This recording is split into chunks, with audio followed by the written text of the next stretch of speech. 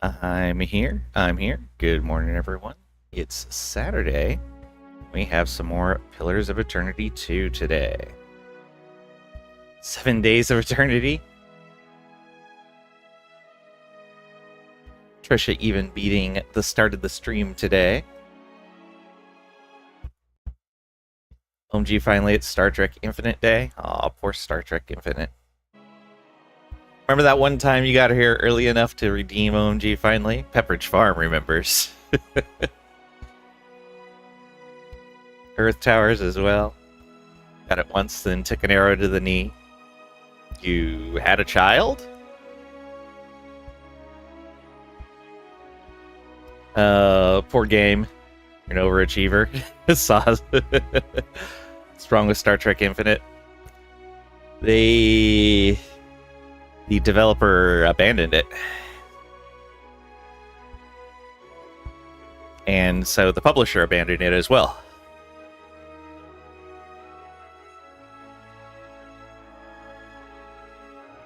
I mean, Paradox didn't murder the dev. The dev's parent company murdered the dev. Bought the game because Trisha was so hyped that her hype just hyped you up too. You had to buy it. I mean, there was a lot of promise there, but yeah, the parent company of the dev, who is not Paradox, basically killed the game. Because they didn't renew the license that let them continue to use the IP.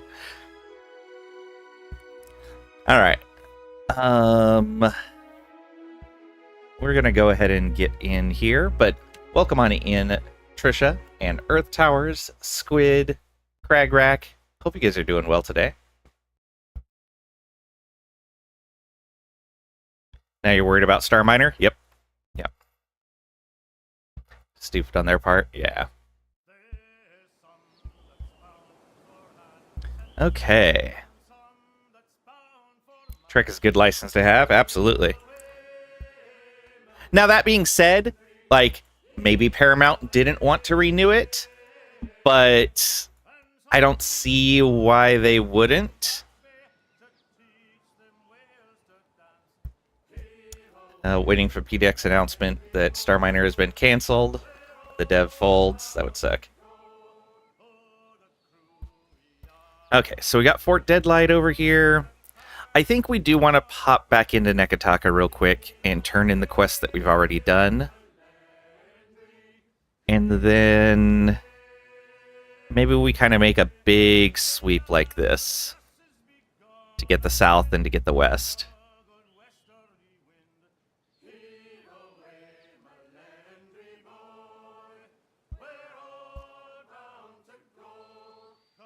Competition with the other Star Trek game?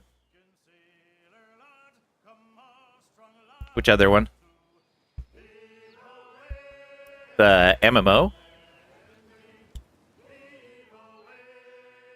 Oh, I can do this. Say, go to Nekataka.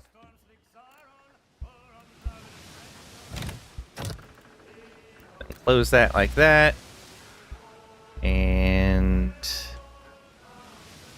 go.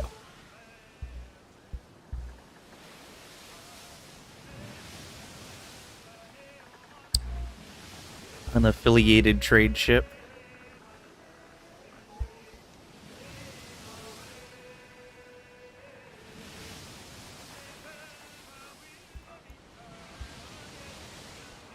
There's about 1 billion of them. Fleet Command's the only one you know of? Ah, okay. Okay, let's see here.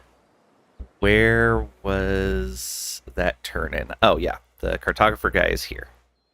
So we want to go... Yeah, Sansa's Map Emporium.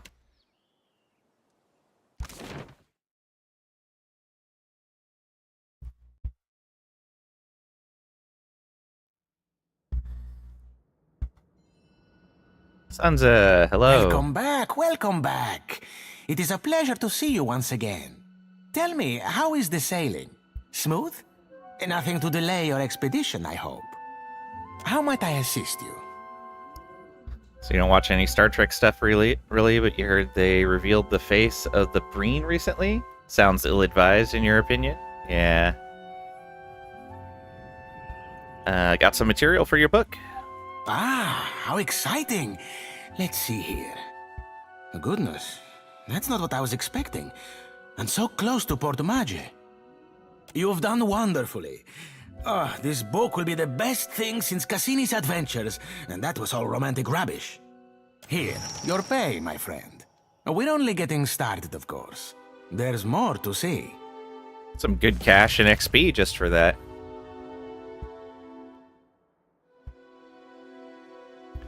Breen should have remained mysterious. Yeah. Tikawara next, I think. How does that strike you? It's a little Huana village out to the southeast. 3 islands this time, all nameless and unloved.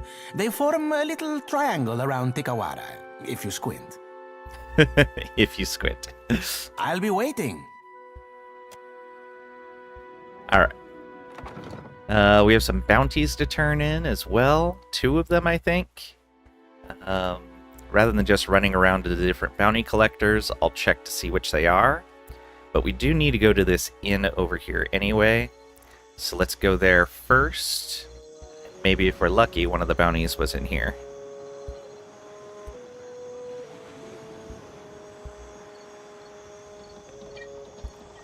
Don't even get you started at Mandalorian? Yeah. Judge Dredd taking off his helmet? Yeah.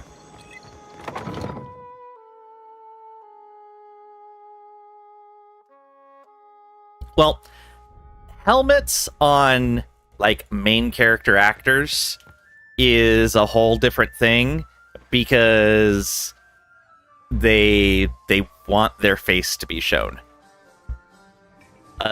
It's a little bit of pride, a little bit of a branding thing. So I can kind of understand when a main character is somebody that's normally masked, that they want to have at least some moments where they're not masked. But still, I totally understand what you mean.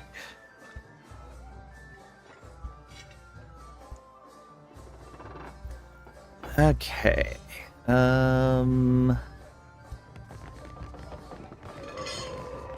Out, pesky fly! Shoo, shoo! Ado, my hunter.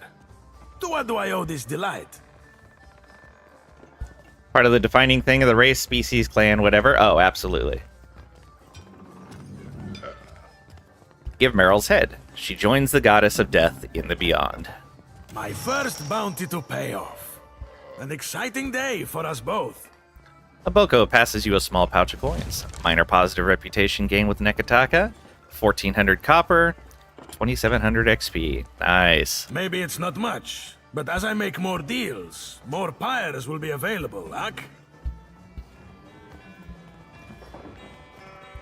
Be like a tall dwarf or an elf that eats meat. That would be a Dark Sun elf. Dark Sun elves are terrifying.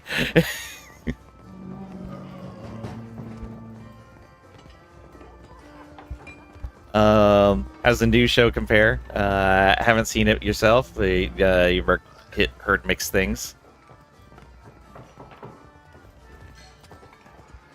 Don't expect 100% adherence to Legacy.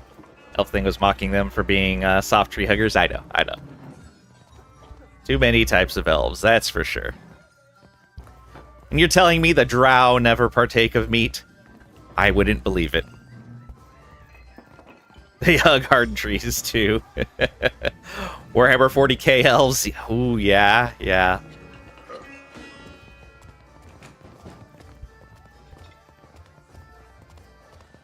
Tall dwarf over here. You're not tall, Gregrak. Not at all. Not one little bit. Wow.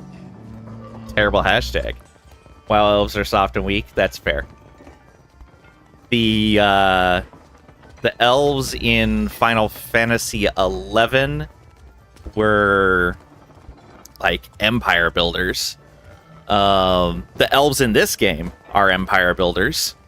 In fact, the elves in Pillars of Eternity are essentially an English analog. So, well, British Isles analog. There's a variety of elves that live there, and the Adirans are definitely the English.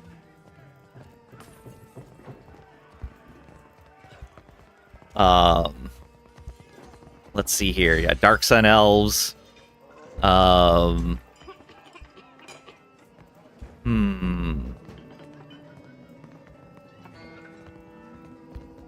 mean, really, if you think about it, like, you don't see a lot of the Tolkien elves in the popular works that he did, but the Tolkien elves are fierce. Minthara, you would give a pass? She just misunderstood? Yeah, that's it. Go Scottish elves, not being dwarves is confusing, but still welcome. Yeah. It's great. What bounties do you have available? I finally managed to land the rights to a bounty of value. You may not like it. There is a thirsty drake who roosts near an oasis northeast of Mage Island. An important site for refilling canteens. Northeast of Mage. That may be somewhere we've already been. The local tribes call him Purakeo, after a sea dragon of legend. Even so, they have no love for this water thief. It is somewhere we've been before. Give Purakeo's head. Here's your thirsty drake. That's great. Fierce like glitter eyeshadow. No, the Tolkien elves did some crazy stuff. If you go back into like the Silmarillion. To think that such a magnificent creature could also be a water-hoarding pest. Dragons are a complicated bunch. And really, even in the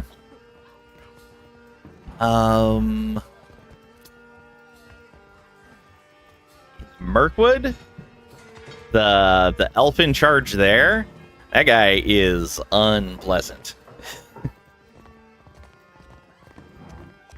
Loaded up Space Engineers yesterday for a moment. Couldn't remember how to play. Oh no!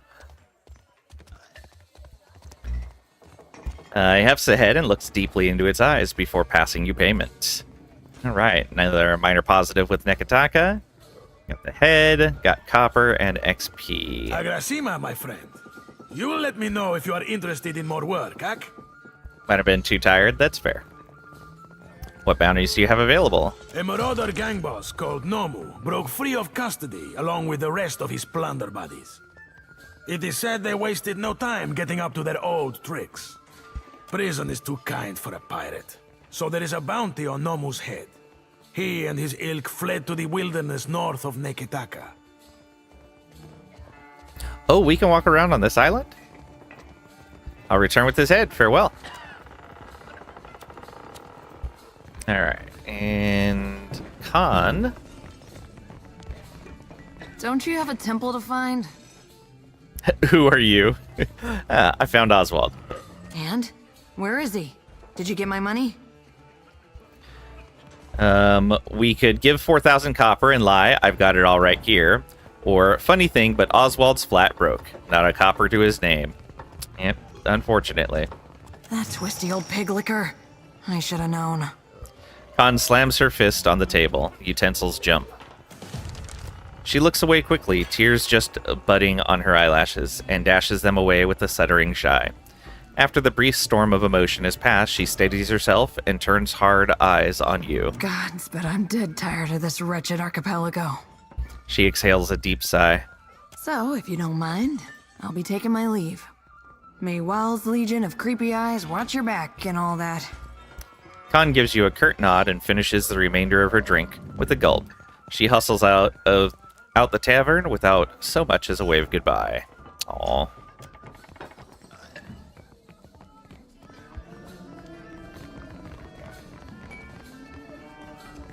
Yes, Khan.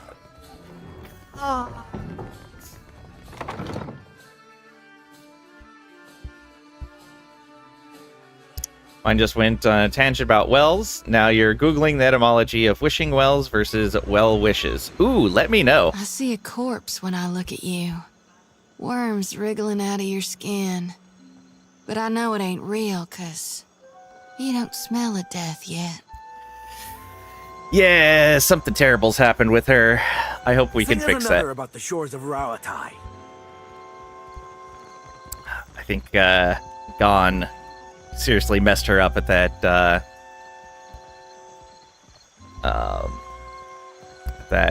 outcropping. This is not cool.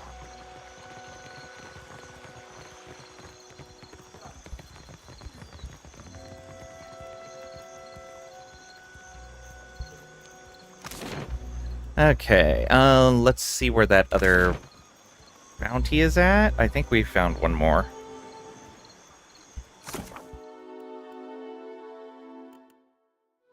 Let's see here.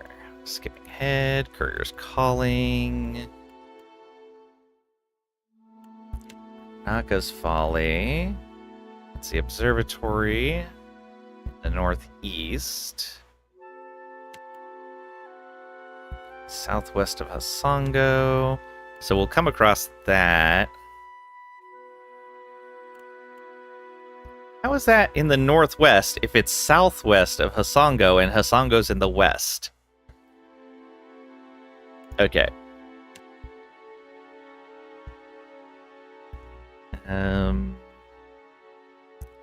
Ara, northeastern coast of Hasongo. Okay. Maybe Hasongo is in the northwest.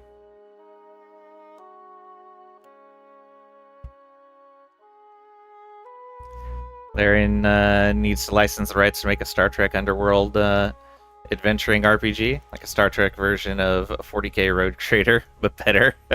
You wish. Honestly, they have your money until you die at this point. Buy whatever they make. Yeah. I enjoy their stuff. Go lurk while you have music on. You'll be back later. Thanks for the lurk. I appreciate it, Craig Wreck.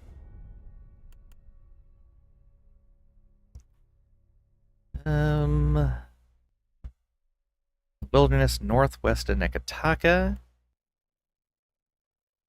Oh, so is that not actually on the island? Maybe not.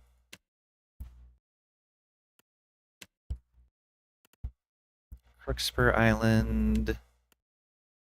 Explore the islands around Tikawara. Sail before Deadlight.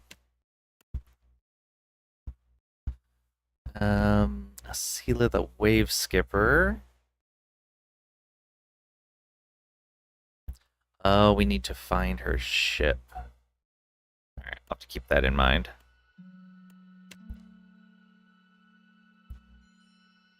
Water south of Nekataka. Watch for you as well.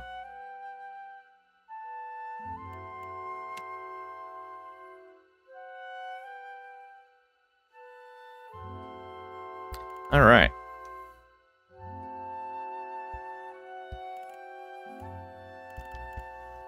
That's all Pokokahara.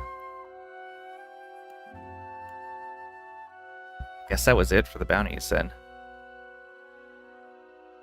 Could have sworn we had another one that we had finished.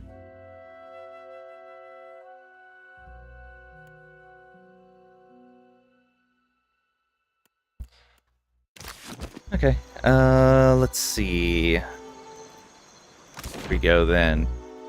I guess we could leave the city on foot, see if we can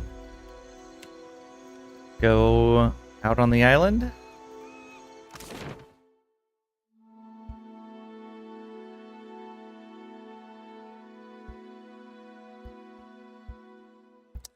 We can, look at that. Alright.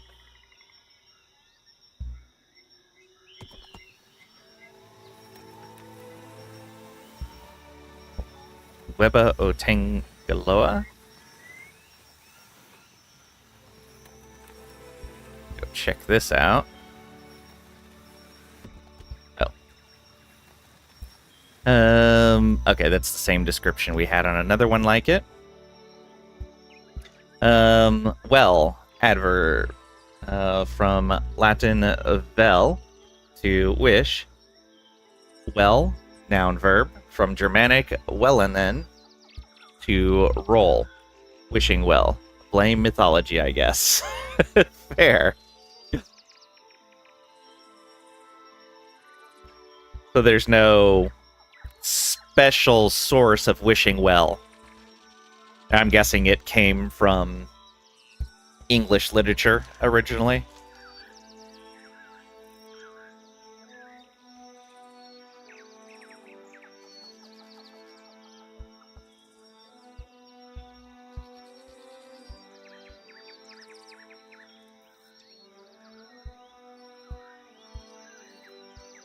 All right. While wandering the Deadfire countryside, you stumble upon a site used frequently for ritual cremations. Beside the flat expanse of earth, where a pyre might have been, sits a small crypt full of beautiful baskets containing cremated remains. Search the location. Take some time to search the burial site. 4 hours passed. Find a wardstone nestled among the offerings. Sigil of Nightmares wardstone. Keep searching. 3 more hours. Found a cloak of protection. Charming trinket wrapped in dried grasses. Keep searching. Continue poking around the burial site for anything useful. 4 hours passed. Nothing of value. Keep searching. 3 more hours. Continue poking around. Find a yellowed scroll. A scroll of blessing. Insightful for 3 rounds. Not bad. Continue. You rummage through the whole burial site. There's nothing left but the dead. Okay, let's look this way.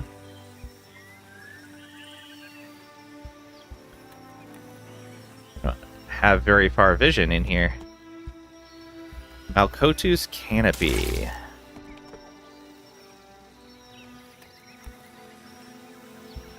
Alright. And thank you for that, Squid. You're cutting away through the dense, hilly jungles to the west of Nekataka when you stumble upon a small campsite. At first, it merely appears abandoned.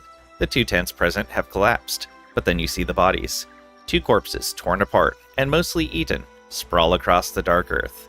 With perception, we will search the area. Let's see here. We'll go with Lang, I think. Yeah. Campsite has been thoroughly destroyed. The tents lie crushed as if under some great foot. A kettle rests on its side, very nearly caved in, and the fire has been stomped out, with 13 perception required. The bodies, what's left of them, bear the tattered remains of the robes and holy symbols of the Dawn Stars. Because I had 6 religion. Luckily. Well, at least 6. So this was a Dawn Star encampment that got destroyed. Handful of arrows pincushion the trees to the south of the camp. Where they've struck the trunks, the bark bears a thin layer of ice. It's slowly melting in the warm tropical air. On a 8+. We barely made that one. Have a 9. Interesting. The trees to the south hunch bent aside, as if whatever caused this carnage came from and left by that direction. Let's go ahead and search for the presence of spirits. You focus your Watcher abilities, opening yourself to the presence of any lingering essence.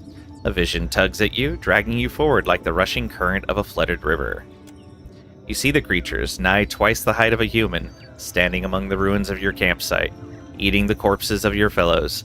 Vines and moss hang from their amorphous bark-covered forms. Lurkers. Oh, this is a big one.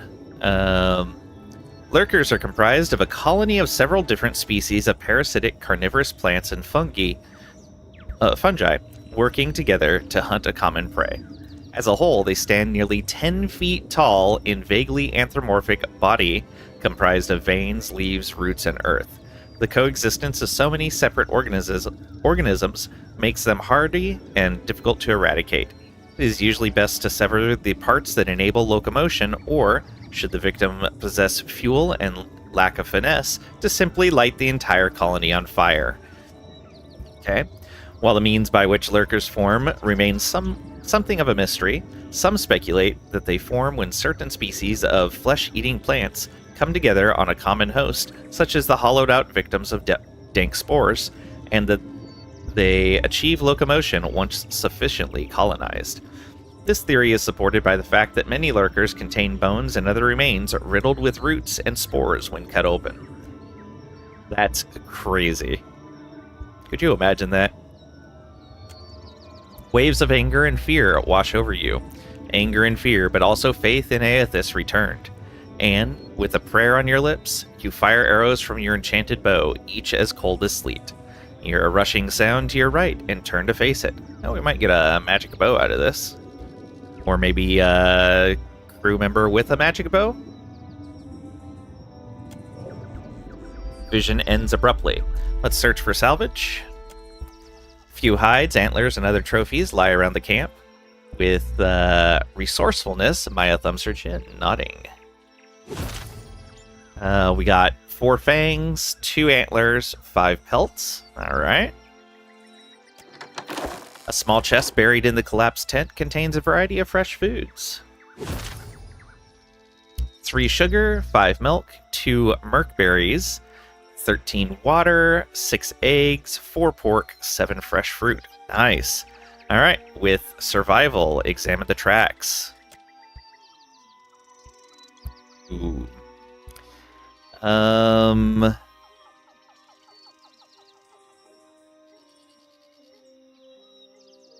Guess we could go with her survival.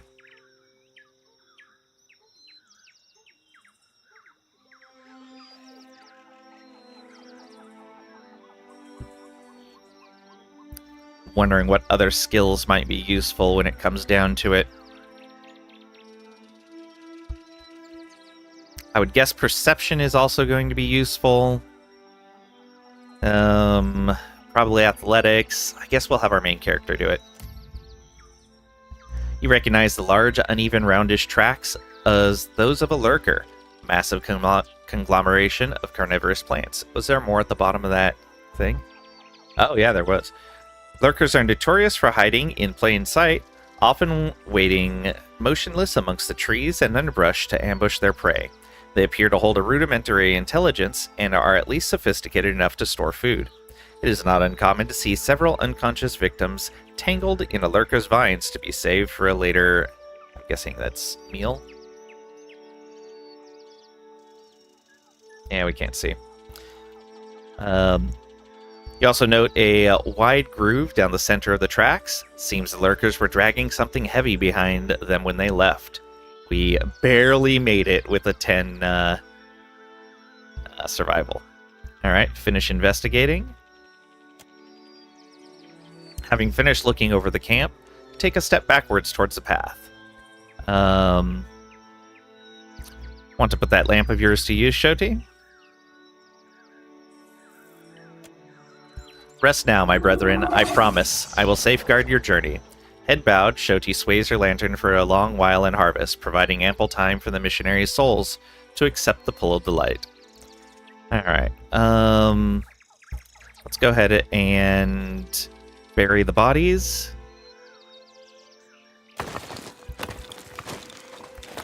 The dark soil is soft, and within a couple of hours you have dug a hole deep enough for the remains. You lower them into the ground and cover them, consigning them to the wheel. Because of pro-Aethasians, Eder nods in agreement, and thoughtful, Shoti rubs a knuckle along the edge of her jaw. 2 hours pass, and the cycle continues. Though the body is thusly shucked, the soul will find its way to a new beginning. Shoti bows her head. Because of piety, Palagina shakes her head and adjusts her clothing. Let's follow the tracks. Creatures seem to have put no effort into hiding their tracks, and you easily follow them deeper into the jungle. The path enters a clearing, and you almost walk into it without recognizing the danger. From the edge of the foliage, you see numerous lurkers among a few bulbous dank spores. The primordials remain almost entirely still, seeming no more threatening than the trees that surround them. We can draw your weapons and attack.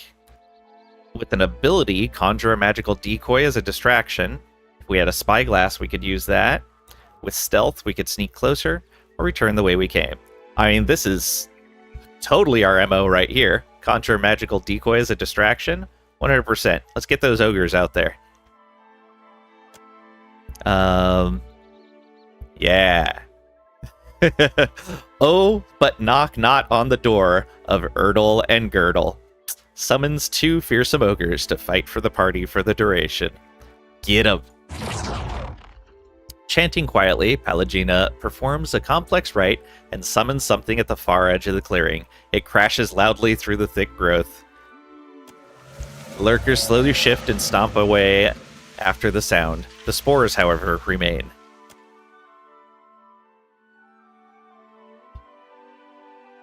Oh, did we just avoid combat with those? Excellent. Okay. I am alright with that. Those things did not sound pleasant. We're stealthed up. Let's go ahead and There. bump All here. this chasing after Aethys. It's brought back memories of the Saints' War. Is this really the right time, Eder? But okay. Tell me. Just how scared everyone was, mostly. Everybody put on a brave face, made all these claims about what they'd do when they met a god in battle. There was no sadder sight than a group of us talking big, trying to outdo one another. He chuckles. Even the fella that led us, he used to say he knew all these different ways you could kill a god, if you were so inclined. Of course, at night he'd grind his teeth so hard it sounded like he was chewing rocks, in case you were curious if he really had it in him. He shrugs. Say we weren't sent to kill Aethys, or I sympathize, my teeth are probably worn down to nubs by now, or Wodika couldn't stop me, neither can Aethys, or sounds like quite a group. Yeah, we weren't sent to kill Aethys. Oh, I bet that'll be a load off his mind. Could be he'll suck out our souls more gently as a reward. Point being, the prospect of facing a god makes cowards of most all of us. Now, here I am again, on my way to meet Aethys. His eyes flick upward, either a gesture towards the Dawn Stars or an eye roll. Some ways I feel the same. Edgy, sick in my gut. But it's different this time. Might be because of you. It's half muttered, spoken not quite in your direction. Say, how's that? Or, really? Because I feel like one of those soldiers you marched with. Or, that's because you never went to war with someone like me on your side. How's that? We haven't gone to pieces yet, for one thing. At least not on the outside. You could have let it all end back at Cadnua, or even Gilded Vale. But you're still going, even knowing where we're headed. Haven't forgot who you are. There's part of me thinks we aren't gonna make it out of this. When I get to thinking like that, it helps to remember how you've held together. What do you think? We gonna survive all this? He asks it with a smile, but it fades fast. With honest, can say no idea. With passionate, believe it, I'm not done living yet. With stoic, what matters to me is that we face our challenges head on. With clever, yeah, clever, I think I already failed at that one. With honest, we could say no. With rational, we've made it this far. I think there's a chance. With clever, you don't want to know what I think. I bet he'll appreciate this one. I think I already failed at that one. Hey, if you died once, how bad could it be to do it again? Exactly. I go back and forth myself. Every time we see one of those big footprints, it reminds me not to get too excited. There's a good chance we die out here, halfway across the world from anywhere I ever called home. Eder's eyes trace a nomadic path as he looks at your surroundings, seeming never to find a comfortable place to settle. But if I can face it like you, Maybe it doesn't matter. He gives you a quick nod. Some of the tension in his face seems to recede. Can say nothing, or it's been good having you along, or tell me something, Eder. Do you have feelings for me? It's been good having you along. I mean it. Don't know where I'd be right now if you hadn't come through Gilded Vale that day. I'll tell you what, though.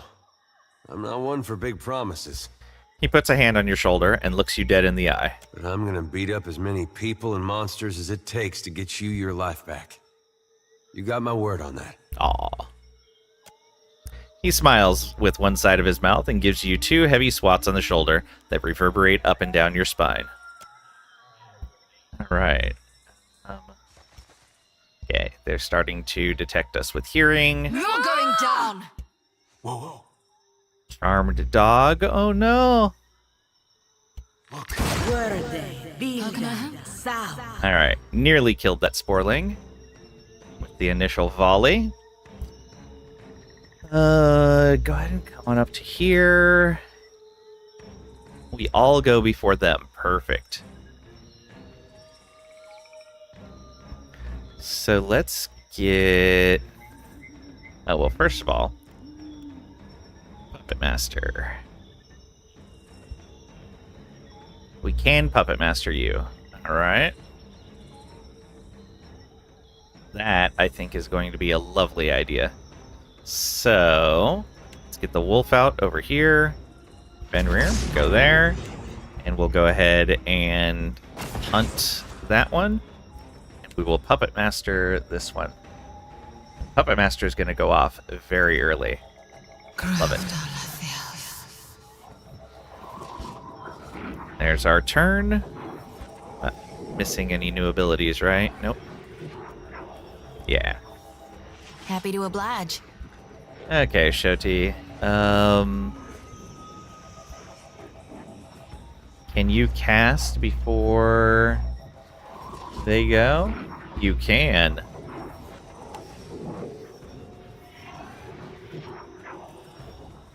Oh, but it's going to be after Puppet Master, so you would heal that spore. Let's go ahead and pull you out of that. We come over to here. Yeah, there we go. Get both of them, all 3 of them.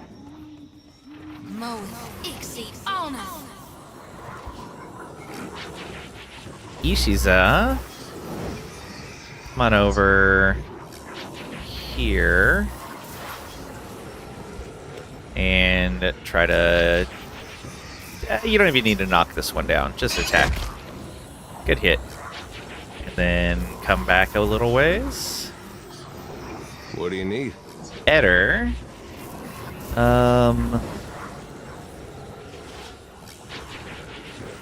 Alajana can finish this one off. You come on over and get right on in here. Yeah. Buff yourself and then debilitate. Right on target. Good hit.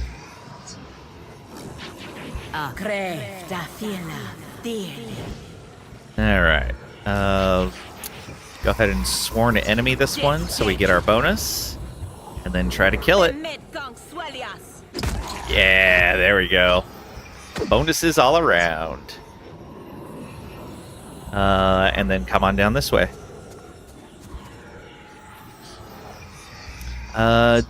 Do we even... Yeah, let's call the ogres. What? Oh, no, she already took her action. Tell me. I don't think we'll need the ogres this round. There's one more spore laying. I think these dank spores should be straightforward. There's Puppet Master. Oh, hey, I did it again. Decency to die? Immunity to intellect afflictions. This is the second time I've done that on the same creature.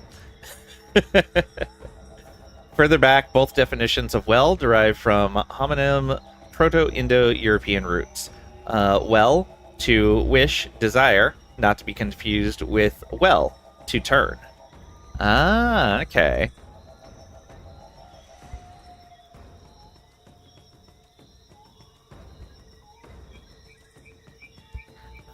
Fenrir, come on over and attack this guy. There we go. And then get around the back side of this one. And flank. Can't flank. Speak freely. Maya. Gonna move up behind Pelagena. And let's focus fire this marked one down. I think that's going to be a good idea. Let's do a little bit of this. You see that, Ishi? And then... For the wrong Anui. There you go.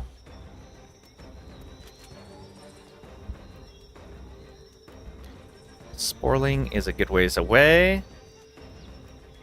Got up to Shoti, though. Okay, they're gonna Spore Cloud. Ishiza, come on up over here. And now, try to knock them down. You only grazed. Boo. Lang. Go ahead and get a concussive shot in. Oh, we can't see that one. Oh, Maya will go and can get the lower one. Have some of this. There we go. There's an interrupt.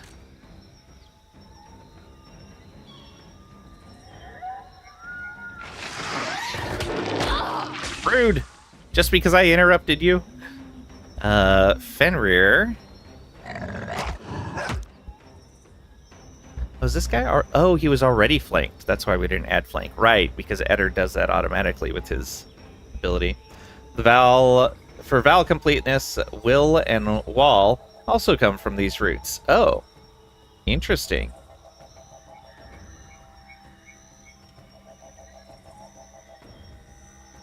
Oh, yeah, okay, that would make sense.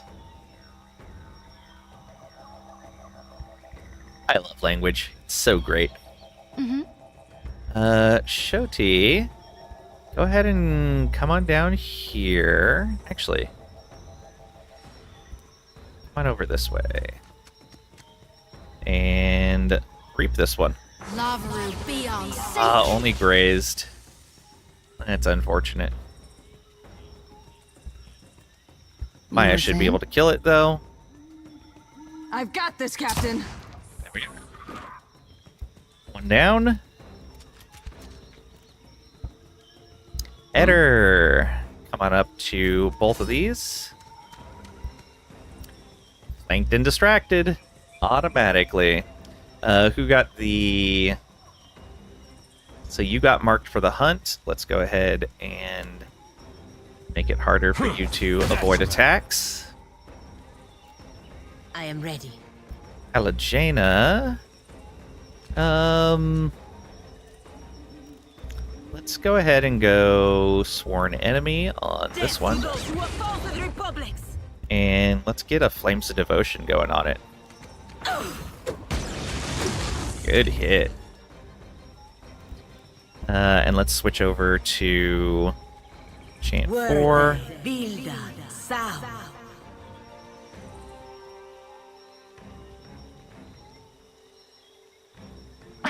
Not to alarm you, but I'm How can I slowly dying of poison. Oh, you're fine. Don't worry about it. Let's get a shot on the one we have marked. The hunt is on. Not great, but okay. She's, again. Oh, so close. Fenrir's turn. Can you reach? You can. And the Sporling is the last one. What can I do you for? The field. Let's come over and attack it, I guess. Glory be to God! Eder, What do you need? also get a good attack in on it. So much damage. Pelagena, Arc, and Flames of Devotion. Yeah, there you go. Oh, that was a crit.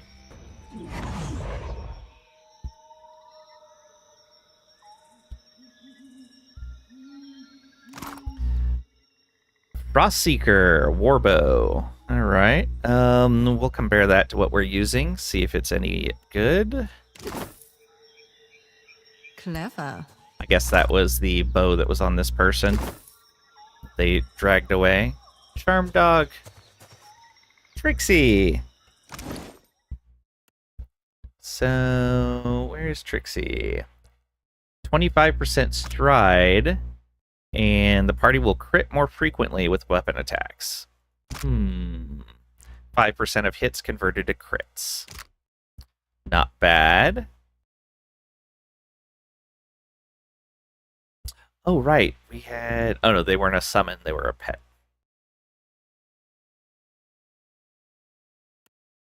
It's the pelt. Cloak of protection, which we should put on someone. Probably on you. Nope, you've got intellect and resolve. Yeah, I like those on you. 7 deflection is fine on you. You've got 10, so you're the last one without a cloak. All right. Let's compare this bow. It's probably not as good as a superb warbow, but let's see. So 4 to 7 damage. What? 4 to 7 damage? 10 penetration, 12 range, 3 projectiles. Oh, okay. So it's 12 to 21 damage. Still not as good. Piercing slashing as well. A little bit less accurate by 4. Yeah, they're both warbows. Standard action, 3.5 initiative. Unfit for melee on both of them. This one's exceptional rather than superb. Garland's Tears. What is that? Fires multiple projectiles at slightly reduced damage, plus 10% damage is freeze. Is that extra damage on top of the damage it does? Garland's Rake. Freeze slash damage AoE at target location on scoring a crit. Oh! Well, that's nice. So we do an AoE when we crit an enemy. The question is, does it hit everyone in the area or foes in the area? Maybe we can mess with this. What does it upgrade to? Superb we could do if we had the 30,000, but we don't, which would then make it 100% better than our current weapon. Garland's Breath. 2 per rest, calls forth the breath of the ice troll, Garland. Attacks enemies in a cone, dealing freeze damage, encasing them in ice, and petrifying them. Wow.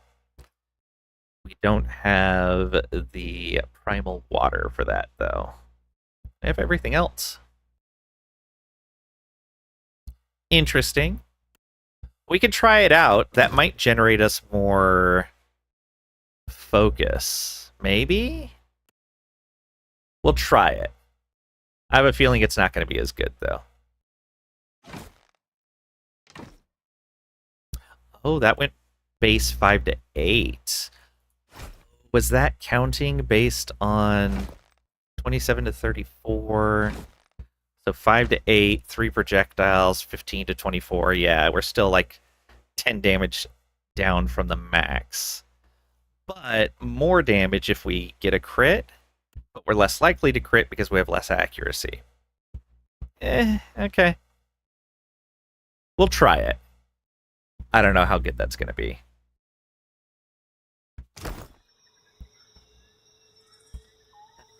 Don't think there's anything else in this clearing. There doesn't seem to ever be anything else in the clearings. But for completeness, I like to check. There.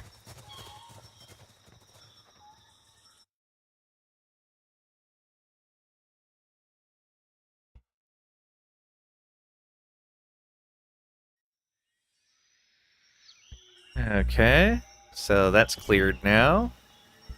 The bounty was up over this way.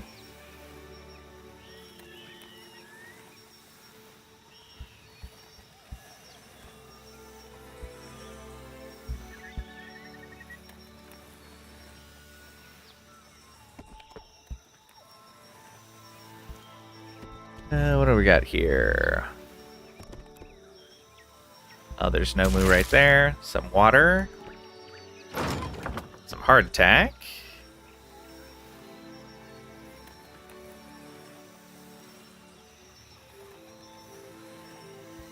Teo Ramunga.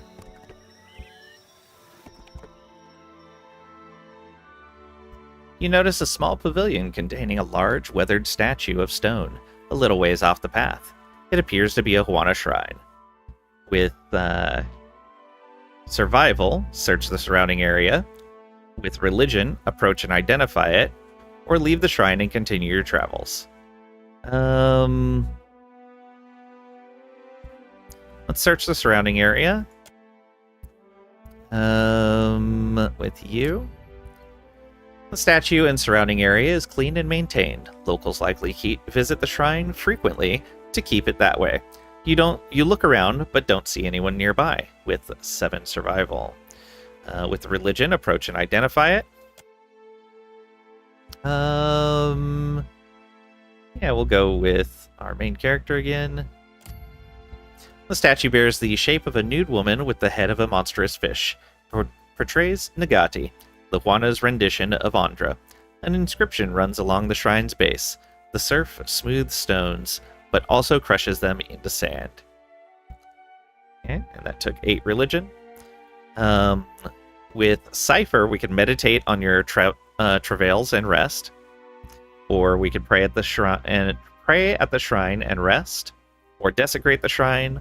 Or leave the shrine and continue your travels. Meditate on our travails.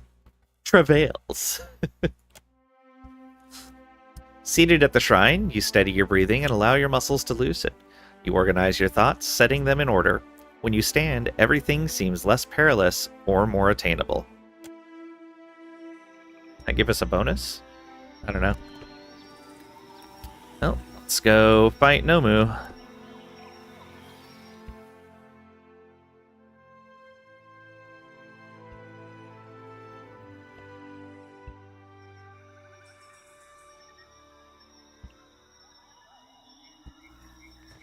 Did we get another bonus from that? Let's see here. No, we did not. We do have our threshing aura with us, though. Oh, look at that. Let's see if we can pop that druid. There. Up ahead. Word.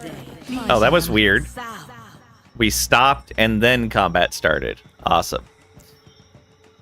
Okay. Gonna move up. Can we charm someone? Not until after they all go.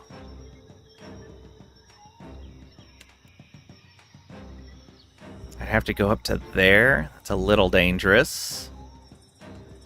I think I'm gonna do it though. Let's get rid of that druid. Oh, well. Beforehand, let's put you right here. And let's mark that druid.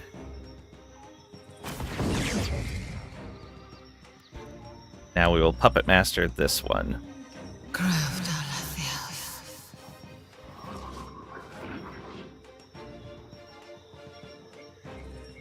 Nice, ran right past me. Happy to oblige. This is going to go off a little late as well, but I bet it's going to work out really well because they're probably all going to gather right into the center. Let's do this. Yeah, just like that. Let's see how many of them we can bait into coming into this line. Ishi's, go knock this guy down. No, just grazed.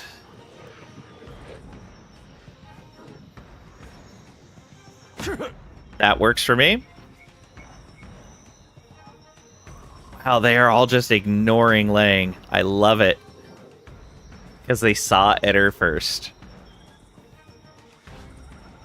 As much as I would like to catch the druid in the path of that beam, I think it's going to be better to get him engaged right away. Good hit.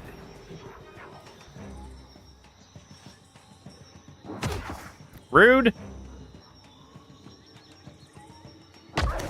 Also rude. Something I can do? Alright, Eder. Buff yourself. And these two are identical. Hit this one. There we go. Hobbled and distracted. I am Crave Dafila. Hello, Jaina. Go ahead and get some friends on the battlefield here. Yeah, right there.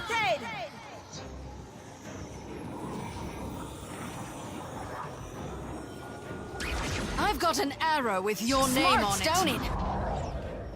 Captain? Not as many hit as I was hoping, but that's fine.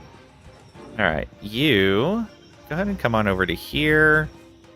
And I think I do want to focus on this druid. Yeah, I can hit him from here. Oh, let's do this first, though. Still got it. Good shot. And yeah, For the wrong Anui. there we go. Why is that druid's bar showing in green instead of Fenrir? Very odd.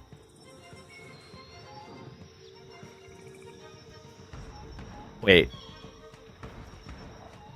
Did it charm both of them somehow? No, it didn't. It's got fighting spirit marked for the hunt. Alright, we should be fine.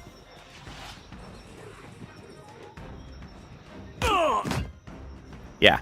Please, attack Eder. It's going to make everyone's life great. Ishiza, go ahead and come on in. Oh, how long is he charmed for? 2 more rounds. All right. Go ahead and try to knock this guy down. Nope, another graze. Get out of there. I am ready. Alajana. Let's mark this one. Death take you. And attack. Oh, so close. So close. Die. Mm-hmm. Alright, Lang. Keep focusing on this druid. Go for the eyes, trinket. Oh, did that hurt? What? What? Oh my. What? So I crit. Hit and crit. And then crit and then crit, I guess, on the 2 AoEs? 95, 86, 73. Yeah, I just had amazingly good rolls, except for the hit. Wow. Disgusting. Okay, well, and now we know that AoE does not hit our allies, so that's good. Who'd that move to? Nomu? Yeah, it moved to Nomu. Oh my. Okay, I like this bow. That's disgusting. So every time we crit with any of those 3 shots, it essentially procs another hit. Come down and hit you. And then, can you back away? Not really. Alright, we'll see what we can do with this. I was going to try to AoE all those guys, but I forgot as I was moving Fenrir in. Mm-hmm. Shoti. There we go. Kill that one. And come back here. You were saying? Maya, go ahead and dash again. You see that, Ishi? And then fire a shot. Oh, should have hit this guy so that we'd get the double hit. Whoops. He missed, and Edda reposted for 40 damage. Oh, that's great. He's casting Nature's Mark. Nice. Edder. Go ahead and take this guy down. Hey, There we go. that wasn't half bad. It wasn't half bad. Good job.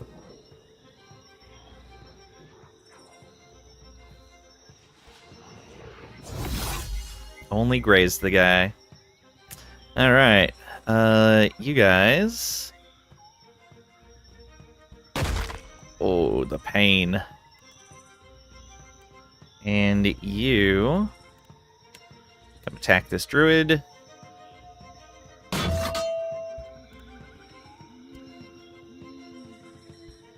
Hey, I'm the Olsen. Welcome on in. Hope you're doing well today. Eder is just a wonderful, wonderful man. He is the best. Hope your game went well last night.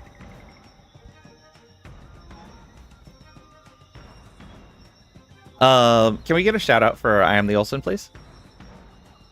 Yeah, Eder is so amazing. I used him almost the entirety of the game in the first game.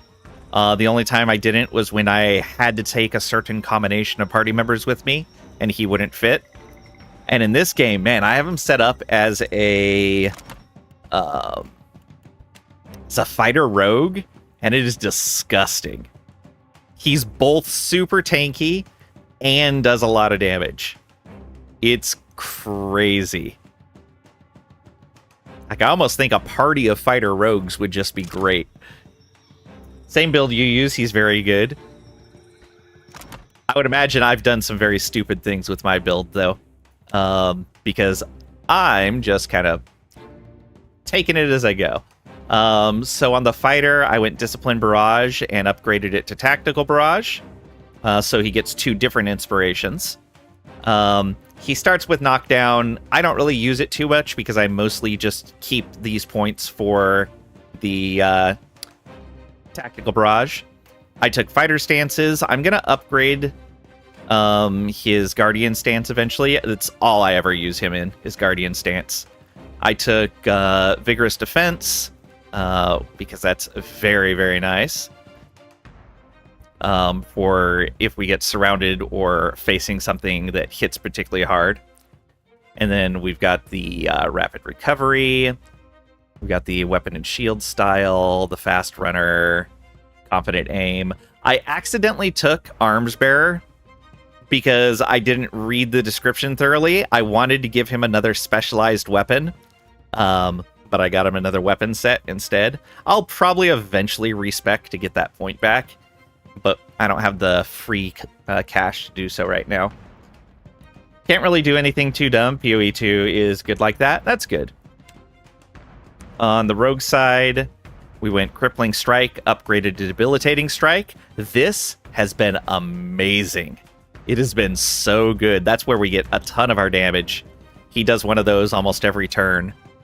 We've got the Sneak Attack, Fast Runner, Weapon and Shield style, Repost. Repost has been amazing, just as we saw. This guy missed us, and we countered with a 40-point attack. And then this, we just took this on our last level up. Persistent Distraction.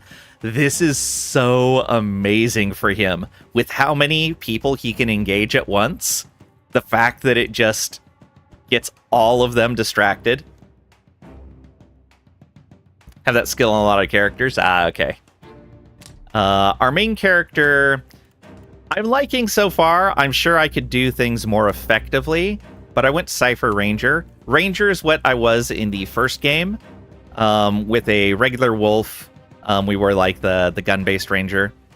And decided to add Cypher in here and go Ghost Ranger because I figured it makes sense. Like, we died. Yeah, our pet died then too. And so we're just summoning our wolf now. We went with the upgraded mark for the hunt. We've got the concussive shot for an interrupt.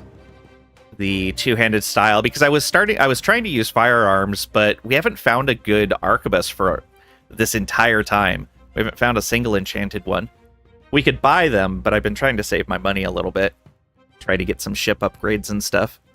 But we just found we've been using an exceptional warbow that we found, and that's been working out really well. Then we found this this cold bow just a little bit ago that looked like it wasn't going to be as good, but situationally it might be better. We just used it for the first time in this fight, and it's actually pretty amazing.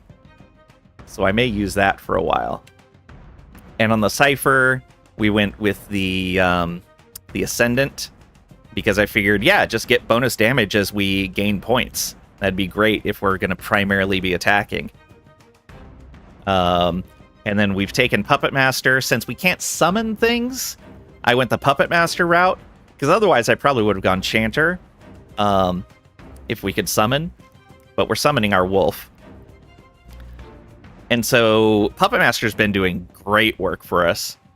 We went with Pain Link, Valorous Echoes, Eye Strike, and just recently got Mind Lance. This is a very good one for 40k gold. Yeah, I don't have anywhere near 40k gold right now. Yeah, I don't even have half that. But yeah, this is the bow we found, Frost Seeker. And like, we were using this one here, the Superb Warbow.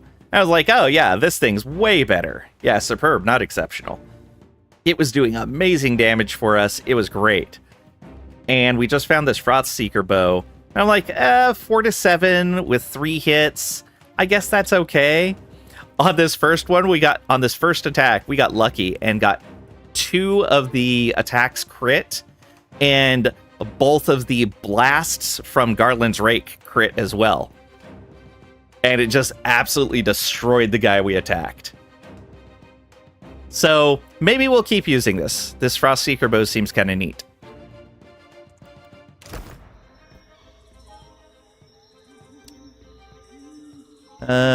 Ogre has used his turn.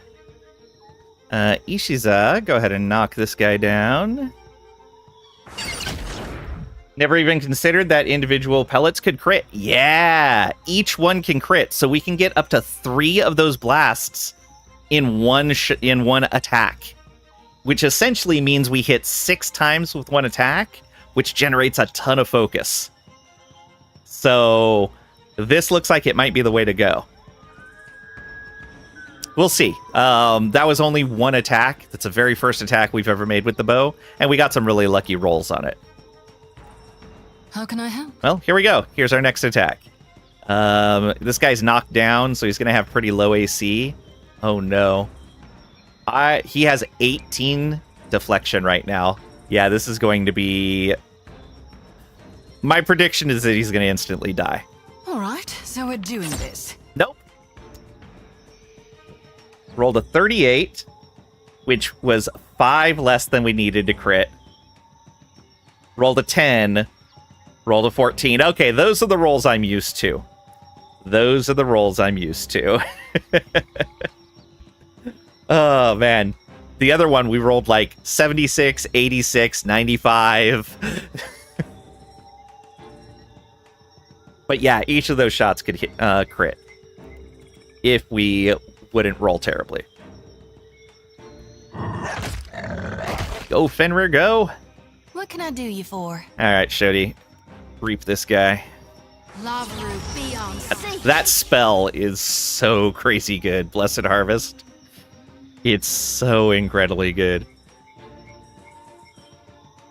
Alright, we still have a druid up over here that is mind-controlled. Oh, he made himself fit. Something I can do. And now he's no longer dominated. There we go. How's your... You still have Tactical Barrage for the remainder of the turn. There we go. And there it goes. Palagena, come on up. Mark this guy. Death take you. And Flames of Devotion him.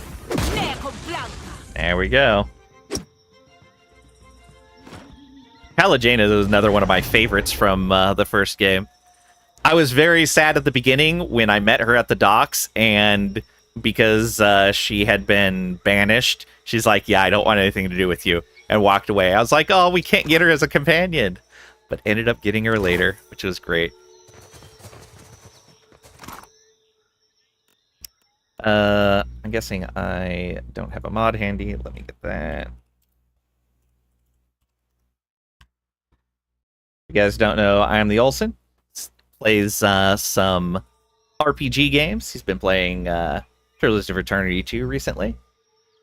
Just raided over there last night. Go give him a follow. Chameleon's Touch. +1 to an attribute and a skill determined by the user's class. Ooh, that's neat. Find maze. Find hatchet.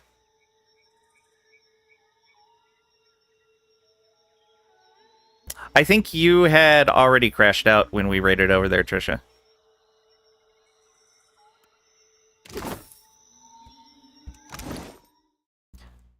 Okay, so this ring.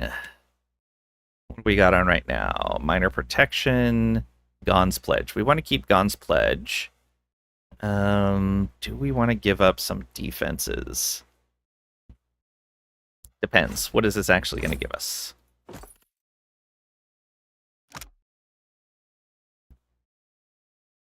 Oh, it's not going to tell me.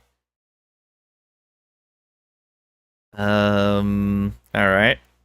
I agree. This clearly belongs with me.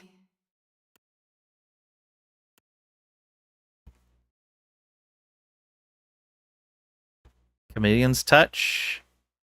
2 Perception. I'm 100% okay with this. 2 Perception.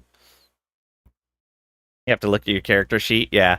That's my Baldur's Gate has really spoiled me on information that the UI provides to the player in a CRPG.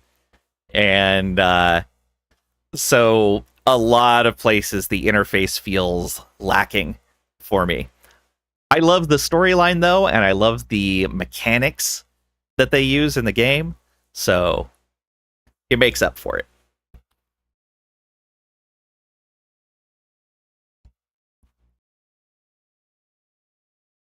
Yeah, that perception, almost 20. Look at that. So we get more accuracy, which will help with that weapon. That brings our accuracy up to 72. Ooh. I like it. All right, who's going to get this ring then? Minor Protection. Probably you, if we can afford to switch something out. I'd like to keep that AoE. 2 deflection there. You've already got one. Oh yeah, and then the Lone Wolf ring, which is actually really good for you. Alright, guess it's going on you. UI feels older, step behind the Pathfinder games, and 2 steps behind BG3 in your opinion. I would 100% agree with that. I really need to get back to Wrath of the Righteous. I had been in the middle of a Wrath of the Righteous run, my first Wrath of the Righteous playthrough, when Baldur's Gate 3 came out. And I just haven't gotten back to Pathfinder yet.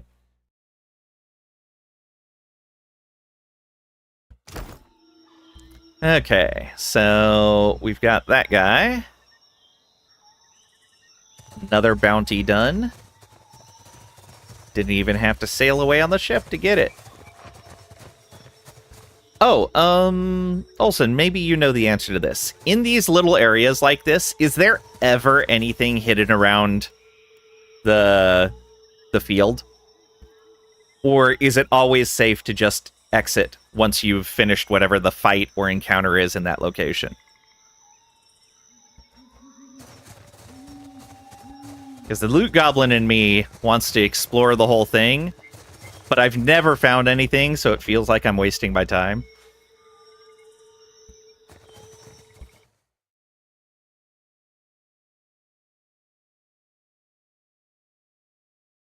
Unless the dialogue calls it out, you won't find anything better than random crafting materials. Okay.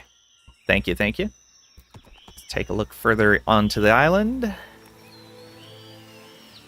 Anything back here? Of course not. Alright. Let's head back to Nekataka. Oh, no, there was something over here. Sometimes dialogue will explicitly call it out, like, hey, those pirates are carrying a chest. Ah, okay. Thank you. I appreciate it.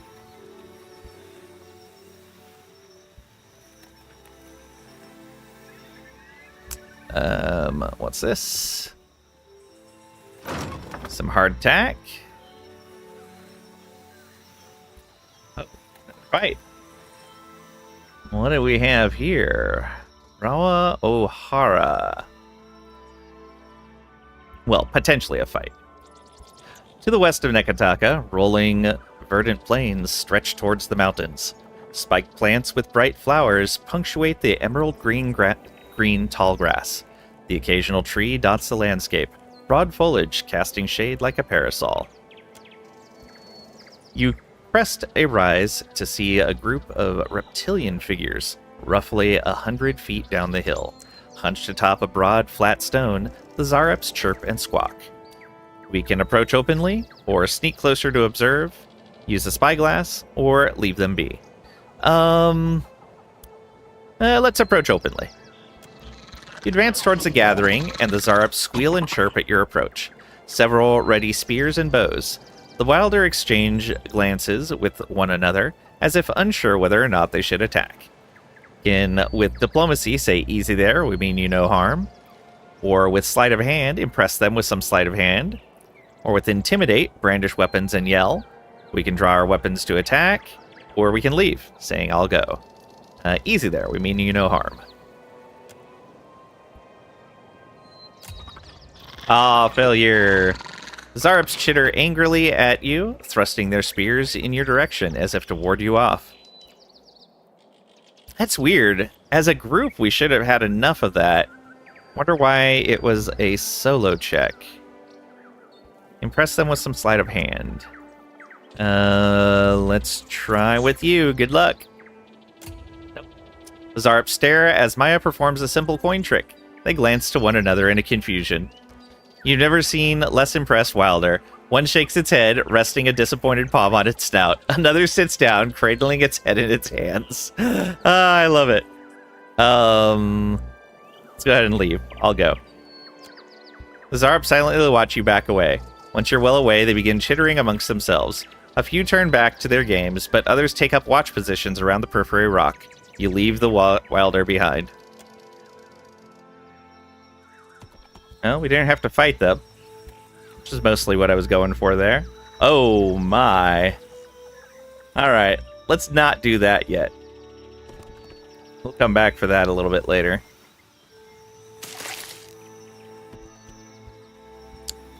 Got some water. I think that's everything. Let's go back to Nekataka. Oh, good. We can use fast here as well.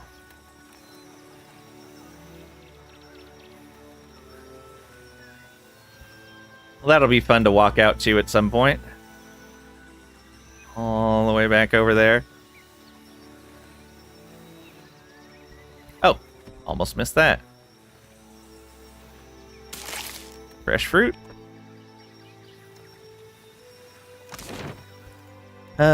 Leave by sea? No. We have a bounty to turn in.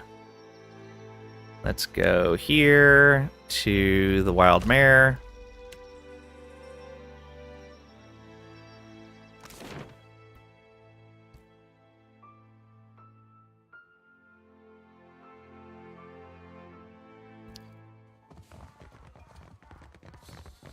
Aboko. Ado, my hunter. To what do I owe this delight? Aboko raises his tankard and winks. Give Nomu's head. Here, catch. I hope I will still find this disgusting when I am important enough to toast with the elite bounty hunters. He lifts the severed head by the hair, wincing all the while, and passes you a pouch of coins. Minor positive with Nekataka, 1500 copper, some XP. I tell them all that the captain of your ship will always be my favorite hunter. What bounties do you have available? A sea troll has been making a name for himself raiding fishing villages with his minions. They call him Tahe. Sea troll, huh? That's thief to the locals. I hear the Huana hate few things more than a food stealer. Warriors fan out to catch the fiend, but so far they have no luck. Tahe can't have roamed far from his latest raid on an island southwest of Nekitaka. This is the second time he's like, hey, I have a bounty for you. And I'm like, oh, here's the head. I was just carrying it around. Give Tahe his head. I hope he enjoyed his last meal. You have done us both a favor. My esteem in the bounty community rises, and hunters come to buy me drinks. He chuckles to himself and passes you a pouch of coins. Minor positive with Nekataka, 1600 copper, and some more XP. My friend, you have drained the wellspring and made us both very famous. If you have not spoken to her yet, find the Goldpack Knight Okauro in Sacred Stair. She can give you more work. Nice doing business with you, Aboko. I think we've already talked to her, but we'll go check just to make sure.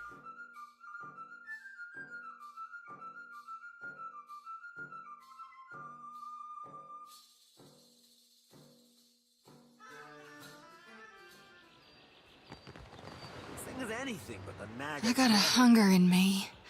What I need is a soul for my lantern. Oh, Shoti. Audra really messed you up.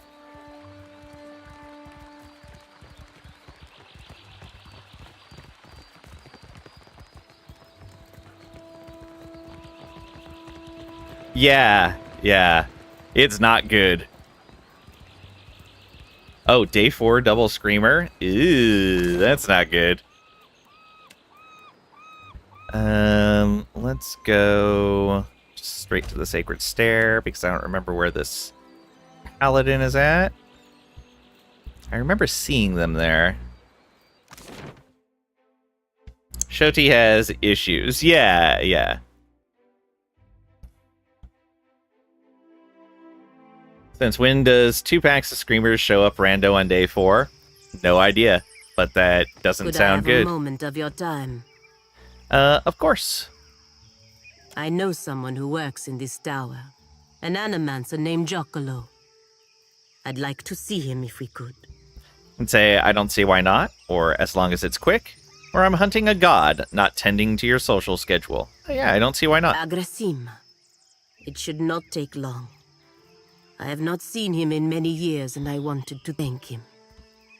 You feeling all right, Palagina? You sure you don't mean yell at him? Eder, you're so great.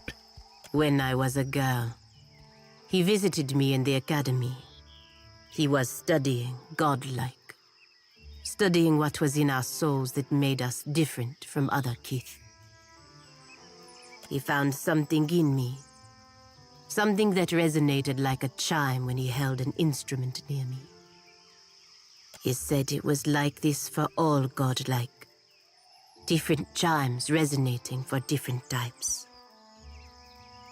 I don't have the metaphysics and history for this. Ah.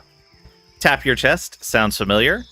Or something with metaphysics and history, which we don't meet the requirement. Or was that the end of it? Tap your chest. Sounds familiar. But you are not godlike. She narrows her eyes and twists her lips as she considers your meaning. Say, it's something Barath gave me when I was in the Beyond, or motion for her to continue. Yeah, it's something Barath gave me. She scrutinizes you, trying to determine your meaning. After a pause, she nods and continues. In any case, he told me it was what was causing my body to change. I begged him to remove it. He refused at first, saying it was impossible. When I told him I would kill myself if he didn't, he said he would try. You'd really have done that? Or were you just saying it? Some Valians, that's just how they make their point. I don't expect you to understand, but I was 12. My body was changing in many ways. Being the only girl, the only godlike girl at the academy, was unbearable. And say you don't have to justify anything to me, Palangena, or whatever the circumstances, suicide is wrong, or say nothing. You don't have to justify anything to me. Agrasima. She smiles warmly at you. Giacomo was not able to remove the chime, but he was able to sever it. When it happened, I blacked out. I did not wake for 2 weeks. The Brotherhood ejected him from the academy for ruining their pet godlike. They assumed I would die. I did not. Over time, I lost most of my feathers. The shape of my nose changed. It was not enough to make me fully Kalbandra, but it was enough to keep me from wanting to die. When I looked in a mirror, what I saw was not a godlike. Not something to be paraded around. It was me. Finally, me. And if we had intellect and enough metaphysics, we could say something here. I'm glad someone was able to help you. Or smile seductively. You're beautiful just the way you are. Or, but you were you before. Or say nothing. I'm glad someone was able to help you. She smiles warmly and breathes deeply. Giacomo saved me. Without his help, I would be dead now. Thank you for understanding. If we can speak to him for a moment in the tower, I would be grateful. No problem.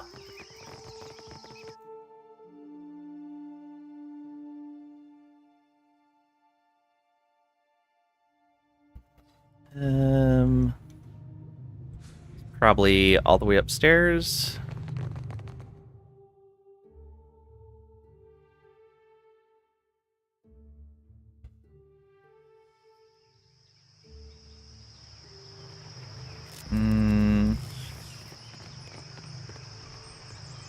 Why do I not see him?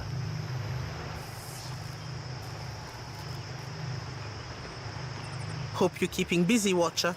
We're still running some small tests. Not quite ready for the real thing. What can I do for you? We're looking for an animancer named Giacomo. Giacomo? Back. I know him. He has a little laboratory for himself down in the gullet. His specialty is godlike. Claims he can detect them in the womb. She spreads her hands theatrically, though her expression never changes. Giacomo rents a room in Cozy, the Hole, which is that grimy tavern down below. Why he seeks to bury himself, you will have to ask him yourself. Not many animancers down there, so he should be easy to find, if they haven't stolen all his equipment. Oretogori. Aratagori, Velian phrase meaning good luck, literally translated into golden wishes. More wishing!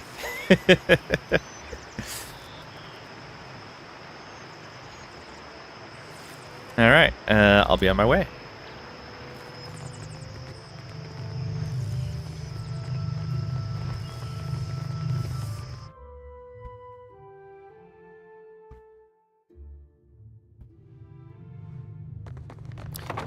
So Trisha, did those screamers show up at night or just in the middle of the day somewhere? Supplies! Get your supplies here!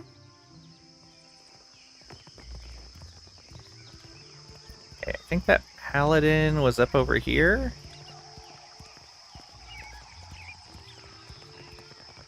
Candles and No, bombs. it's a Dawnstar vendor.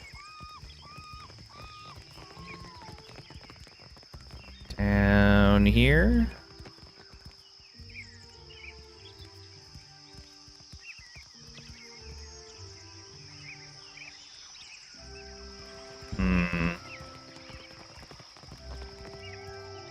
These are all the Magranite guys. Maybe it was this person up here. I don't remember the name now. Tiabo? All my profits go toward keeping the machines in order. Well, they keep us fed, and we fix the machines. Not now. Let's see here.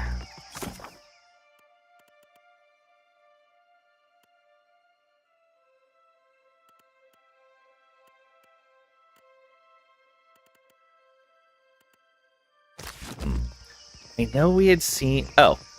Is it you? Hunter, Yeah. do you come to serve your coin bond? Okay, yeah. We've already talked to you and gotten your first bounty. At night, at your little base while you were mining under it. Oh, wow.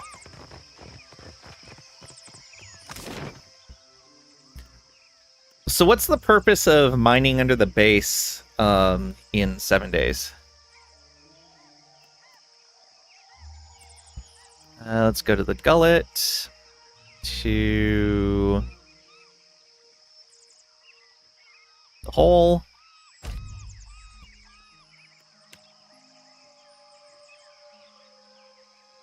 Oh, so you don't have to wander out at night. That makes sense.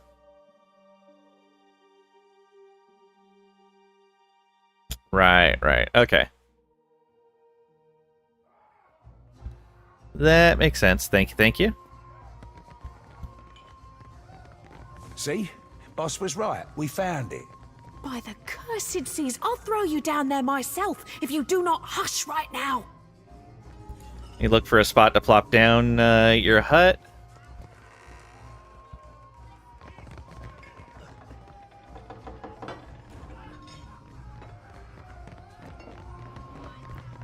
Generally go near an iron thingy or on top of it. Yeah, I think in my single player game I was near a couple of them. Make a hole in the floor, then dig down 15 to 25.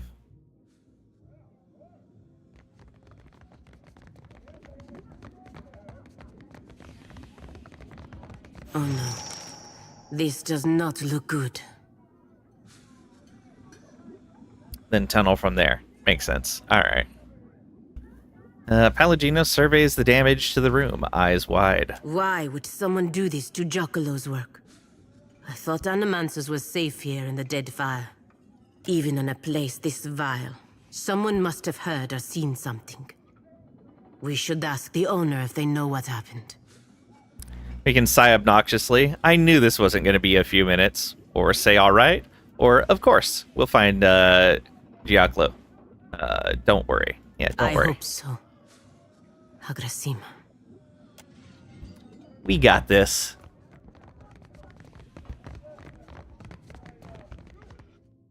We solve problems.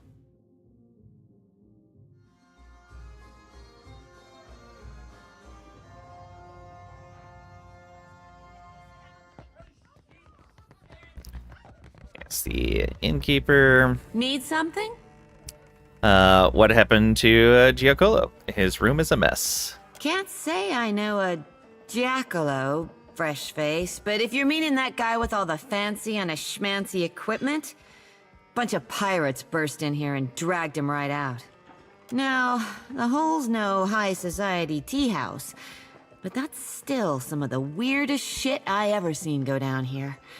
See, the pirates, every one of them was godlike. No doubt they hauled him through the Narrows. Heard him hollering the whole way. Poor guy. All right. To the Narrows.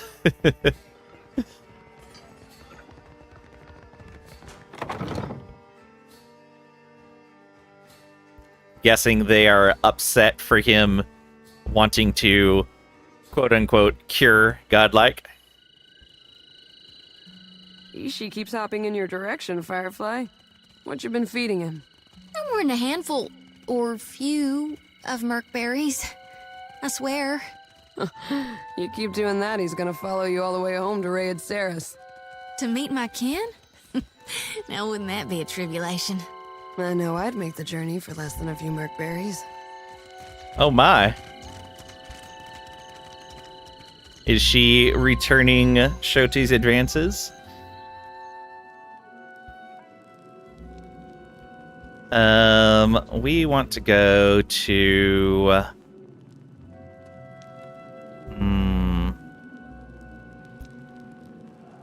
Let's explore and see if there's any signs of him.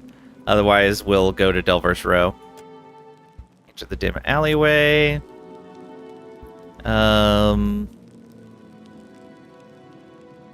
Alright, yeah. Retrace our steps and exit. There weren't, like, any signs of him coming through here. So let's go to Delver's Row. Don't do spoilers, you'll see. I appreciate no spoilers.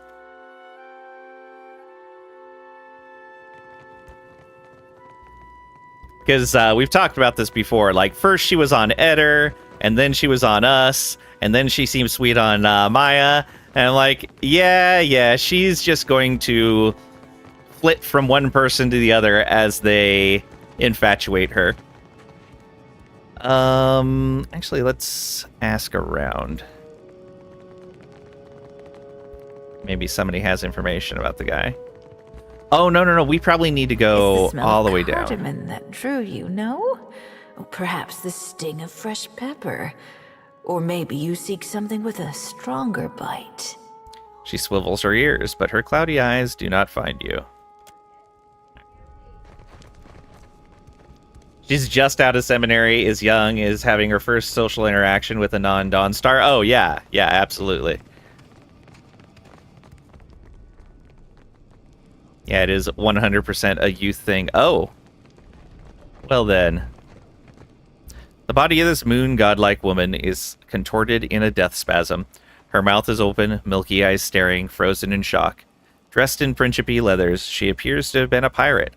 A small, intricate bronze Anadra device lies next to her hand, cracked and blackened. Her soul lingers close by.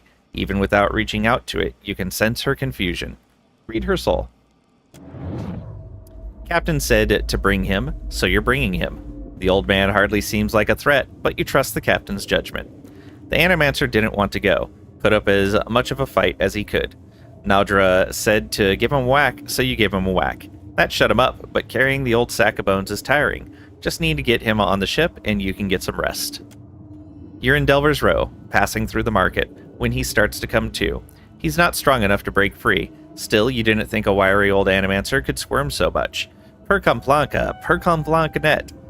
He yells out to no one in particular. It's Delver's Row, so no one particularly cares. Ahead of you, Nader's calling out for the old man to shut up. They have time enough to plead for mercy from Captain Zatal once we get to Dunnage. Oh, he's going to Dunnage. The Death Godlike's twin sister nods to you. You get the message. It's time for the Animancer to go back to sleep. You remove a hand from the old man to grab your club. He's weak, but the squirming is irritating. Wait, what's that odd little thing in his hand? I'll take it. I'll take that if you don't mind, and especially if you do. You laugh to yourself as you reach for it. The old man starts to stammer.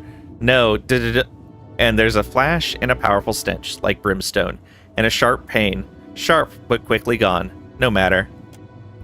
Nader and Nadra have already knocked the old man out. You move to help carry him, but can't seem to get your arms up. The twins are looking at something on the ground. You've always hated how you can't see their eyes. Captain says not to judge them. After all, would you want to be judged for how you look? Certainly not, Captain. Good point as always, Captain. You follow where their heads are pointing. That's you on the ground, mouth open, eyes open, the weird little device smoldering next to your hand. That can't be right. Though, you're here. The twins turn to go. They motion to the others to hurry along. You'll catch up. You just need to figure out how to move your arms. What is it? What did you see? A group of godlike pirates took Giacomo to Dunnage. Madiko. Giacomo abducted by godlike pirates? But why? He has always done his best to help my kind. Watcher, I have asked much of you already. But if you can find time to go to Dunnage to find this Captain Tatsatl, it would mean a great deal to me. Yeah, no problem. It did not sound as though he was in imminent danger. But I fear what they will do to him. Say, well, we'll see. Or it seems like Animancers aren't safe anywhere. Or are you sure Giacomo didn't have enemies? Are you sure he didn't have enemies? Not in the Republics. I can't think of why godlike, of all kith, would have any reason to take him. Did you come back in time for talks about eyes? No, I don't think you did. Something strange is going on here. Perhaps it has something to do with his research. I am sure we will find out when we find Captain Tatzatl. Swinging her lantern softly, Shoti lures the soul into its depths. Okay. So we leave then.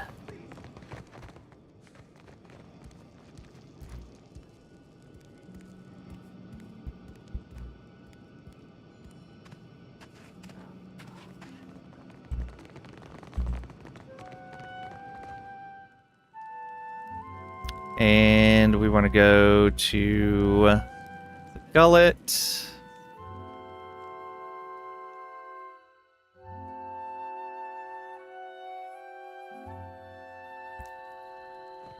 And then the exit. I think that's everything we have to do here in town.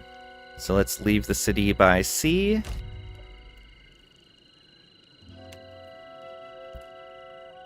And I'm going to wait to do the quest that's going to require us to change out party members.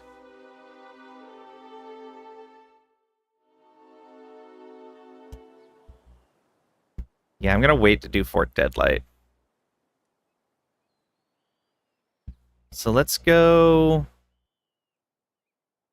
Okay, yeah, I see how Hazango could be considered northwest instead of just west. So yeah, let's go straight out to Dunnage and start doing things there. And then once we're done in Dunnage, we'll go over and take care of Fort Deadlight. Yeah. Let's go ahead and head on over here. I don't want to do automated travel. Let's just kind of look around.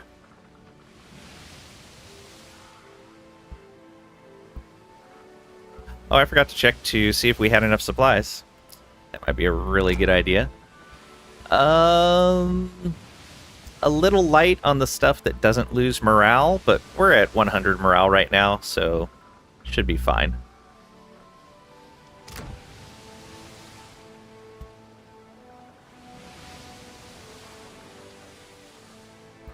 Who are you? Celia. It's not one of the ones we need, right?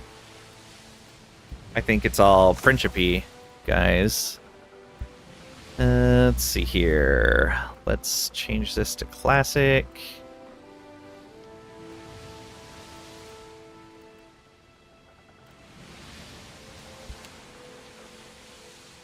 Baina and Wargas. Traveling the wilderness. Another bounty. Asilla. Biakara. Dacilla. Ah, Scylla.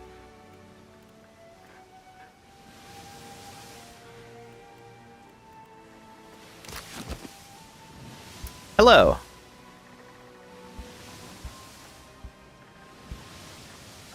How do we target a specific ship? There we are. Level 5. They have one cannon. 1, 2, 3, 4, 5, 6, 7 crew. So this is one of the things I don't understand. We had one earlier that the person was level 4. And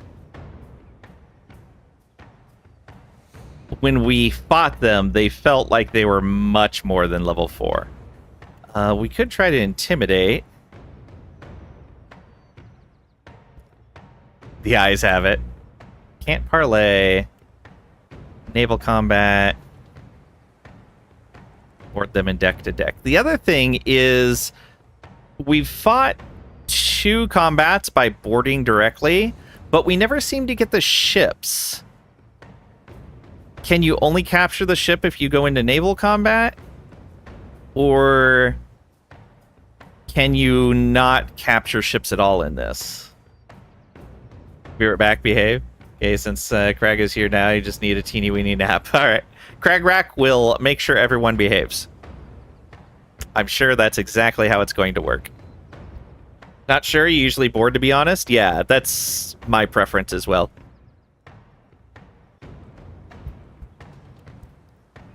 Have you ever captured a ship?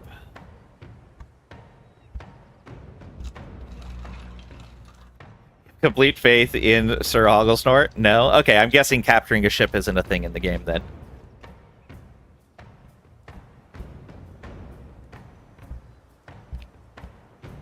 Looted upgrades? Yeah, same here.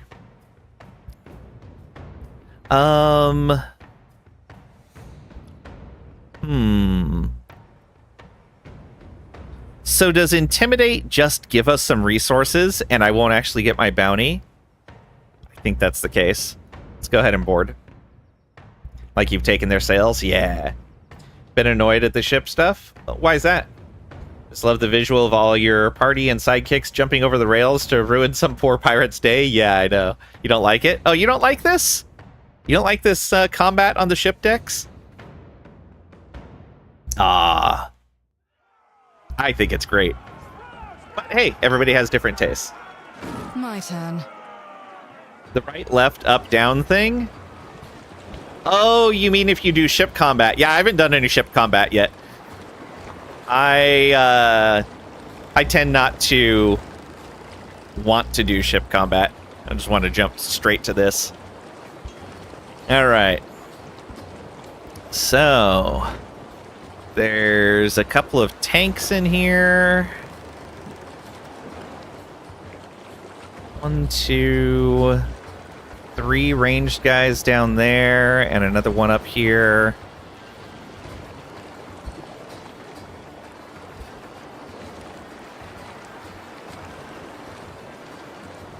Yeah, alright. Oh, I keep forgetting to give all these guys actual gear. Because I stripped them of all their gear before I knew that this thing was happening. I need to remember to do that the next time we're someplace where we can switch party members. Okay. So all the Valian sailors go first. Keep that in mind. Go ahead and come on over to here. You need to remember to level them too. Oh, do they gain XP when they're outside of the party? I had thought they didn't gain XP outside of the party. If you don't, you made that mistake. Okay, then yes. They have a lot of levels to make up as well. Especially, what's his name? I don't even... Wait. Where is he? I do not see our Cypher friend anywhere. I'm spacing his name, though. Odd. Entire crew doesn't come out on smaller ships. Ah, okay. Edwin? No. The Orland guy. Oh, what is his name? Edwin is really cool. Seraphim, yeah, that's it. He's not... I think he's the only one that's not out here. Yeah, Constantine's out here, Takehu, Aloth. I think that's all of our companions. I got the achievement for getting all the companions, so I think that's all of them. Anyways, let's... Okay, that will go off before them. I think, yeah, getting one of the gold pack paladins is going to be the way to go. I have all the DLC, yeah. Oh, we don't want to cast that yet. We want to do this. And we want to mark this sailor. Then we want to get this guy. And I know Edwin has to do with one of the DLCs because we got the quest for it, and it says to put Edwin in the party for it.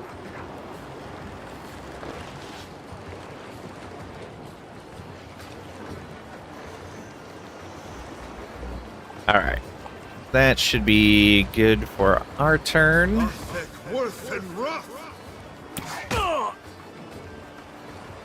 Each of the non-DLC sidekicks has a part in the DLC. Oh, nice.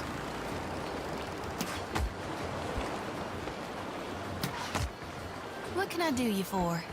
Here, I'll beating him up. Super rude. Go ahead and come on over here. And what if we just throw this down out here? Like right like this? Yeah, there we go. That'll catch anyone coming down the stairs. Unfortunately, they're all going to go before then, but I think it might be all right. Yeah. Ishiza. Oh, you can actually reach this guy? But you won't be able to go anywhere. It's fine. Come on over here. Knock this guy down. Ah, you grazed. Get him. Good job missing. Fenrir. So you...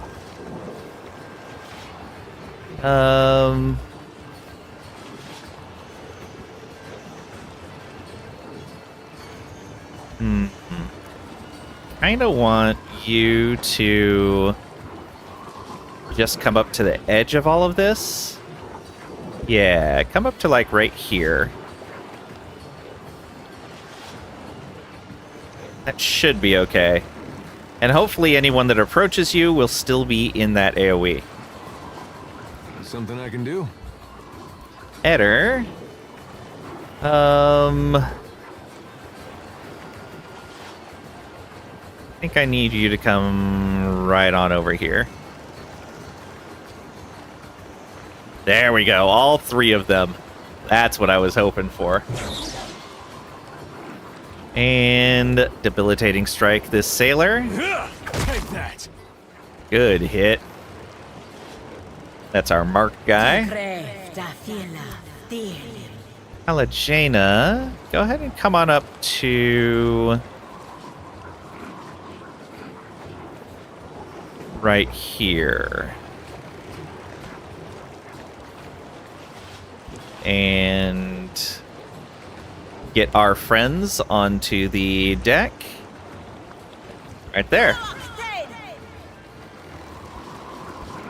There's our puppet master. For the eyes, Trinket. Yes, come into the AoE. They did, excellent.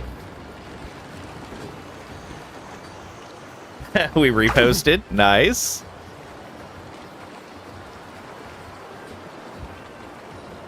You pushed him out of the AoE, but put yourself in it. So that's good. Got a whole bunch of them because of that.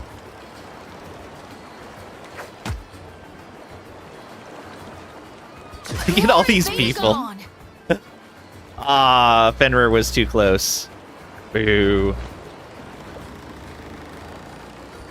Alright, Maya. Go ahead and come up behind her. And let's focus down the one that's going to... that's marked. Oh, let's do this real quick. Right between the eyes. Nice hit. And fire. For the wrong Anui. Good hit.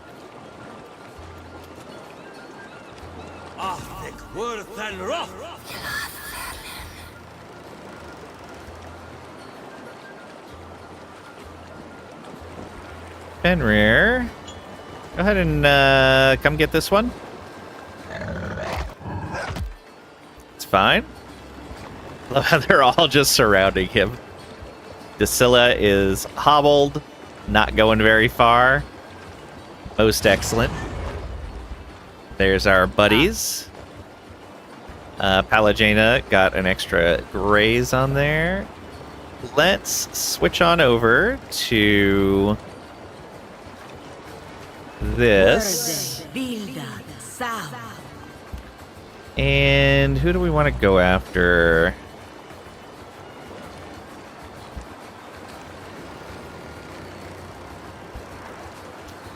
Yeah, let's have her go after this one. Death to those who oppose the republics. Ne con blanca. Good hit. Shoti, you should be able to finish that guy off. No problem. Bye-bye, Captain. Yep. Reaped.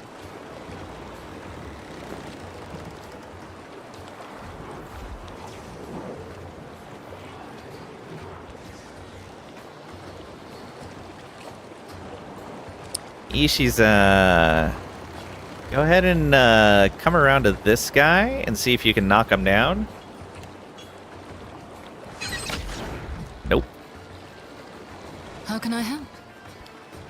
Okay, who do we have the best shot against? 56, 33, 33, 22, 46. So this guy. Wow, a gold pack paladin actually has the lowest deflection. Alright, let's hit him. I don't know how big this AoE is, but let's try this out. Come on, get some crits. Alright, so we're doing this. Look at that. Okay. That generate. Wow, look at all the focus that generated. That is amazing.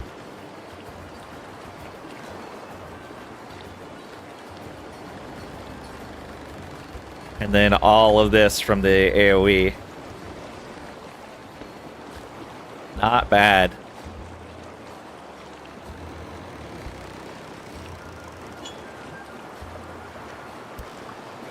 So especially good when there's groupings of enemies. I'm listening.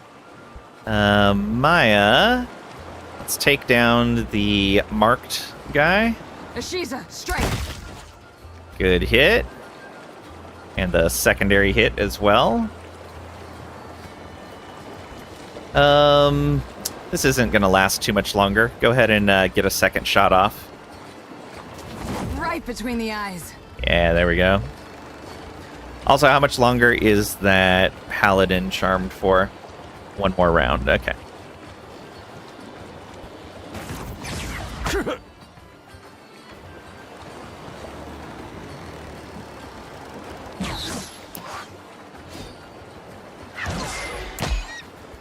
Rude, don't hit the bird. How dare you? Who got marked? This guy did. All right.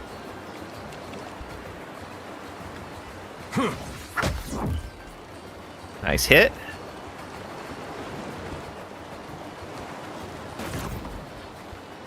No longer dominated. Rude. Also rude. All right, ogres. You just go engage this guy. Good hit.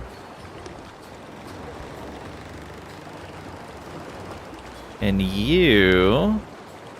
Can you get an AoE in without hitting friendlies? It appears you can. Could even move forward a little bit and maybe get someone else. Yeah, move forward just a little bit. Oh, I think that was too much. Oh no, Edder's still in the yellow.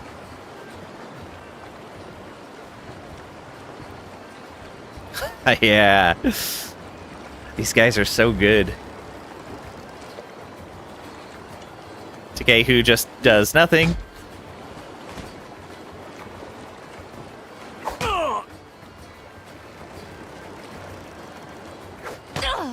Rude. Get him. It's not who I was talking about, but okay. I'm gonna try to fire into the crowd again. Let's try to hit this guy. I have my mark. Can't put a dent in it. There we go. Some good AoEs again. And our health is fine. Ishiza. Go ahead and just attack. Not quite enough. Your aim could use some improvement. Oh, you got hobbled by the effect there.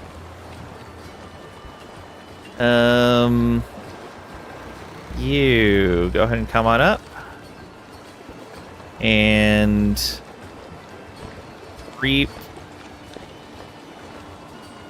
It's Valiant Fighter? Yeah. There we go. And the mark moved to this one. Mark for the hunt. It's the Gold Pack Paladin. Perfect.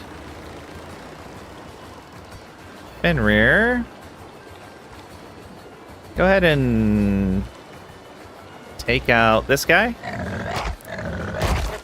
Perfect. And move on around here.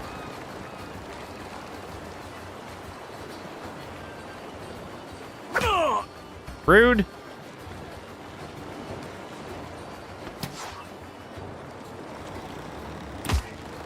Also rude. Something I can do. Hey, Mastani, welcome on in. Hope you're doing well today. The loots while trying to learn Terra Invicta. Ooh, Terra Invicta's fun. I need to get back to a fresh playthrough of that. Thank you for shouting out, Mastani. Eder, go ahead and heal yourself. Get your tactical barrage back up. And debilitating strike this guy. Can't make a dent. Ah, you did fine, Eder.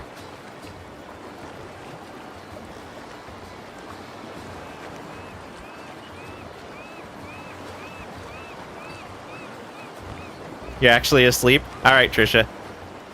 Sleep well. You were saying? Maya. Go ahead and...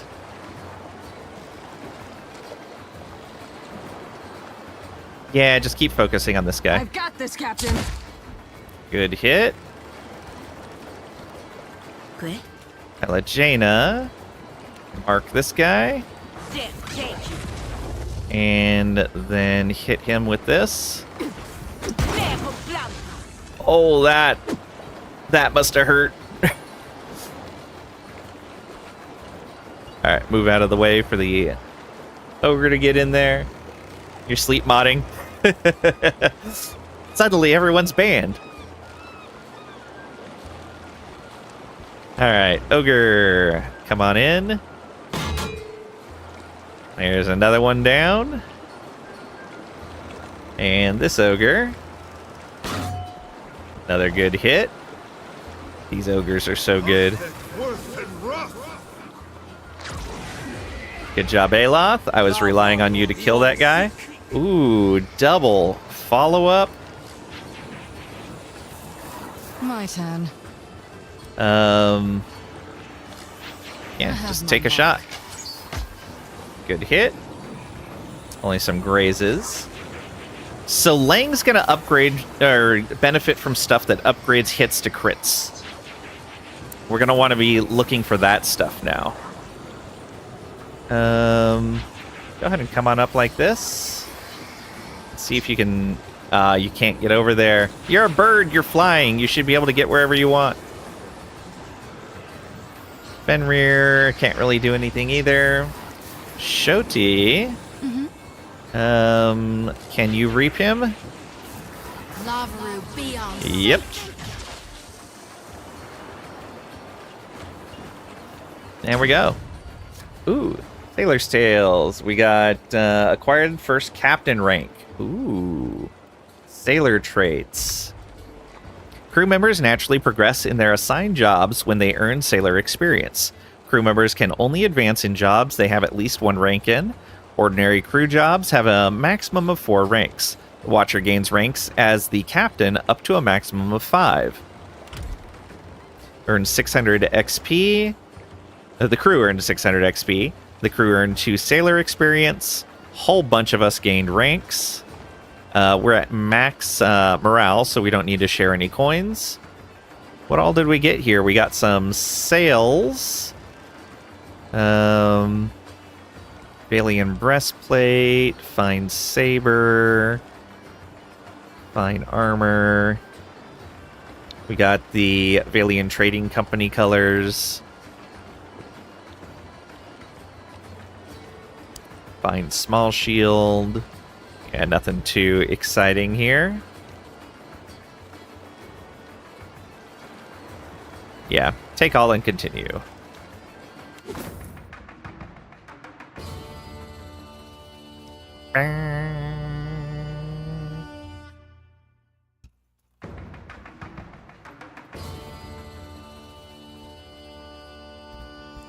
So, that was another bounty done.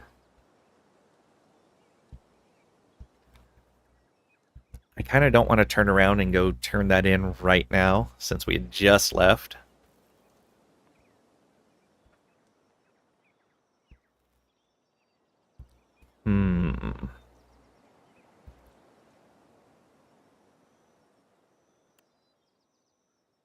Oh, let's take a look at the ship.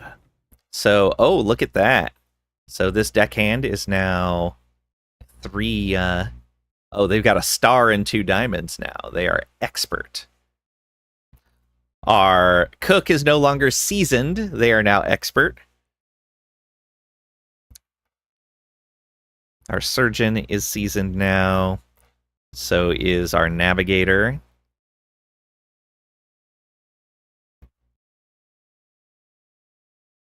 We need a bigger ship. We have all these crew members we want to make use of.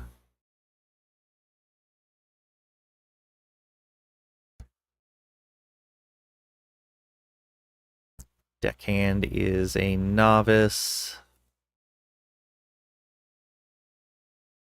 All right, so these sails, are they better than what we're using? Absolutely. A little bit less sail health, but I think that'll be fine for more speed. We don't want to change the colors we're flying.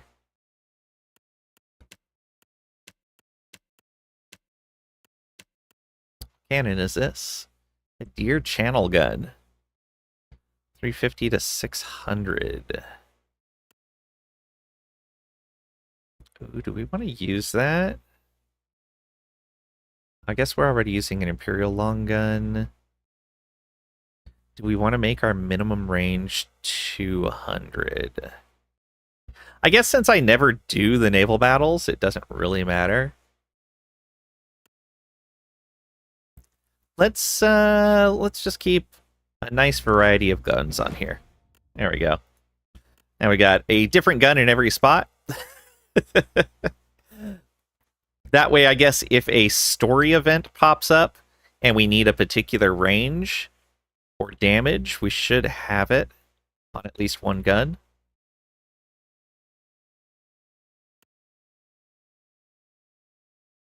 All right, 11 a day, 6 per day. Oh, we need less food now because the cook is better. Ooh, very nice. So that's actually going to be 10 days worth of rice there, but only 6 days worth of ale. That should be fine.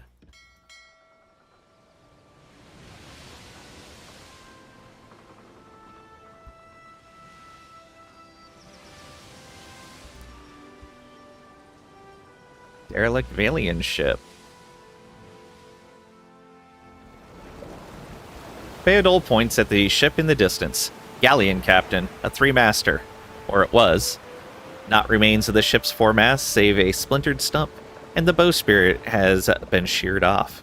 See how they crippled her? That's the work of pirates. Principi, most likely, and probably the upstarts if they're raiding this close to Valiant patrol routes. Nia leans in close. They'll have taken any gold, but they might have left supplies. Irena's brow is damp with sweat. We shouldn't stick around. If the Valians see us plundering one of their ships, they won't give us a chance to explain.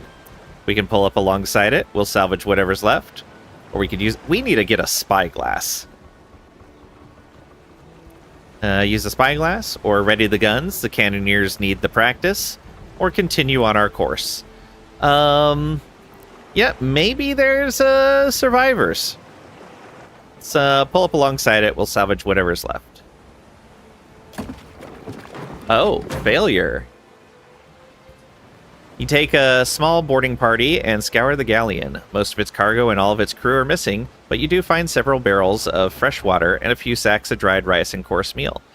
It takes your unseasoned hands a better part of the day to finish hauling it aboard. Oh, I see. The deckhands were not skilled enough to make this check. 8 hours passed. 36 rice, 29 hardtack, 43 water.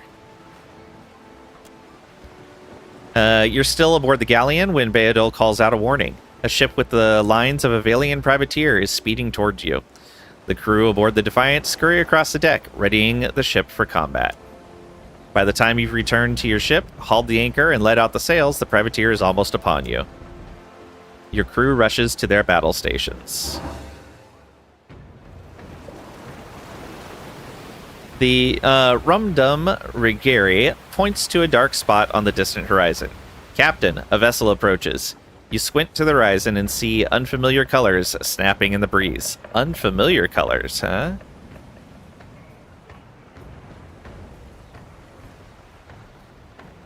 Level 9. Oh boy.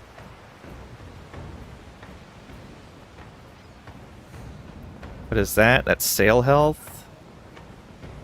Ooh, they have a lot of people.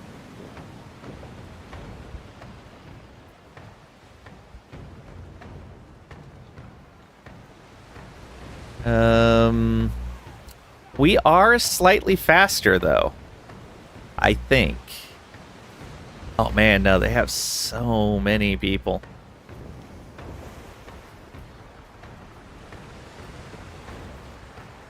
Yeah, don't worry about a navigator or a cook. We're just gonna line people up on the deck. Only 2 people manning cannons, but they only have 2 sets of cannons. Valian hull breakers. Ooh, that is a lot of damage. They get up real close and then blast you. They're all very close range. So as long as you stay at least 400 out, which that cannon could fire, that cannon could fire, that one just barely, but that would put it in the range of this. We would mostly be safe. Yeah, so the longest range of the right side of the ship.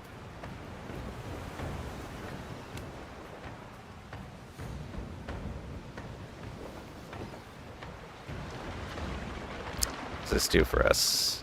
I can't see. The ship draws near, and its crew throws open the gun ports. In enter combat, advance. Close to board, give no quarter, charge. Attempt to retreat, fall back. Yeah, let's try to retreat. We don't want to fight them if we don't have to. You order your crew to flee with all possible haste. The enemy vessel recedes behind you and until, finally, it disappears from the horizon. I'm glad we got those sails. Success. Okay. Good job.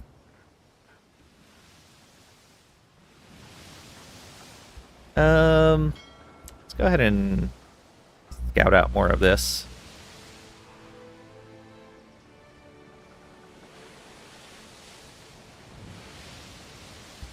Oh yeah, we wanted to take a look at this island here. Oh, right. We were able to buy really cheap supplies here, if I remember right.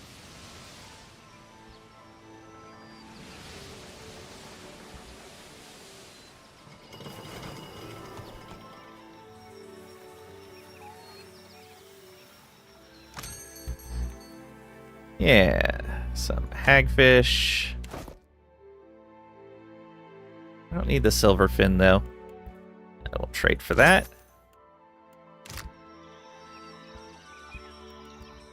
We want...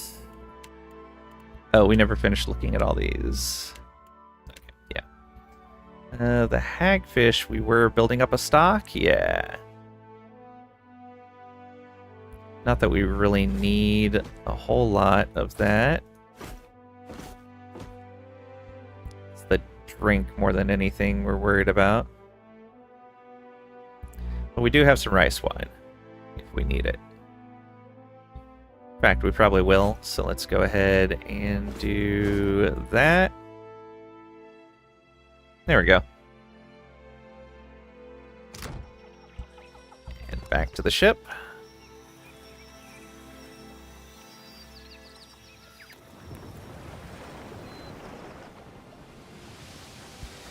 How we doing here? So yeah, just take us north of Fort Deadlight. I wish I could click into the fog and it would just take me that direction. And if I had selected an island, just kind of go past it. Or go up to as far as we can. Medical supplies. Repair supplies. Ooh, a shipwreck down here. Let's check it out. Grand old galleon sits just off the shore. Listing so hard to the side, its top deck stands nearly vertical. Its main mast has been snapped clean in half, as if by the hand of an angry beast. Sift through the wreckage. Take some time to explore the wreckage. 3 hours pass. Find a cannon in surprisingly good condition. Got an Imperial long gun. Continue searching. Continue poking about the wreck. 3 hours pass. Find a box full of rations you haven't yet spoiled. 18 rice. Good. Continue searching. 2 hours pass. Find a tattered old flag of Alien Trading Company colors. Continue searching. 4 hours pass.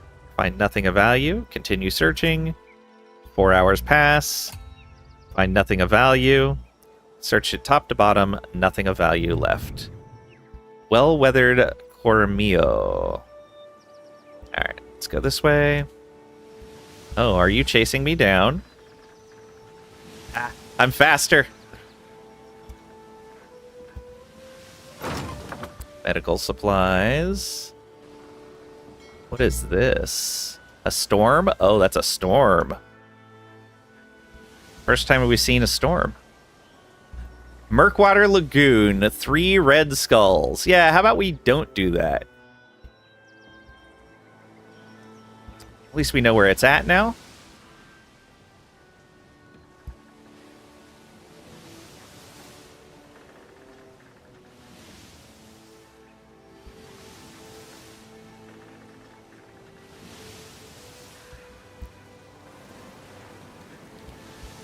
Just clearing all the fog. It's fine. It's fine. Let's take a look at the map. Storm. Oh, it doesn't mark that. Can I put pins on this map? I cannot put pins on this map? Well, that's unfortunate. I don't like that. Alright, we'll just have to remember that that's there. You know, I'll leave some fog around it. That'll make me want to come back to this spot.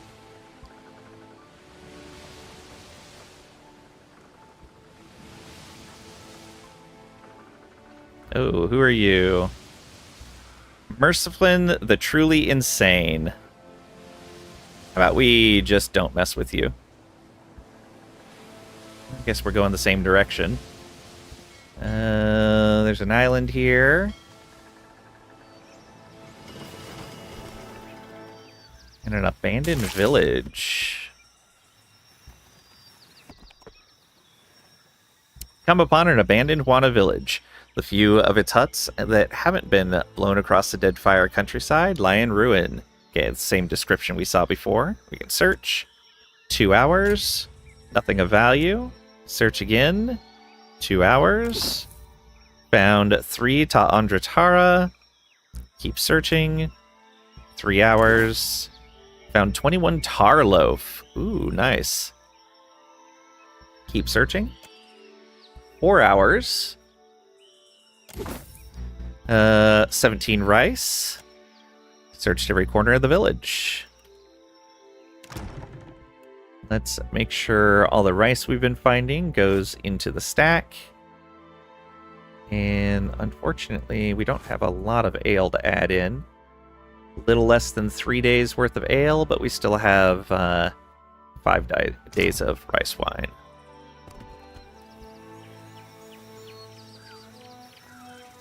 It's an unaffiliated trade ship just came to visit us. What do we got here? There's dunnage right over there. Let's go ahead and search some more down this way. I'm going to go ahead and explore this all the way out to the edge of the map.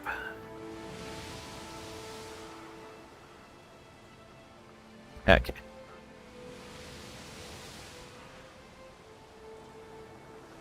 Just in case. There's dunnage. Oh, wow. Did we need anyone in particular for dunnage? I don't think we did. This is... It's the fort. Is that considered northwest? No. I know we had to go to dunnage for a reason. Why was it?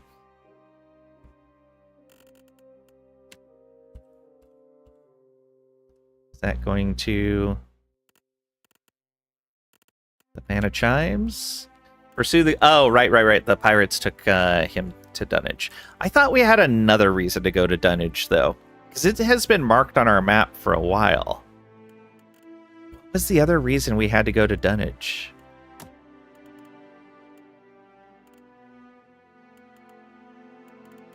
What if we switch to classic? No, not really any better.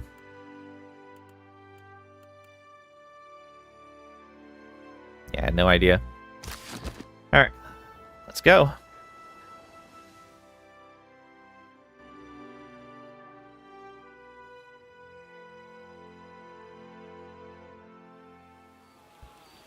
Dunnage, early summer, 28. That Did you can't be catch you, the I new think play it by the is. peg leg performers yet? It's awful. The Green Menace? That I did. Made me want to poke out my eyes. That's not stealing here. Nice. Dunnage town person. Hate them old blood pricks. Okay. Udita, you said you recognize someone? Damn me for a buttered slice of hardtack. It's you, ain't it? The pale elf squirms at you and puffs on her pipe. Acrid smoke from the bowl wreathes her face. And say, do I know you? Or lie, no it's not. Or Lang, Captain the Defiant, at your service. Or if we were a pale elf, we would be able to say something else. Do I know you? Of course not. But I know you like I know the curve of my 11th toe. Well then, she winks and shuffles closer.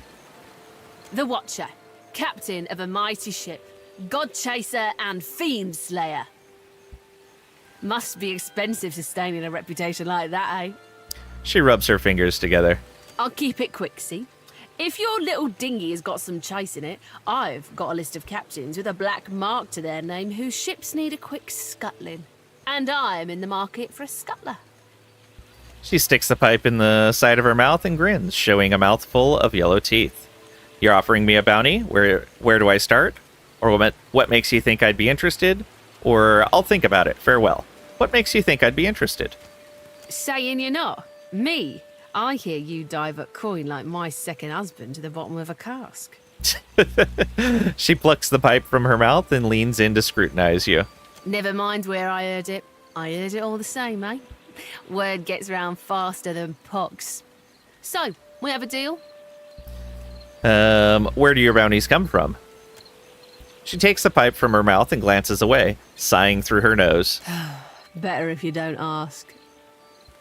Why not? Because the Deadfire's in a big, ugly power play, it is.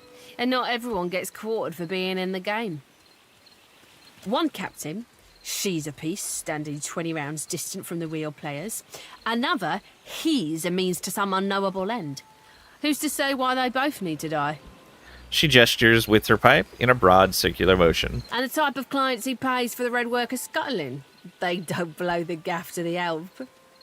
She points first to you, then back to her before wedging the pipe back between her teeth. I don't know if I want to take her bounties. These sound like they're just murder contracts. Like the other ones we were taking, it's like, hey, this guy's stealing food from villages. This one's murdering everyone that sets foot on this island. These just sound like political assassinations.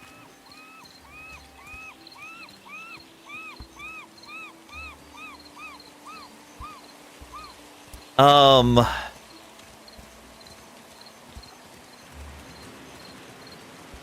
bounties do you have available? Knew we'd be fast friends, I did. She claps you on the shoulder and grins, her pipe wagging in her teeth. You'll be looking to scuttle Cornu first, one of Rauatai's finest, eh? I don't ask my client what he did or what scale his death balance is. Safer to keep questions in the hold. Bajark, welcome on in. Hope you're doing well today. Murdering murders for money equals good, but just murdering for money is bad? Nonsense. You're in the Deadfire. Live a little. Yeah, but we're playing a bit of a good guy. We're continuing. This was a continued save from the first game, and we were quite the do-gooder. I definitely need to do a more piratey playthrough on another run of this. For sure, for sure. But yeah, we need some justification to the things that we're doing.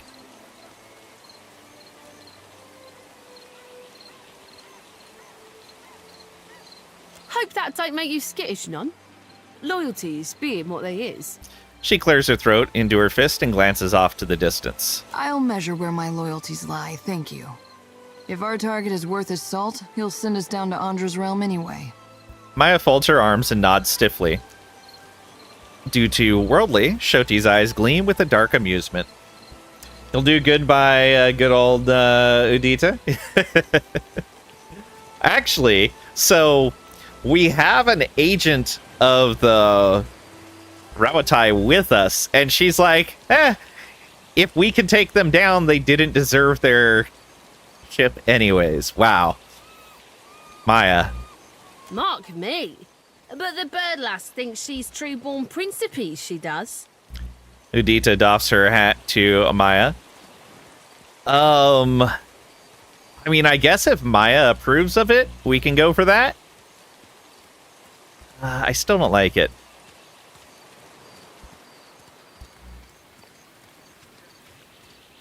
I think I'm going to pass on these bounties. Yeah, I don't like the idea. Well, no, we'll take Maya at her word. Take the bounty. Of course you will.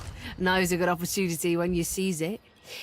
Cornu helms a Voyager early muster in the waters north of Nakataka and south of Sayuka. Before I go, I had some questions. Avon? Okay, nothing else. Udita chuckles and gestures for you to speak freely. Of course, darling. Some hardtack there. Barkami. Large Amawa sailor sits on the docks. Broad shoulders hunched forward, back bowed. Or bowed. When he shifts, his blue-green skin ripples over his hulking muscles. Ain't no cruel eye of me. What good's a pirate who can't see? Forget navigating by the stars or shooting a pistol. I can't even swing a sword accurately now. Have a pity and toss me a pyre, will you? We can say farewell, or give 5 copper and say here you go, or what's your story? What's your story? Is this what my life boils down to? A moment of entertainment for others? He sighs heavily, big shoulders hunched. I was a bosun not so long ago, and a damn good one at that. But I took a shot to the face, see? He waves one massive hand in front of his sightless eyes. Didn't lose much skin, but the flash burned out me eyesight. I can't make out so much as a blurry shape more than a foot away. Makes me right useless on a crew now, don't it? No one will have me for work. Yeah, we'll give him 5 coppers. That's fine. Andra's blessings to you for sharing, sailor.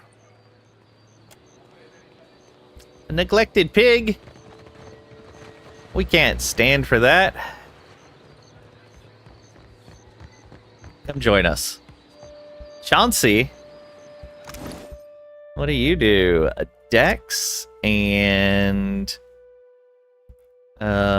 enemy weapon attacks against you will graze rather than hit more often.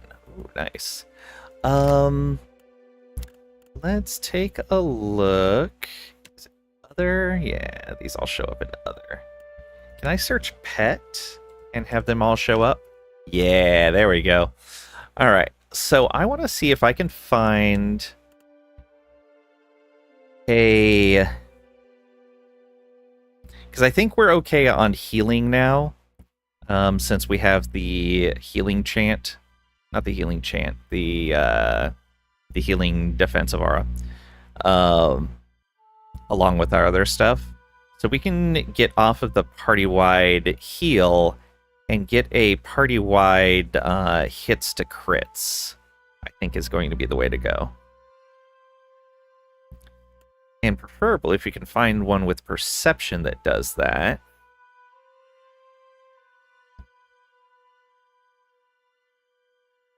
I so wish that the machine that let us combine pet traits wasn't so brutal. Duration of resolve afflictions.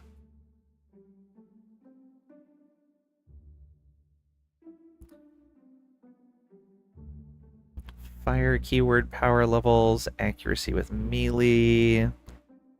Insight and metaphysics. It's not too shabby. Bonus to will. Okay, so this is... Enemies are less likely to crit.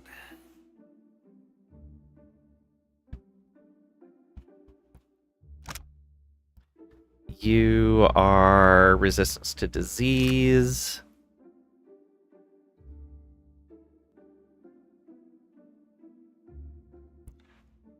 Body afflictions. Hits converted to grazes. That's not that bad. More effective with healing spells and potions. Another perception. More effective with heals and potions. Con affliction duration. Gain health when they kill. Stride isn't too bad. Less likely to miss. 5% of misses converted to grazes. Not quite what we're looking for. Max health. Initiative penalty for armor. Con. Okay, yeah. We'll just keep what we have then. Lil Woody, what do you have to say? Keep moving. This here is for the crew of the Divine Barge. You ain't a part of it, so you ain't getting inside. Looking for a man named Giacomo. Have you tried the wild mare in Nekataka? I'm sure they have a boy or two who would let you call him Giacomo for a couple hours. Père Complanca, let us pass. I know you have Giacomo. I have known him since I was a girl in the Republics. So? Why should I care? He saved my life. He has saved the lives of many of our kind. Whatever you think he has done, you have the wrong idea about him. With impassion, Shoti lifts her chin in interest. Eh. A grimace twists her face. She rubs the fur on her right ear, looks to the door, then to you. And say she's telling the truth, or nod with stoic, or why are you looking at me? You can't make up your own mind, with aggressive, or attack. Too slow. Wow. She's telling the truth. Fine. I probably won't live to regret this. She turns to the door while sliding a key from a pouch at her waist. With a quick twist, the door is unlocked and opened. Well, that was easy. After you. She motions to the door.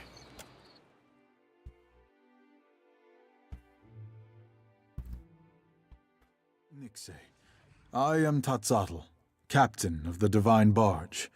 What has brought you to this place?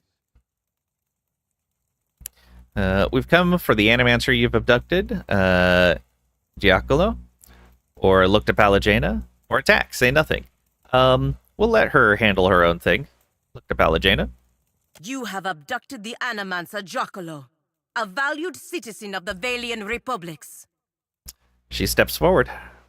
He enjoys the protection of the Duke's bells and bannets, and through them, the Fremas Meskankswalias. As a representative of the Brotherhood, I am here to negotiate his safe release. If Giacomo is not returned to us in good health, everyone involved in his kidnapping will face the wrath of the Five Sons. This, I swear. I see. We ourselves have been debating what to do with Giacomo for quite some time. Tetzatl nods. Giacomo stands near the back of the room, nervously assessing you. Though he appears unharmed, he flinches at every movement the pirate makes. Tetzatl looks to the ceiling, apparently lost in thought. He sighs deeply and closes his eyes for an uncomfortably long time. At last, his head drops and he nods resolutely. We are lost in the woods.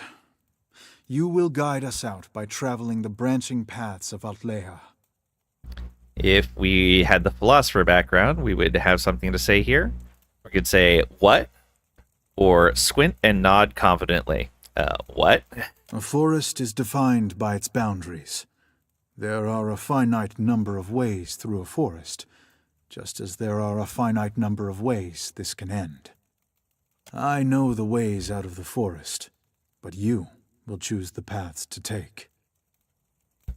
Can say very well, or if you say so, or we can attack. I choose the path of death. Just chose violence. All right, very well. Captain draws forth a small wax tablet and a plain metal stylus. He scratches a few words on the tablet and lightly poises the stylus over the surface before looking to you. A woman is with a child, and she learns that if the child is born, it will suffer greatly and have a short life. If she ends the child's life before it truly begins, is this good or bad? Saw enough of that during the Legacy. Answer simple enough. When they ended it early, that was bad beyond measure. And when they didn't, same thing. Can say it's good, can say it's bad, or I think it's more complicated than that. That's true, it is more complicated than that. In general, I would say that it was good if you're preventing suffering. But it is more complicated than that. It is. But I am the Pathmaster, and you are the Traveler. I decide what paths exist, and you decide what paths you take. Alright, it's good. His only response is to briskly make a small mark on his wax tablet. With a 17 perception, you notice Giacomo's eyes relax slightly at your answer. Oh, we answered correctly, apparently. You discover a powerful new technology, but you are afraid some people may misuse it for ill purposes. Would you destroy the technology, regulate access to it, or make it available to everyone equally? Certainly it should not be destroyed. It would only be a matter of time before someone else made the same discovery. Agreed there. You can't hide that knowledge. You cannot prevent knowledge from happening. It will eventually get into people's hands. Can say make it available to everyone without restriction, which is the dangerous thing. Think it should be regulated, or take no chances, destroy it. No, it should be regulated. That way you can keep track of who has it and what they're doing with it. And so nobody's inventing it in secret. It's not just in the possession of anyone with no idea what's happening with it. Yeah, regulate it. He nods and make another small mark on the wax tablet. With 15 perception, Giacomo gulps and coughs, looking nervously at the captain's wax tablet. Okay, that was not the right answer, apparently. An enemy of yours is being persecuted. The grounds of the persecution are, by measure of your own compass, unfair.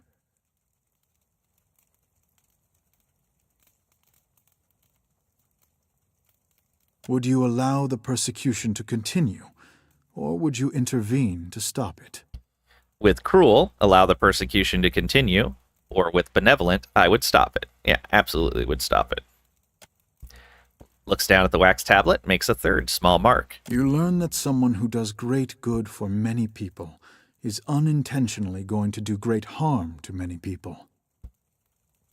The harm may not be great, or it may be so great that it dwarfs the good they have done. You have an opportunity to prevent this by killing them. Do you do so? You can say, I would not kill them, or yes, or there must be some other possibility with rational. Yeah, there must be some other possibility. In a world that is not the one I have proposed, perhaps. But these are the branching paths.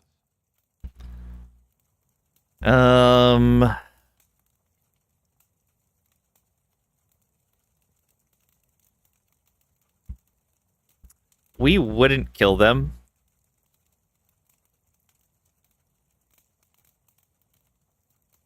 Because if you kill them, that's just the end of the line for them. If they've been someone that's always done a lot of good, and they inadvertently end up doing more bad than they've ever done good, they're most likely going to try to make up for that with the remainder of their life. So no, I would not kill them. This is probably the wrong answer for what he's looking for, but it's what our character would say.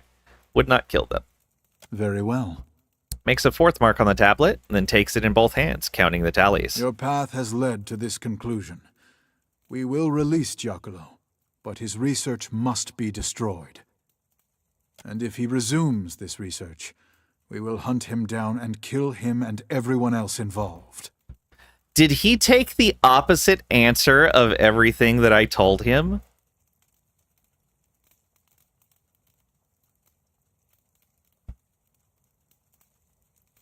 Huh. On what grounds? You haven't even explained what he's done. Giacomo has discovered a method by which one may detect a godlike fetus in a mother's womb.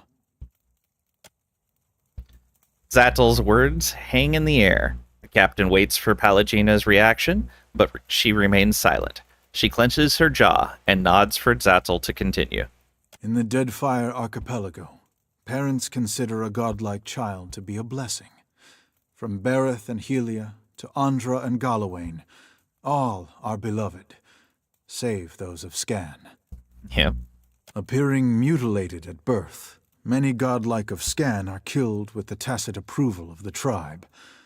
Those who aren't killed lead miserable lives.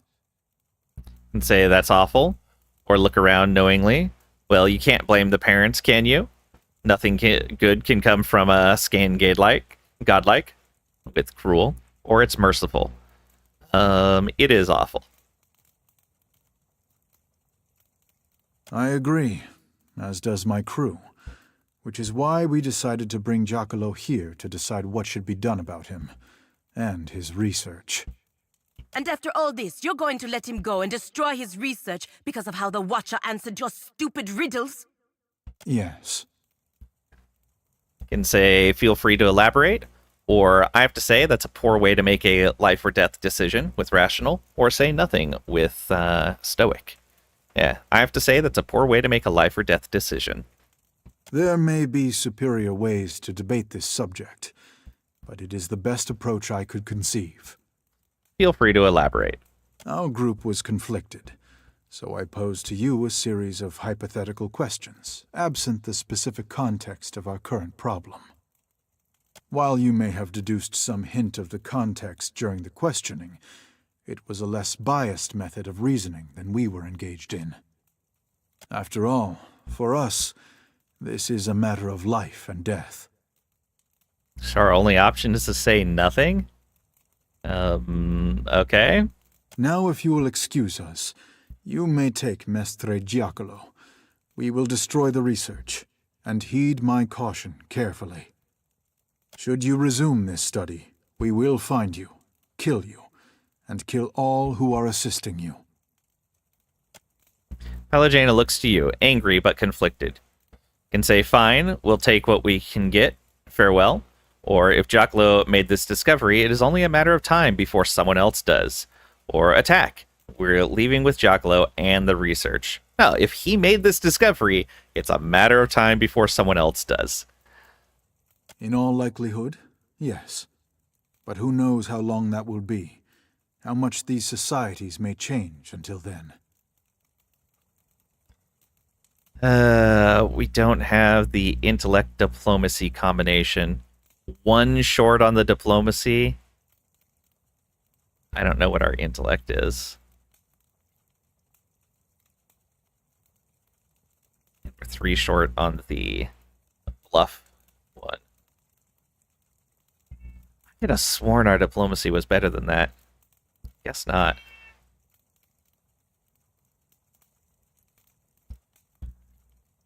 I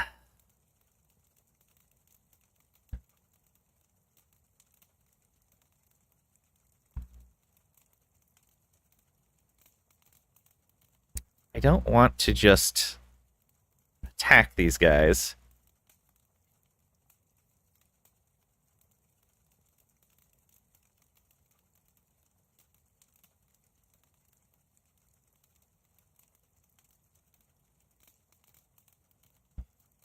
Yeah, that's not what we would do. I wish I would have qualified for this. Oh well. I have a feeling we could have done some good work there. Alright, fine. We'll take what we can get. Farewell. I am disappointed we were unable to save Giacomo's research. But thank you for helping me save the man himself. Pelagina, is that you, my girl? The old man's face widens into a broad smile as he holds out his arms and awkwardly scambles towards Pelagina. Pelagina kneels down at Giacomo's approach, places her head against his chest, her arms around his thin frame. She closes her eyes and smiles as he holds her. With impassioned, Shoti nibbles on her lips to hide a spreading smile. I thought those pirates would have been the end of me. Not if I could do something about it. I owe you too much to let something happen to you over some nonsense. A shadow of concern falls over the old man's face. His forehead grows thick with worried wrinkles, and he gently pulls Pelagina to her feet. My girl, what that satyr said is not nonsense.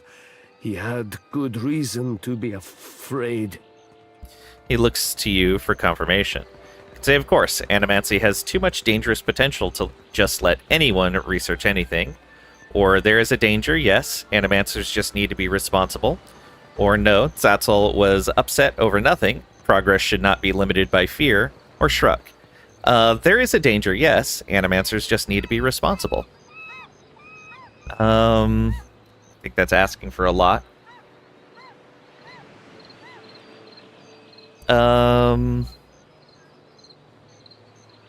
But yeah, I think that's a good middle ground answer there. Sadly, many are not. And as a group, we have no ability to monitor and reprimand those who act irresponsibly.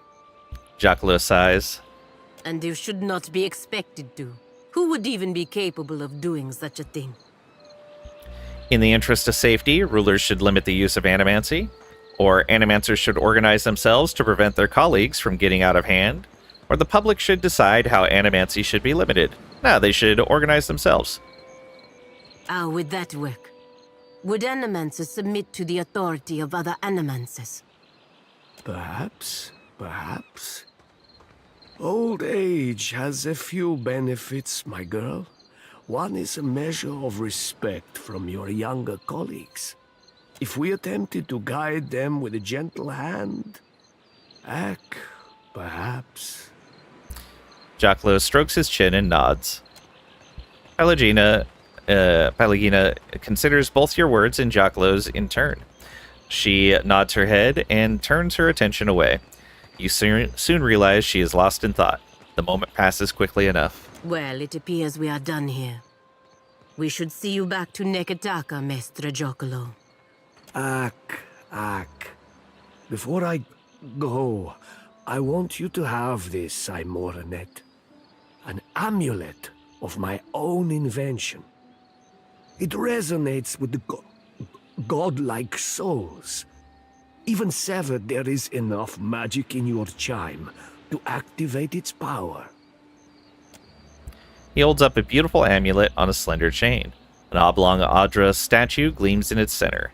As he lowers it into Pelagina's hand, he cups his other hand around hers and gently squeezes. Heart Chime Amulet. Look at all of that. Oh, okay, it's a different effect for each godlike. Nice. So she gets deflection against disengagement attacks and extra stride. Very nice. Pelagina smiles and nods to him before letting him go. There is sadness in her eyes, but she regains her composure quickly. I appreciate all you have done. Both of you. He smiles, nods, and shuffles off towards the docks.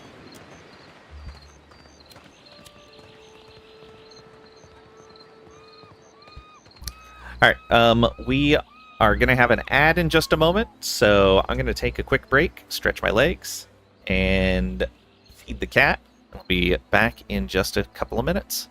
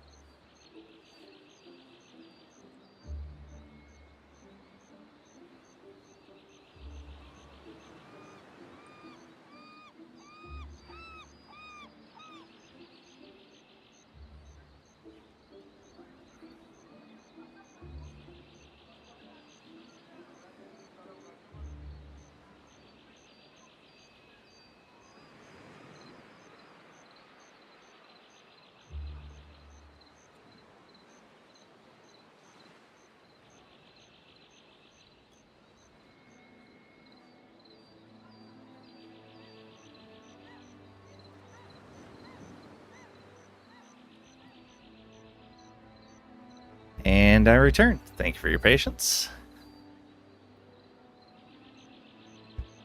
Right.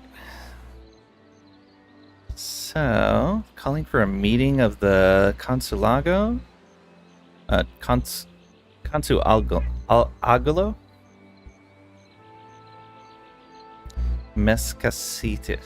Casitas. Okay. It's just from some guy wandering around. What else we got over here? Another dock. A few items. Alright, we'll go over that way. Watcher, Next. if you have a moment, I'd like to tell you something. Because we have one good with the Valian Trading Company. I appreciate that you have been helping me, helping the Republics. I know that you have an important purpose in the Deadfire, and that purpose is not the same as ours. Still, I hope you can see the potential the Republics have to do good here. I could say I do. The Republics are doing good work here. Or the potential, yes, but the situation is complicated. Or don't get ahead of yourself. We have a long way to go before we're out of this. There is potential, yes, but the situation is complicated. That is very true. Quite. But I trust you will continue to support us in the future. She smiles and nods faintly to you, but a whisper of suspicion twitches into the corner of her mouth. Corres. Go with the gods. Yeah, I am just being honest with you. If they're not going to do the right thing, we're going to step in. Say the Gentleman of Leisure lost its ship hunter. Yes, it did. Carlo. Name sounds familiar. Carlo Fortuni and Kay Polzek. A trim man in practical, well-crafted leathers watches you from the corner of his eyes. When he catches you looking his way, his hand drifts casually to the dagger at his hip and lingers for a moment. Then he smiles, the corner of his hazel eyes crinkling with genuine warmth, and waves you over. A cozy traveler. Care to hear a tale? He rubs thoughtfully at the stubble along his jaw. Well, tell me about yourself. I was born to a family of merchants on the Pearl Coast. I was a restless boy, and my feet took me to the Valen Republics when I came of age. As Carlo speaks, his previous strong Valian accent begins to fall away, and his voice takes on the characteristic twang of the Deerwood.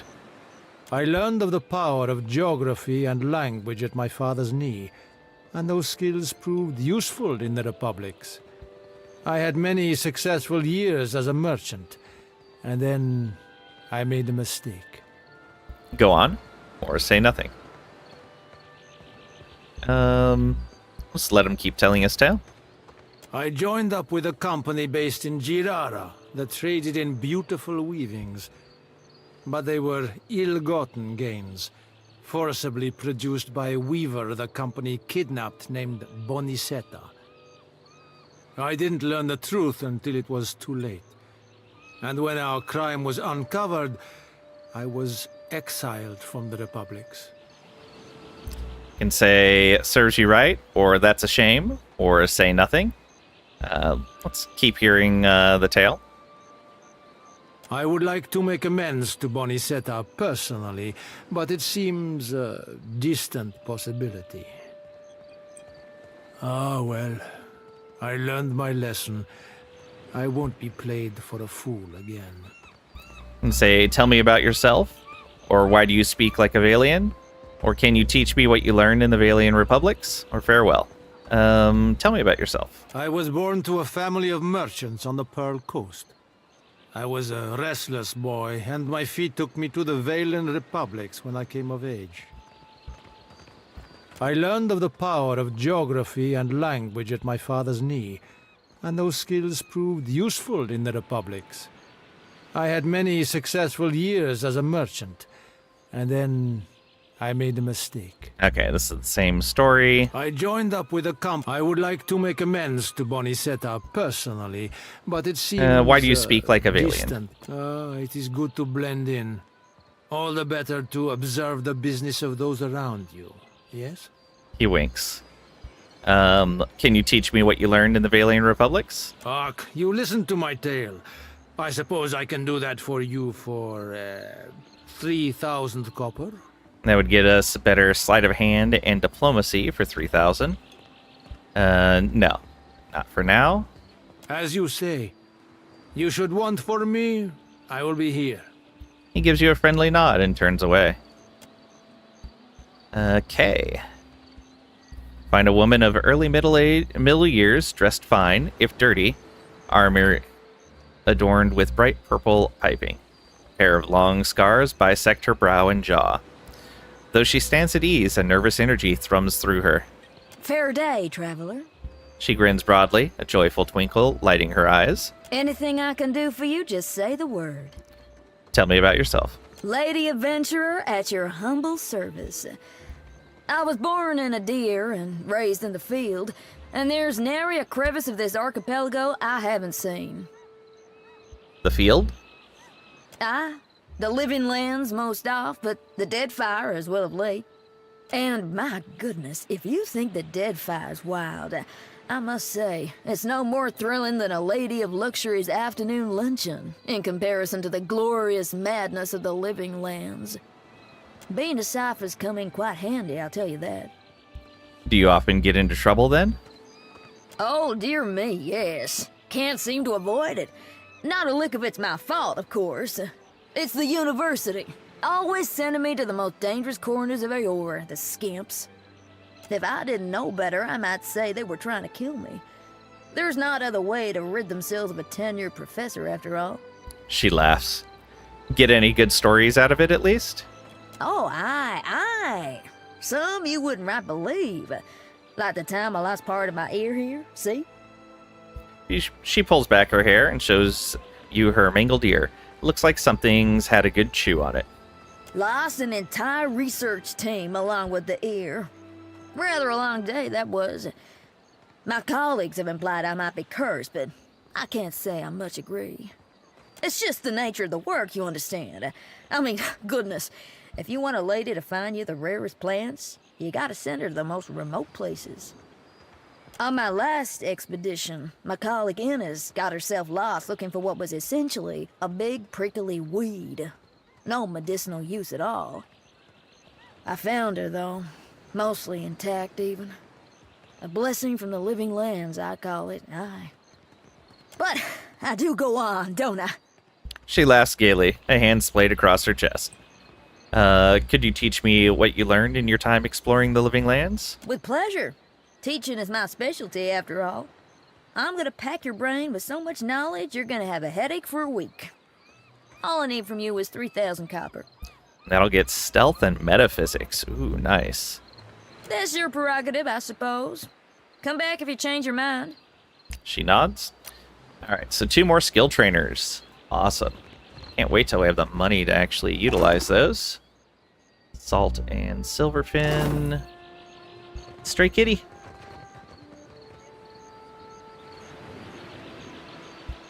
Zorro. 1 resolve, and party gains a bonus to reflex.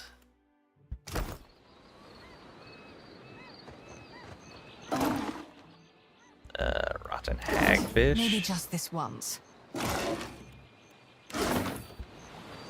Anything out here? Maybe some people.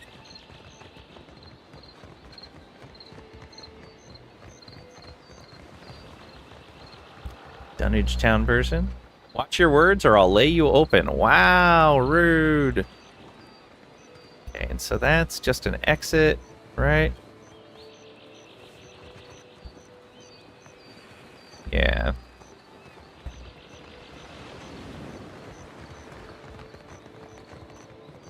Oh. That's the entirety of this area. Oh, there's a lot more. This is just this area.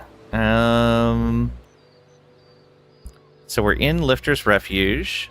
We have the Balefire Beacon, King's Coffin, and the Radiant Court. Let's go to the King's Coffin next. 40 minutes.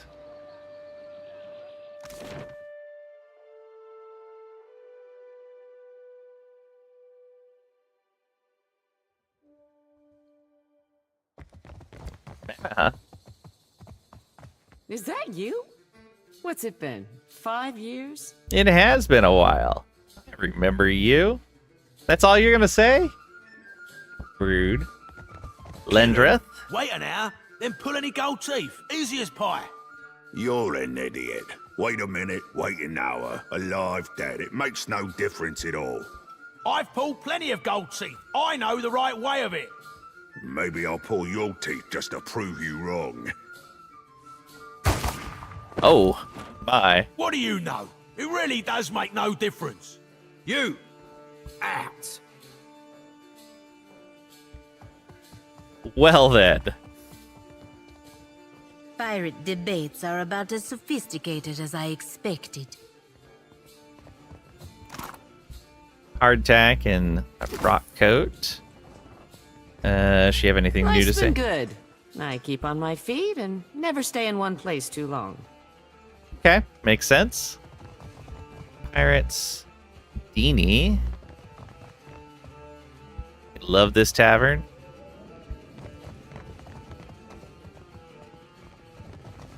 Elias Zelen. Find a lanky blonde elf flipping through a book of Adirian poetry by the artist Skilba. His armor is well worn and well kept, and bears on its breast the image of a double-headed eagle holding a sword and crown. Looking more closely, you notice that with his free hand, he's picking a padlock. Hello. May I help you? He catches you looking and gives you a shy smile. I'm guessing this is lockpicking and something else training. Hey Nemki, welcome on in. Hope you're doing well today. Heard this game is amazing. I love this game. It's my first time playing this, but I played the first game quite a few times, and this is not disappointing.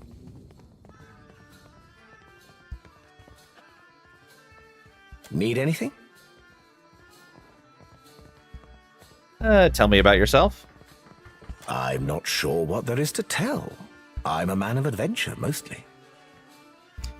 Seems up your alley, but where is the time? Exactly. There's so many things to play.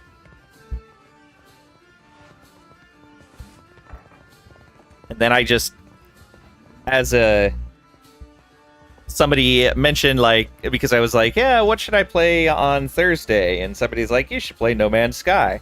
So I went ahead and played it. And now I want to play that a whole bunch as well. And 7 Days to Die just got their full update to 1.0. So many things, but you're just stuck on BG3 and Age of Wonders 4. Yeah. I need to get back to Age of Wonders. I don't have the DLC, but I still need to get back to that game. Have you had any that would make a good story? A few. More than I could share in a night, to be sure. There is one that's close to my heart. It led me to my love. DLC is fantastic. Literally feels like a new game. Yeah, I've been watching people play it, and it does look amazing.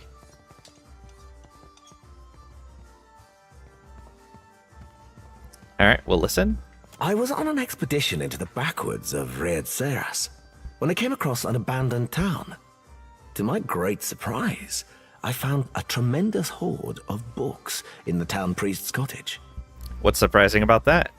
The Read Serans are conservative folk, more so even than the Adirans. They don't have much use for reading that doesn't come from one of the holy texts of the Church of Aethys. And what a selection of books it was. Every subject represented, even some questionable ones. I couldn't help but help myself to them. I took as many as I could carry, and I can carry quite a bit. Read them all cover to cover and learned a lot too. I tired soon of wandering, so I settled in a small town in the Deerwood and became a tutor for a noble family. Fell in love with the governess, naturally, and I stayed. For a while. I can say, then what? Or listen? Or leave. Let's come back to this later. We'll listen. I felt a stirring in my bones one day. I can't explain it. I just woke up, caught sight of the horizon, and had to go. I left my lady wife right there in our marital bed. He sighs deeply. A look of longing flits across his face, but he stifles it with a quick frown. I don't know what's waiting for me out here in the Deadfire. But I have hope this will be my biggest adventure yet. Say, tell me about yourself, which we just did. Can you teach me what you've learned in your travels? Another skill trainer, yeah. Listen to my long tale. I suppose you are owed a trick or two. For the low price of 3,000 copper.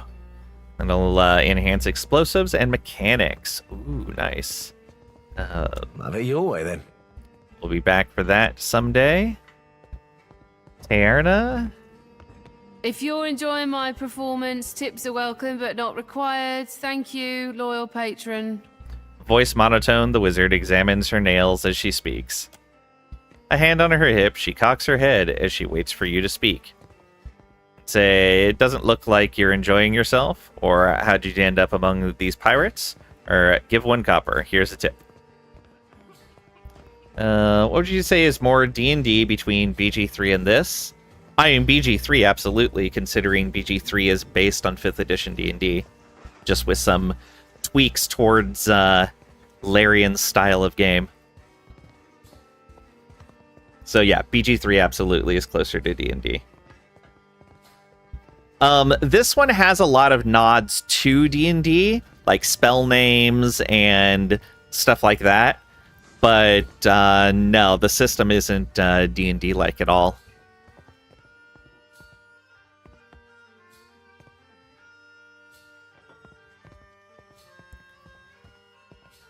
Well, I mean, not any more than any other, like, RPG-style system is.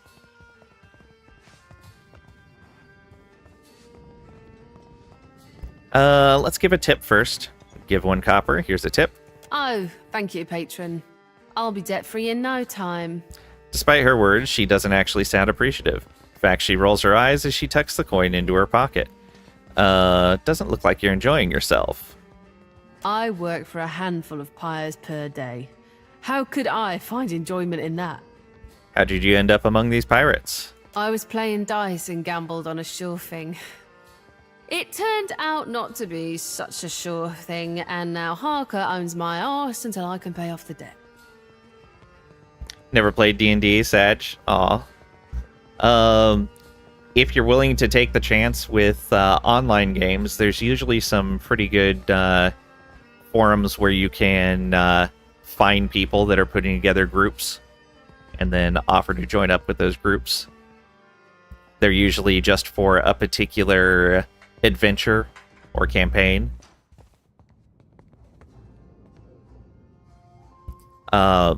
Especially if you want to make sure you're getting into something balanced too, there's the Adventurer Society.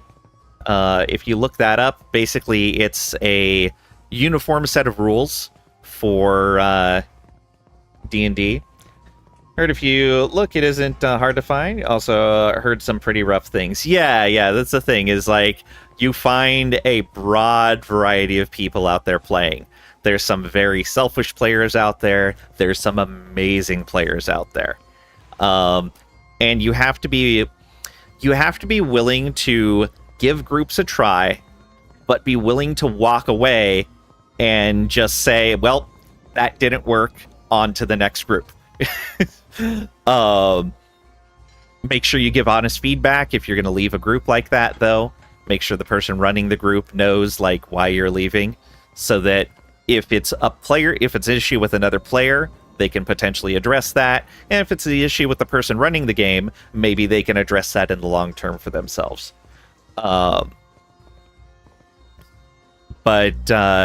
Yeah, if you look into the Adventurer Society, it's basically a uniform set of rules put out by wizards. It's like, okay, this is essentially tournament-style play. 100% kind of like the trial and error thing, just don't know how willing you are to sink into that. Yeah.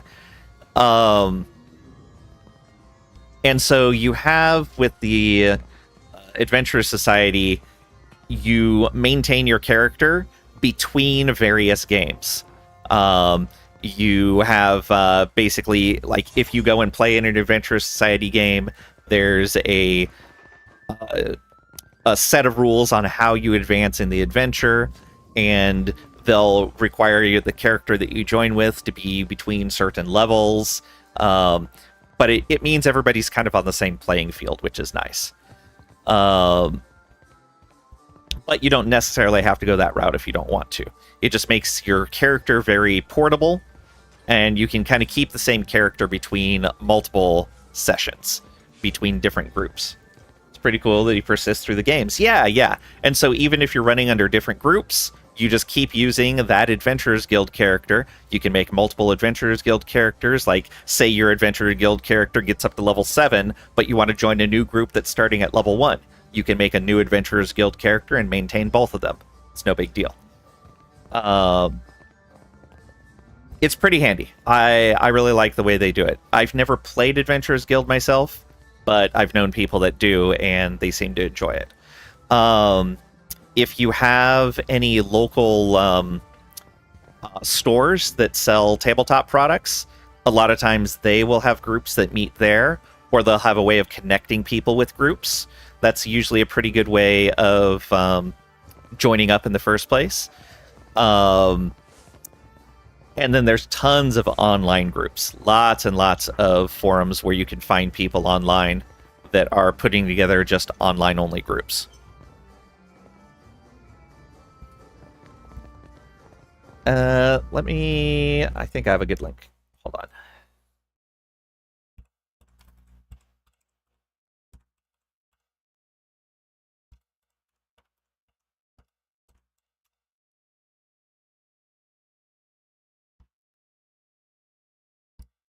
Let's see here.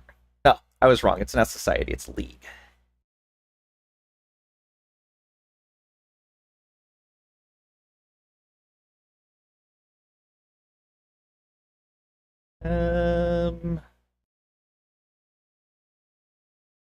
Yeah, there we go. This is actually a recent article, too. Perfect. Adventurers League. That's what it is. You have a local game store we were at the other day, but the guy kind of turned you off. Yeah, and that's fair. Don't force yourself into a group that you're not happy with the players or the person running it. Absolutely. Said the group's been playing together for like 10 years. Didn't really say they welcome new people. Okay, that's fair. Yeah, and so the nice thing is you can usually find, like, people will a lot of times post online of like, hey, there's an Adventure League game at this location. And so you can usually, in those places where they advertise stuff like that, you can search by city or whatever and try to find something local to you. So a lot of times you can find a new gaming store if you live in like a larger location. You can find a gaming store you didn't even know about through looking for these games, which is really neat.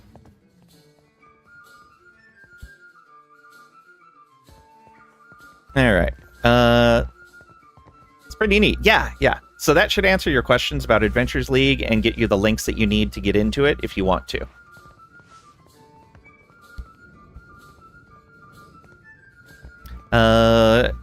Tierna grunts. Of course, I started off owing him 250, and even though I've paid that twice, now I'm in the hole for 700. The interest rate, this uniform, my food and drinks, they all got added onto my tab at the end of the day. Maybe we can pay that off for her. That's not very much. Get her out of there.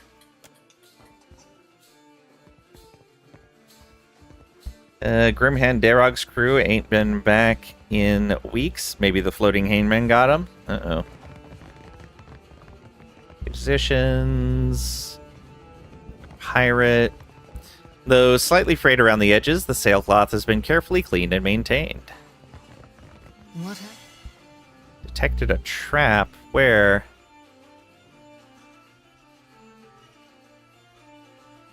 Found a hidden object and a trap somewhere.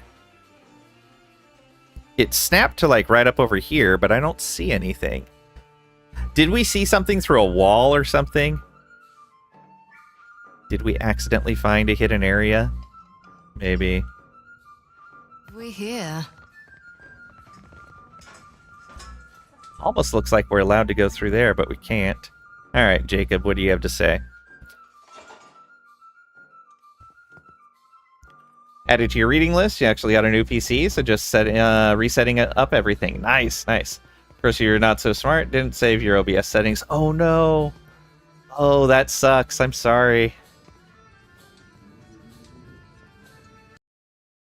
Also, I realized let's see here.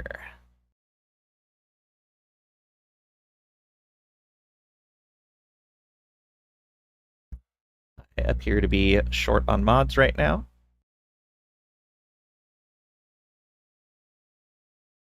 Go ahead and do that.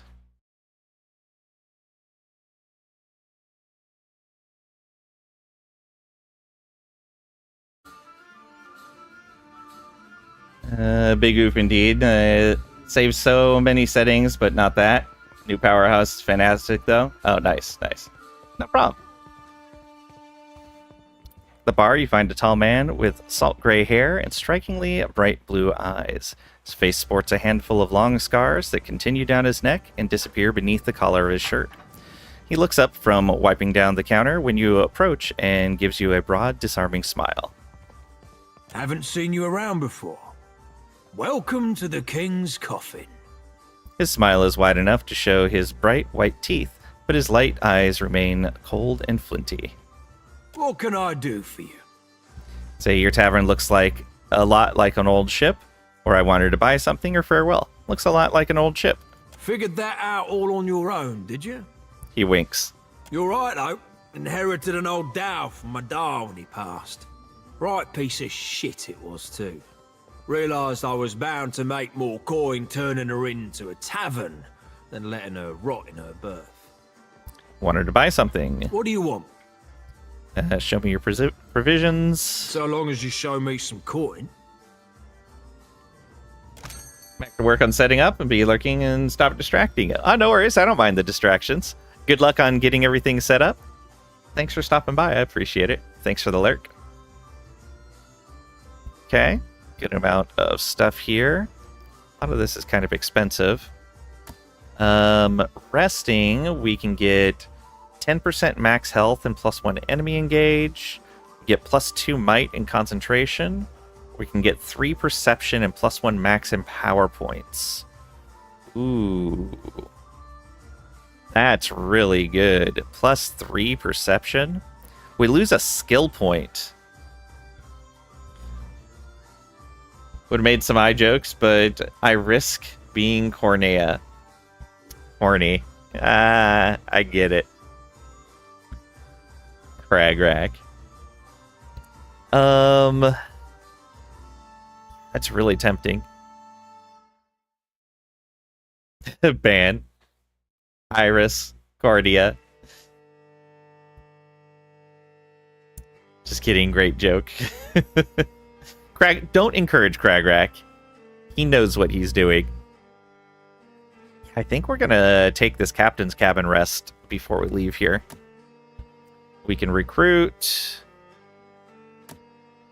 We can get crew. A seasoned navigator, a seasoned cannoneer, an expert surgeon, expert helmsman. She can't say that here. Mods might be listening. Actually made an entire Age of Wonders 4 faction off eye jokes. Nice. It makes sense with how many eyes that you can put on things now. Jeez it, the mods. Thanks to the lurk, Greg Rec.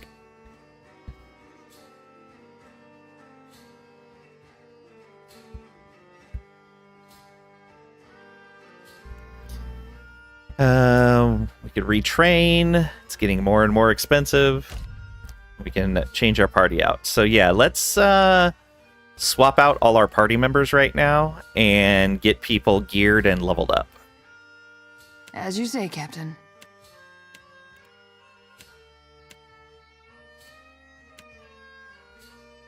Let's see here. Get all of you in there. Hey, Marvel Man. Welcome on in. Hope you're doing well today.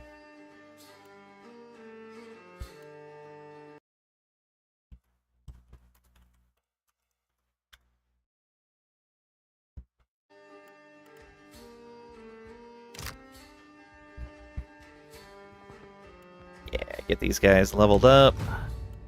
Let's have you stick with Arcana and History, I guess. Yeah, History's fine.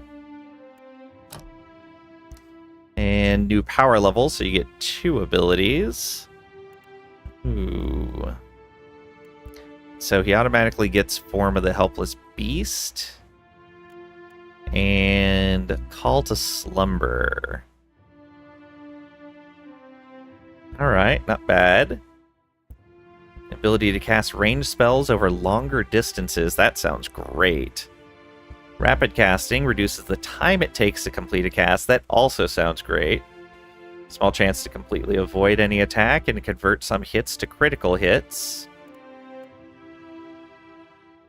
And increase some maximum health. I almost want to let him just use his spells from his tome and take both of these.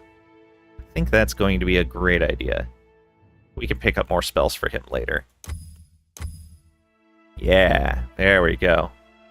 Faster casting and longer range. I'll take it.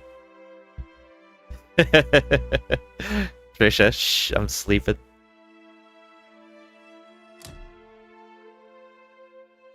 Okay, there's that. Next level, get some more Arcana and some more History. And we get 1 spell. Let's see here. Any of these standard? I'm guessing not, but let's check.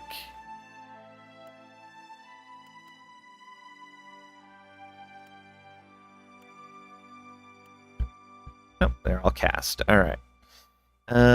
Drains Resolve, creates 2 lesser versions of the effect. Jump to nearby enemies when the first effect ends. Terrifying Inferno around the caster. Enemies in the area to envision their worst fears. Hit a target with a Mobilize, becomes an anchor for Frigid Ray of energy from the wizard. Does freeze damage to creatures in its path. That's neat. Blast of Frost, inflicting freeze damage on anyone caught in the cone. Malignant Cloud generates a cloud of virulent poison. Raw damage to anyone in the cloud. Wall of Force. Inflicts crush damage, hobbles enemies when they pass through it, leaves allies unscathed. Ooh. Creates a pike of pure magical force that deals pierce damage and causes a foe-only blast explosion when striking. Alright. Kind of like that one. Lengroth's Safeguard. Caster's Blood Eater lower. They immediately knock all nearby enemies back and prone while gaining an armor rating and defense bonus for a short time. I would also like that, but let's go with the Lance. Yeah.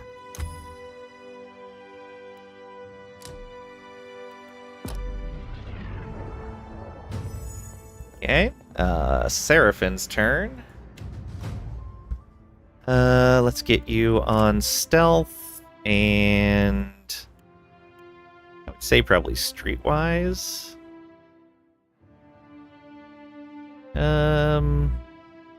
Yeah, we'll say stealth and streetwise.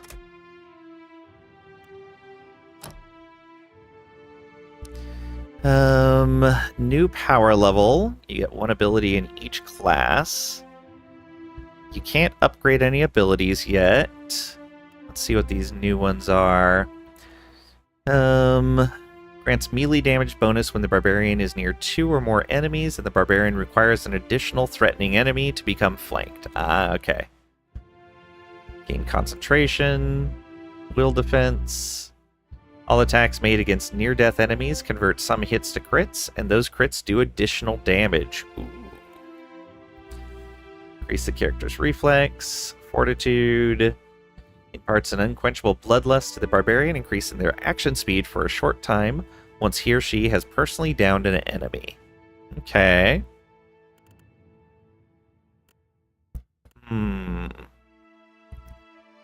Sprint. Able to charge with reckless abandon, gaining nimble inspiration as well as immunity to engagement. Okay.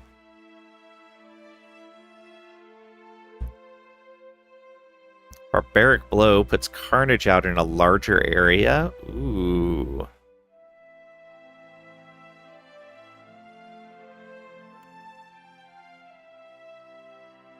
We can shake enemies.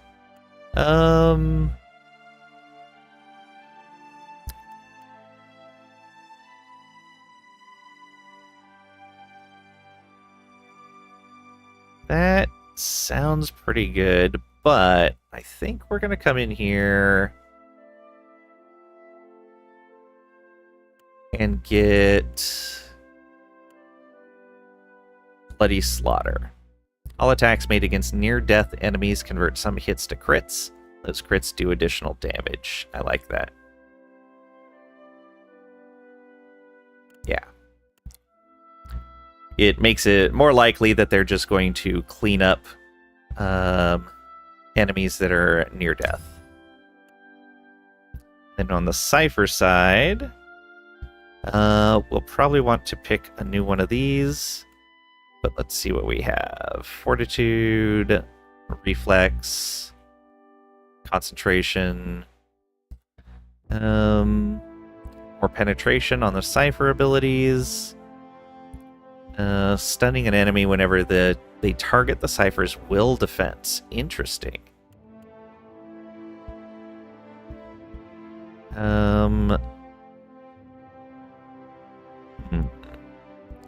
This makes it so that you gain more focus.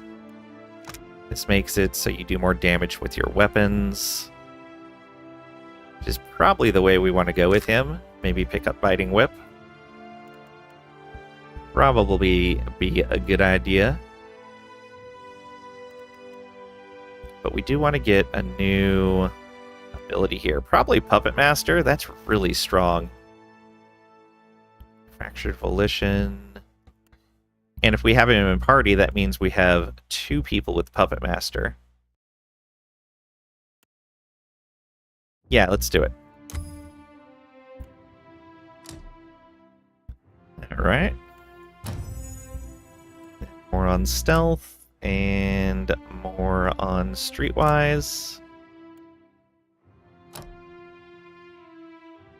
We get 1 ability. I did want a second barbarian ability, this one here. So if he's critting people on low health, then get the action speed there. I think that's going to be the way to go. This would be nice as well. Is extra damage with weapons. Extra 10%? Yeah. Be an extra 10% damage. But I think right now the action speed boost is going to be better. Yeah, let's do that. He gets another weapon. We have a lot of swords available.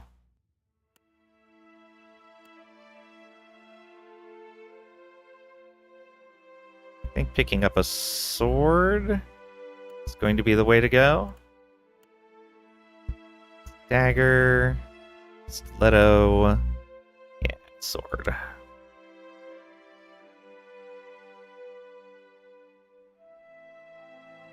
That would lower deflection even more, but give him more penetration. Yeah, he'll just go super low deflection, but super high damage. Alright. And another into stealth and streetwise. He was behind a lot of levels. Do we want this sprint?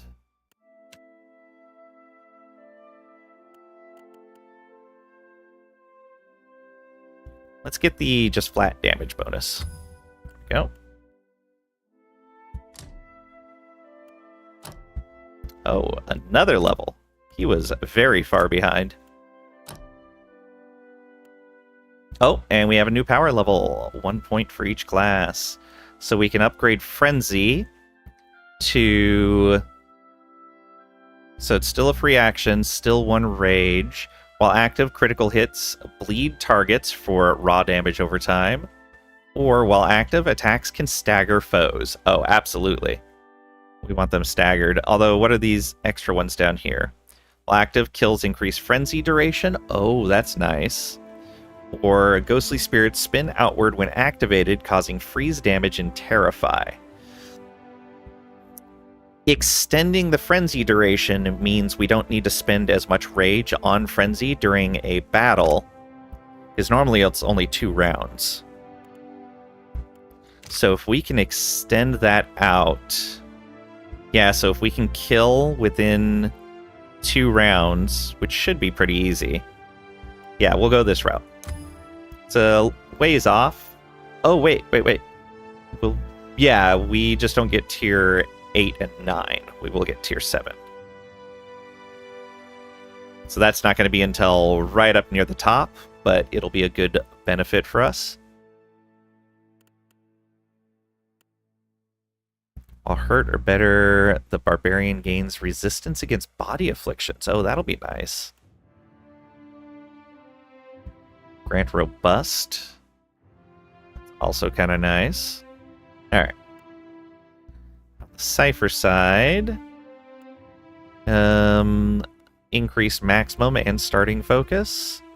Additional defense against disengagement attacks. Now, let's grab a Cypher ability. Let's see here. Drains a portion of the target's armor rating. Provides an ally with a mental block on their pain, granting them robust. Grants the same amount of bonus to the Cypher. Was a random low tier affliction to the enemy.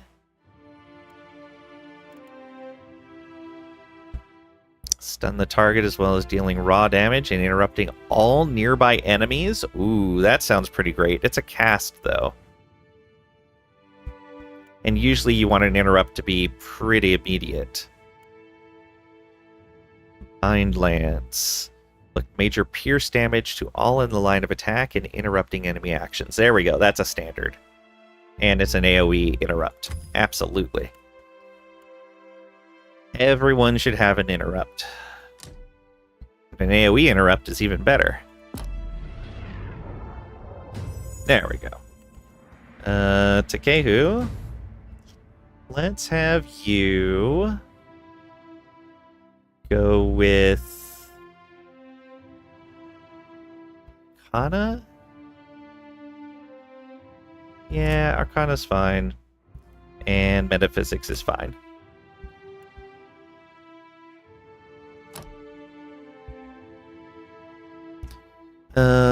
New power level, 2 abilities.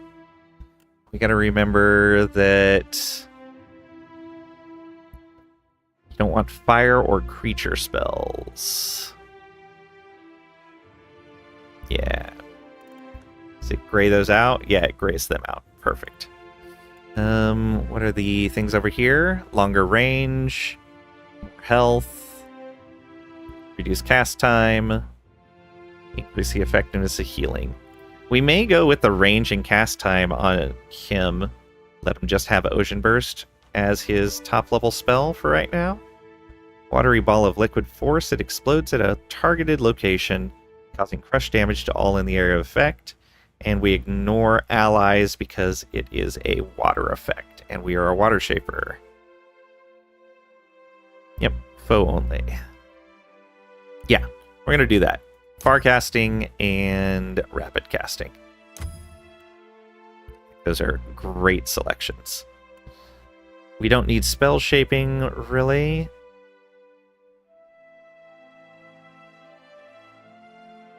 Although it would let us make the spells more powerful against a smaller group or tighter cluster of enemies. We're going to have Synchrons of the Rhyme.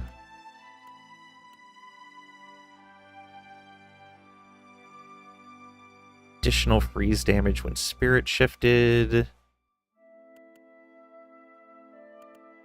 Yeah, we're not really doing much with our spirit shifted. Yeah, I like that. That works.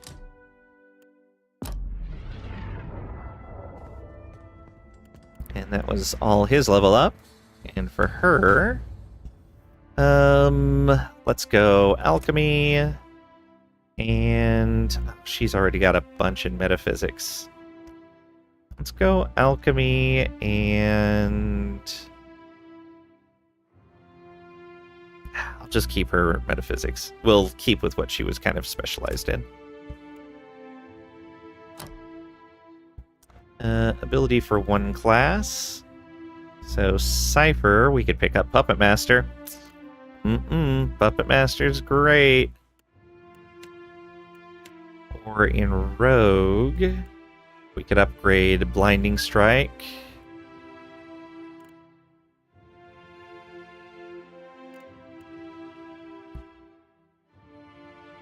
Two additional quick item slots.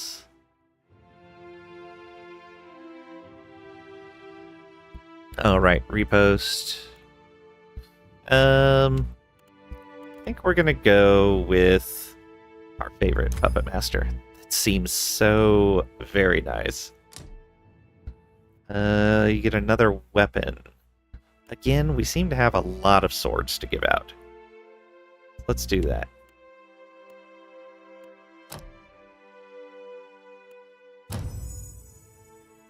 Okay. Alchemy. And yeah, I was just sticking with metaphysics. It's fine. We'll probably have to respec people anyway. Stun enemies that target will defense.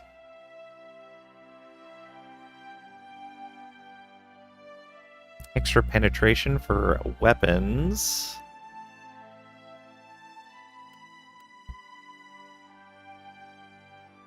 Regenerate focus more quickly. What are the bonuses we can get on Blinding Strike? Gouge enemies, causing raw damage over time until combat ends. Or while blinded, all attacks on the target add a stacking penalty to deflection. Oh yeah, I will take that.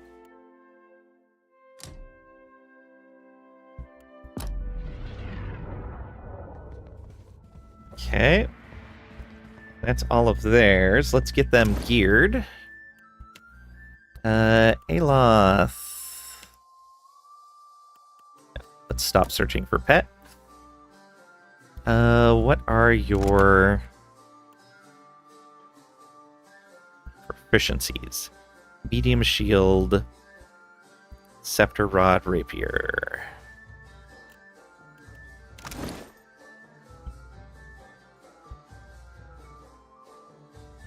And did you go one-handed style? Okay. We don't even want to use a shield. We just want to use a rapier or a rod. A scepter's two-handed, isn't it? No, scepter's one-handed. Rods are maybe two-handed? Yeah, rods are two-handed. So we want to find all of the scepters. Oh, what is this? An exceptional scepter. Done.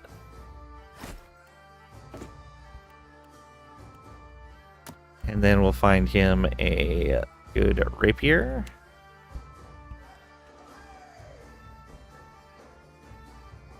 RAP. That's all we got. All right.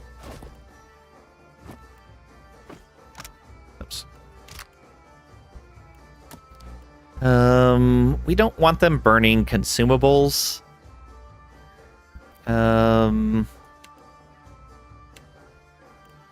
Let's see here. Body armor wise, not something good for casters. So probably a light armor of some sort.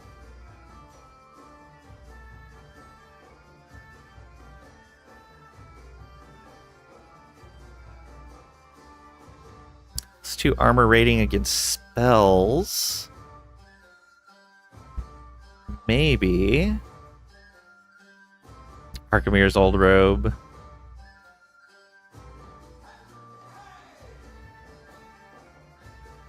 looks like all of these are just extra armor rating.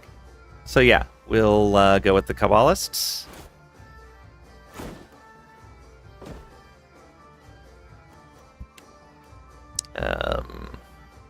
That needs to go to Palagena. Actually, against spirits and +1 intellect. That's probably what you're gonna get. Ooh, +1 intellect and power surge. Boost power level for the duration of the fight. Oh, yeah.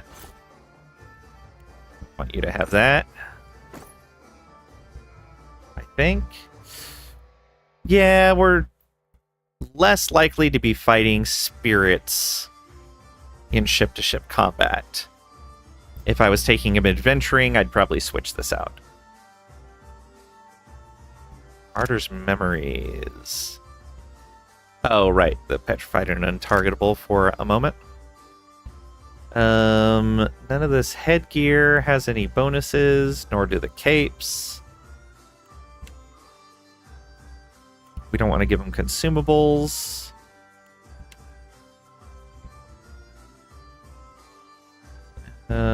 Don't need any of that. Those are all key items.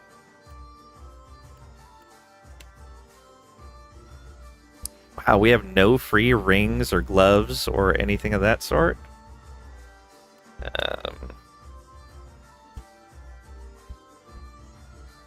No. Okay. So it's weapons, body armor, amulets is all we have to give out. Alright. That makes this easy. Medium armor with a +1 armor rating. We can do better than that. Also, let's pull back your special items, or your consumables, rather. He's got a hand mortar and a pistol. Right fetching. 2 weapon style. Okay. Arms bearer. I don't remember what that does. Let's reload. For burns.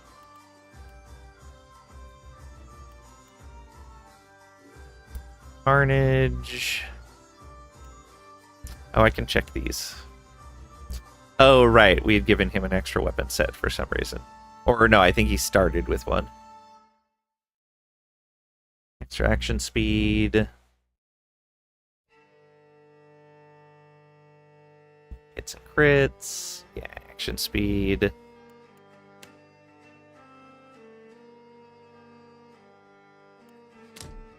Alright. I think we'll mostly keep him ranged. So, what do we got? That is a poleaxe, a fine battle axe, which has bonus crit damage on it. We are more likely to crit. What if we do that? Take these regular battle axes off of here. And then firearm-wise, let's see here. That's another blunderbuss. We could do double blunderbusses with him. There we go. We could do double pistols as well.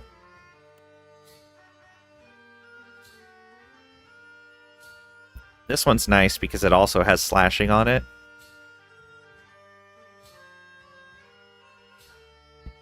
Do we have another... Do we have a exceptional pistol? Looks like no. Alright. Let's go a pair of regular pistols. It's fine. Get you some better armor, maybe? Yeah, something better than +1 armor. We want medium.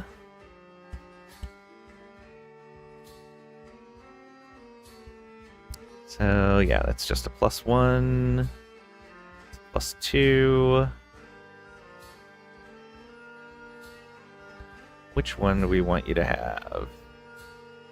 Less pierce and corrode, less slash and shock.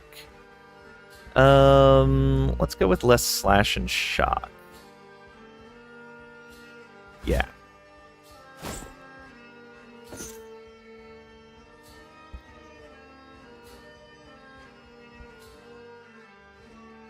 A little different from his mail, but that's okay.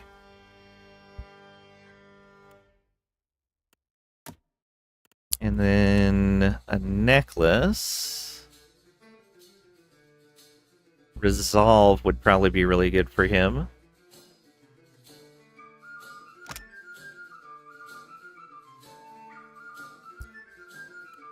Armor rating against spells wouldn't be that bad of an idea. Hey Pat, welcome on in. Hope you're doing well today. It's the ogre's name. You are paying to haul the equipment shop with you.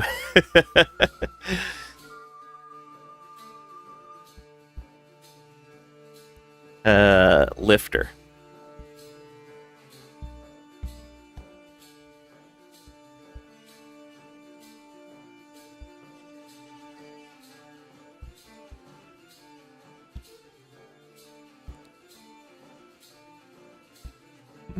Resolve would be good. But the Martyr's Memories is also handy. Let's go with the Resolve.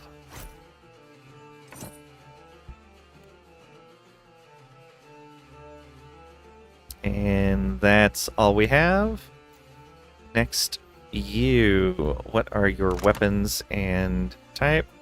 Two-handed style. So we want a two-handed. It's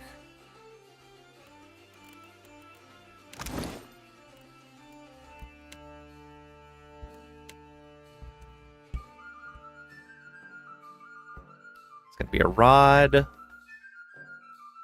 great sword, a morning star, poleaxe, or a bow. Rod it is.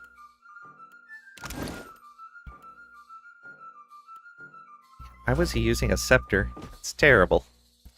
That is exceptional. That one's fine. The exceptional ones are twice as good as the fine ones. Wow, yeah, just across the board. Crazy. Does he have any melee other than the quarterstaff? No. We'll give him something for a melee. Though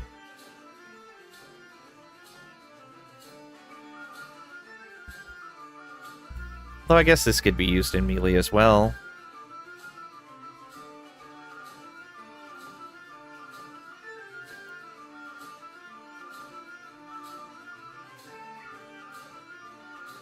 I'll give him maybe something for bludgeoning. There we go. Morning Star. That way he has it. Armor-wise, you are... Yeah, you're a caster mostly, so you do want light armor.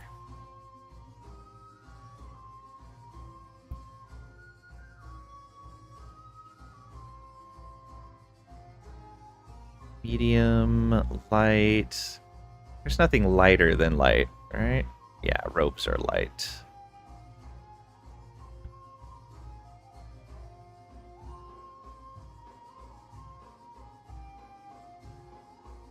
Yeah, and regular clothing is light.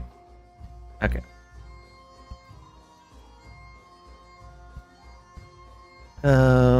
So probably just something with 2 armor rating added on. Pierce and burn. If he's sitting back, we probably don't want Pierce as the one that's going to come in easier.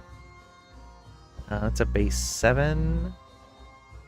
Oh, okay. Water Shaper's Robe, no initiative penalty. It's less AC by 2, but it doesn't have any lowered ones. And no initiative penalty. Yeah, give you back that. Get rid of your consumables.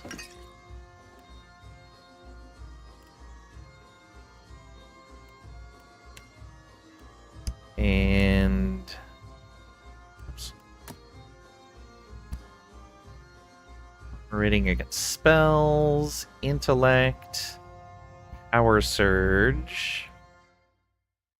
I think we're gonna give you... Yeah, let's give you this. Intellect and power surge. And for you... What weapons? One-hand style. It's needle strike, too.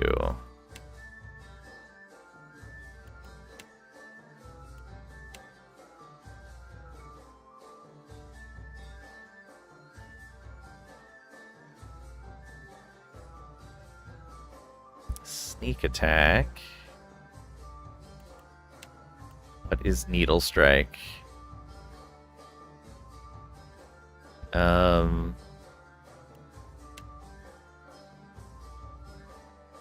Where is that coming from?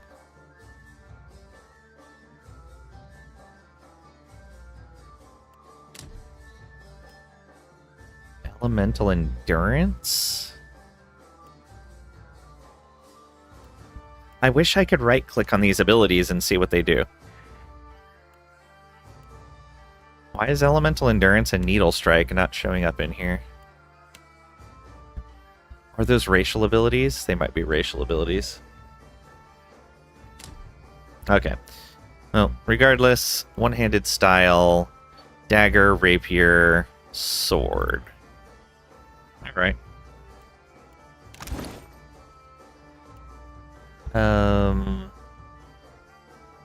Stiletto, which is none of those. Bobber will do.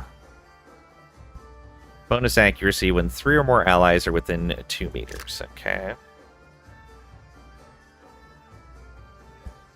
Let's go. Show all the one-handed items. And so, got fine quality rapiers,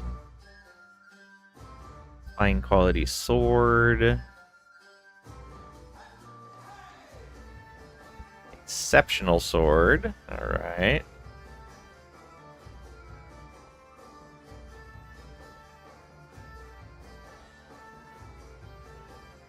Exceptional dagger.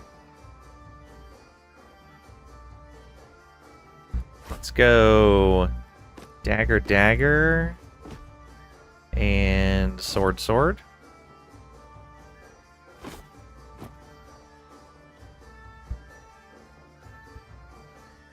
Because none of these are as good, right? Yeah, that's only fine. So even with the 5 accuracy from it being a rapier... Oh, wait a minute.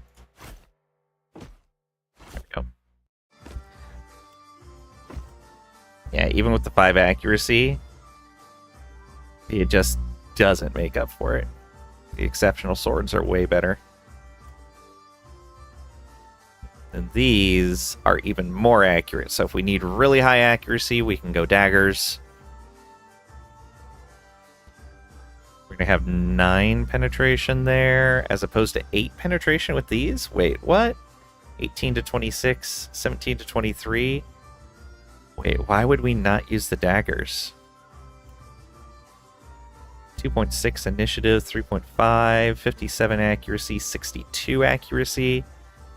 Oh yeah, those daggers are just superior. There we go. Yeah, go daggers for sure. Wait, you were one-handed style, weren't you? Yes, one-handed style. Even more reason. Alright. Single dagger, definitely the way to go. You probably want light armor gets casting. Yeah. Cypher Rogue. I would say light. So get one of the ones that's +2.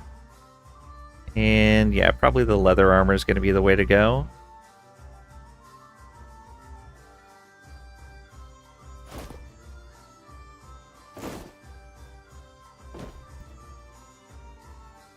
The padded armor, let's take a look at that.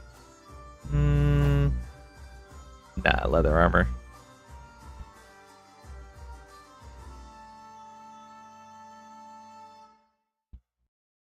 Although the exceptional robe, again, no initiative penalty. Yeah, let's go that. There we go.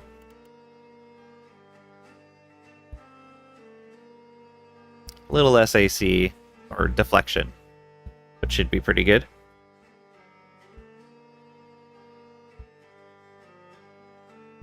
And you should have a necklace.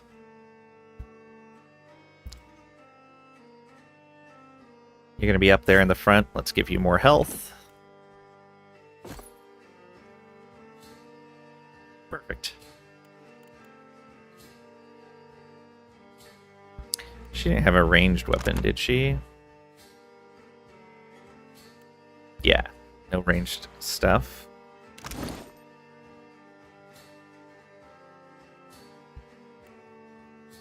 Okay, all of them equipped up.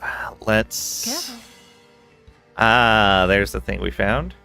There's something there. What can I do for you? What do you Buy want? something, show me your provisions, swap out party members.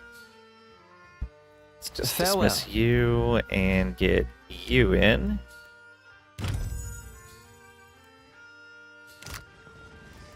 And level up Constantine. Sure. Sleight of hand and intimidate. Sound good. Barbarian. Choose an ability for one class. So barbarian or chanter. We can't upgrade his existing ability. Damage bonus against all wilder. Probably not. Got two-hand style. Alright. Raise armor rating. Allows a more dominant combat presence. Plus one enemies engaged. Okay. Two weapon style. Weapon and shield. Or... should probably grab a summon here. Yeah. As nearby downed enemy to explode, expelling tiny white grubs and crushing nearby enemies. Okay, it's not a summons. Offensive, paralyzes enemies. 3 worms, there we go. Let's grab that. Now we have a second tier chanter ability. More sleight of hand, more intimidate. We could pick up wild sprint. We get something for each class here. Melee damage bonus when near 2 or more enemies. Concentration.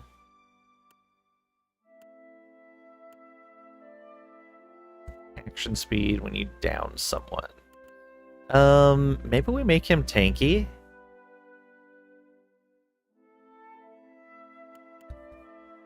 So maybe start with thick-skinned. Yeah, he's using a two-hander, but it might be okay. Let's do that.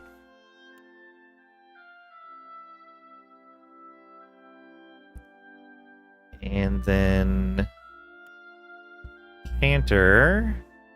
Get a new tier here. Can't upgrade one of our existing ones. both of those upgrade in the next tier. Almost everything upgrades in the next tier. Crazy. Enemies in the area to be frightened. Stray soul fragments form 2 will-o-wisps. There we go. 2 bouncing beams of pure light. Restore health and grant immunity, resolve afflictions on all allies they touch. That sounds like a good idea. Ancient Memory is health restored every round. Minus accuracy with disengagement.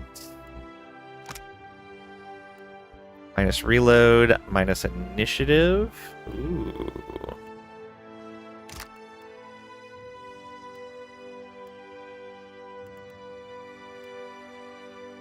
Yeah, let's get... We'll leave those as the summons. I think we'll go with Rejoice My Comrades. Okay. Again with Sleight of Hand and Intimidate. We get 1 ability. I think that's going to be 1 stands alone here. So he can tank a little bit better. And we want 2-handers. He's got poleaxe already. I know what weapon I'm giving him.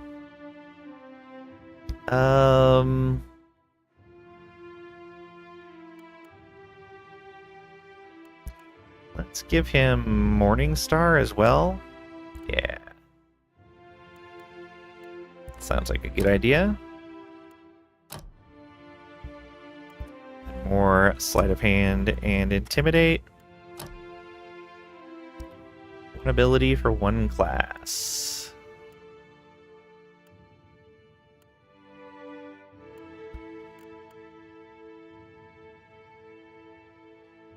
Barbaric Yell is nice. Immunity to engagement.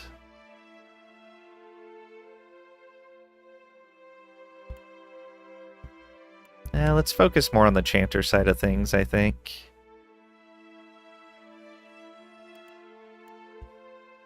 I think the regeneration is going to be nice, especially if he's going to be tanking.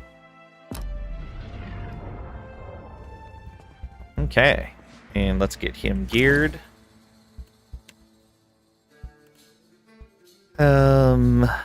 Let's get him a bit of health, I think. Armor rating against spells. Let's get him health. There we go, 214, not bad. Light armor. Fine leather armor. Let's put him in something heavier than that, I think.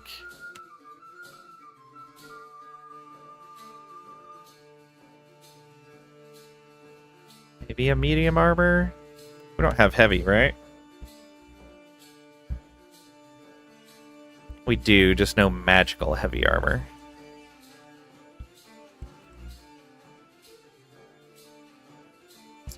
+1. +2.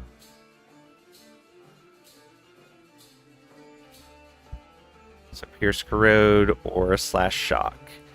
Let's lower it against Pierce Corrode. There we go. Nice medium armor for you. Let's get rid of these. And go to... Oh, we already did the accessories. Weapons. We want you to have the Wahai Porga. Built just for you. And then take a Morningstar. Perfect. Yeah. So that gives slashing, bludgeoning. This gives bludgeoning, piercing. So we're set on all 3 damage types for him. Okay. I think we're good to go on everyone then. It sucks that I didn't have everybody leveled up. No biggie though. Alright, let's get our proper party going now. What can I do for you? What do you want? So get all of them out of there. Influenced here. Get you in first, and then her, and then you, and you. There we go. Glad to be back. I'm glad you're glad to be back. Oh, right. Water Shaper's focus. I forgot about that. Probably should have given that back over to Takehu, but that's fine. It's fine. Do we want to get this resting bonus now?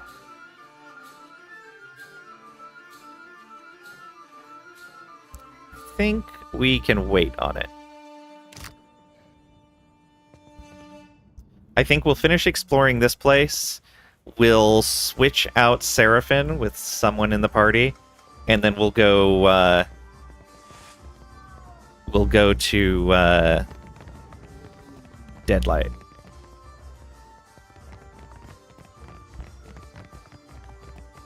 Pietro. Oh, God have mercy on me. The booth is cozy and quiet, perfect for discreet dealings. Hunched on his hands and knees, quivering and drenched in sweat, the pirate lets out a pain-filled groan. Lost my God's damn soul and stupidity. Andre, save me now. You can say what's wrong with you, or what do you do here, or farewell. What's wrong with you? My ship was attacked and boarded by pirate hunters. Didn't know if we'd be able to get away, so I swallowed down my most valuable possession, Ngati's black tear, a gemstone about the size of my fist. Oh no, that sounds like a terrible idea. Of course now it ain't coming out of either end. Been trying all manner of foul concoctions to no effect on account of my stomach being too strong.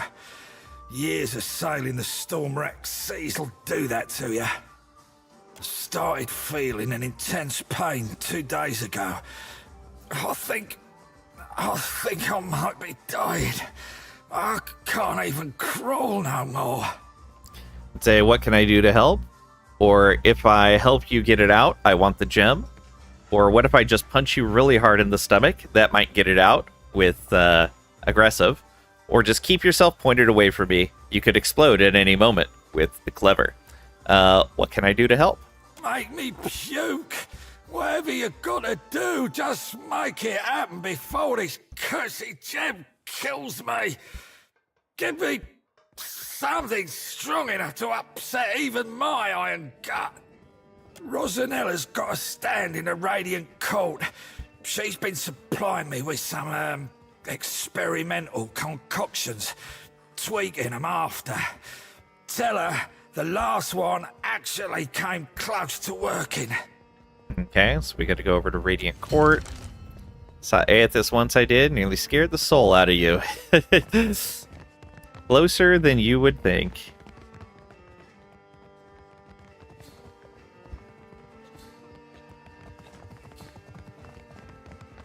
There's pirates. Your winner. My, aren't you a pretty one?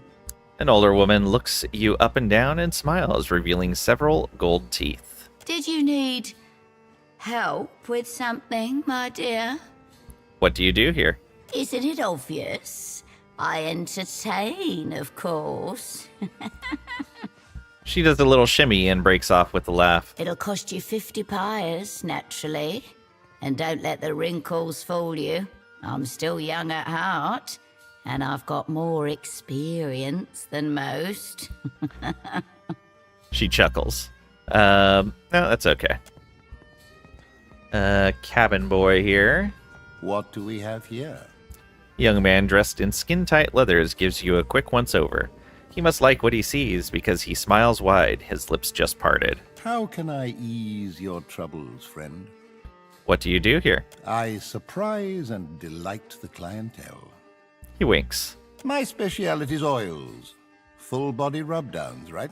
Fit to leave you limber, clear-headed, and free of the stresses of hard living. I got other skills, of course, should you be looking. And all for a measly 200 pyres. Oh, that's fine. Farewell.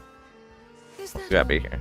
Blanket is stained with what you hope is dried ale. That's stealing, and stealing. Alright. Out we go. That was stealing as well. Maybe not. Let's look.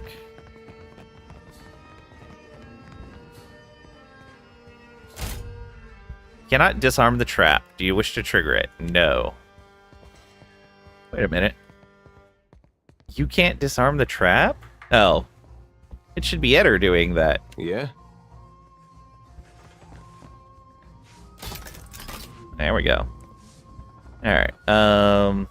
It is, however, stealing. Alright.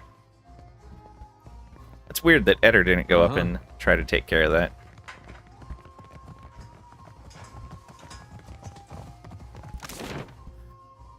Okay. Yeah, let's go over to the Radiant Court then.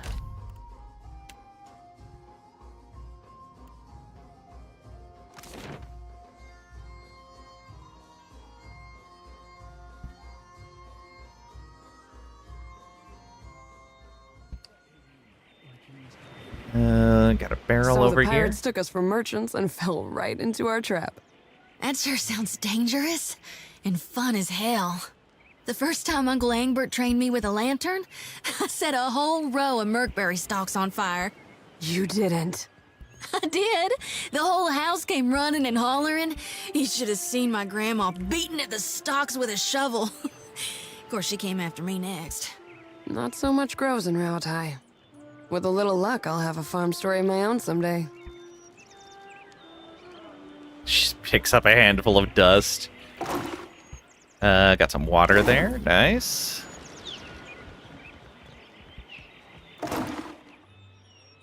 Some ingredient.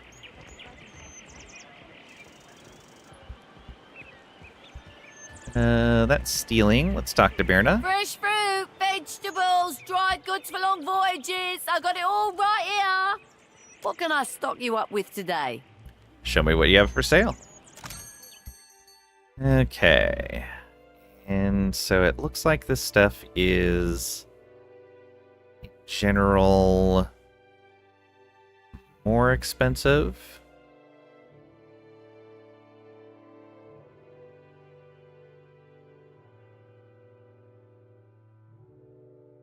Yeah, but we have some other options for 0 morale food.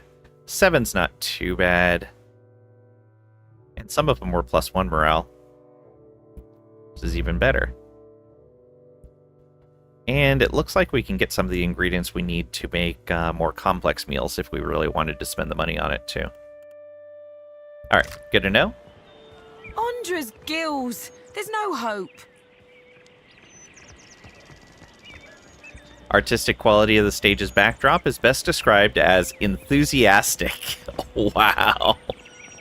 That was a disaster of epic proportions if ever I directed one. Oh no, Calandra. Arms flailing wildly before her, the stage performer shoos the other actors from the set. A typhoon couldn't have cleared out our audience faster. What's wrong? What's wrong? I'll tell you what, everything. My troop's coming apart at the seams. We're short on cash, we're low on people, and we've run plumb dry on enthusiasm. She ticks the points on her fingers. We haven't drawn a decent crowd in more than a fortnight. And it ain't like pirates are hard to please. That's how you know the show really stinks. But I think I know what the problem is. We've got a lack of flair. If only I could hire more talented performers. I just know my play would take off. I'll help you, or what's your play about? Or what would you need to improve the play? Or good luck with that. What's your play about? Only the biggest thing to hit the Deadfire since the Valian Trading Company started hunting us like sea hounds. I'm talking about Aethus storming through the archipelago and capsizing nearly a whole fleet of our ships. What would you need to improve the play? A better Aethus, for one. I'm the tallest one in our troop. I'm still not very convincing, even when I bother to dye my skin blue. Also, our special stage effects aren't all that special anymore. We had someone for that role, but she got herself into debt and has a new job at the King's Coffin. We might be able to pay off her debt then. Maybe this is the way we go about doing that. I'll help you. Really? Well, that's great. Then we could... Abruptly, her eyes narrow, her dark brows furrowing with heavy suspicion. Wait a tick. Why would you help me? What do you get out of this? If we had the artist background, we could say something. Or, I don't see anyone else helping you, do you? Or, I expect a cut of the profits, of course. Or, I'd really like to see how the play turns out. I'd really like to see how the play turns out. With you helping me acquire the right talent, I'd wager it's going to be phenomenal. I'm in desperate need of 2 more performers. A wizard for one, plus any oaf big enough to pose as Aethys. So I would imagine the lady at dancing in the tavern, we can go pay off her debt, and the blind sailor could play Aethys. I bet that's gonna work out well. I happen to know a wizard of the finest skill set who already performs here in Dunwich, Taerna at the King's Coffin. But unfortunately, I got no idea of where we might find a suitable Aethys. Get me the right people for the parts, and I promise you'll be pleased with your investment. I'll turn us a profit or die trying. Okay. Let's take a look down this way. Did you hear? The gilded kestrel was lost at sea. From Goldfin's fleet? Impossible with her wealth. Weren't no one to bribe. The floating hangman got 'em. Now they're bones. The second person talking about the floating hangman. So Was you're an L? the captain the old pork's been talking about. Aye, you do look like a fearsome sort. Welcome to Dunwich. She slaps a hand onto the bar top with a hearty laugh. What you having? I'll pour you a double. Say Pietro sent me to you? Or what do you know about the floating hangman? Show me what you got, or farewell. What do you know about the floating hangman? Her eyes go wide. She fumbles a bottle of spirits, spilling rum all over the counter. No one survives the floating hangman. Or so they say. It's the ship of the dead. You spy it on the horizon, you flee as fast as you can. Pietro sent me to you. Ah, I guess the last concoction I made for him didn't do the trick then. Poor bastard. There's one last tincture recipe I know that won't kill him, probably. It's called Andra's Bile, but I don't have all the ingredients in stock. You'll need a rotten hagfish, an unripened palm stone, and a vial of fire kelp extract. Have him mix it all with a half tankard of grog, and well, hope for the best. Where can I find the ingredients? Check the barrels around Lifter's Refuse for the rotten hagfish. You might be able to find unripened palmstone for sale somewhere in Radiant Court. She pours a drink, but rather than passing it to a patron, she downs it herself. Harker in the King's Coffin usually keeps some fire kelp extract on hand for special purposes. Be careful when dealing with that one.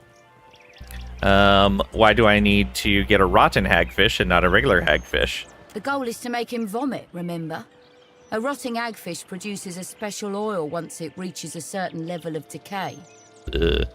Why didn't you try Andra's Bile earlier? I did tell you the list of ingredients, eh? He'll have stuff dribbling out of both ends for a week. Maybe 2 if he's really unlucky. Alright, show me what you got. Right. So, look at in here. 3, 5 morale, 3, 3, 1. It's still pretty expensive. Milk is 0 at 7 apiece.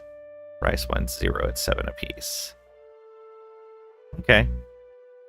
We may pick up some milk before we leave then. If we don't have anything better.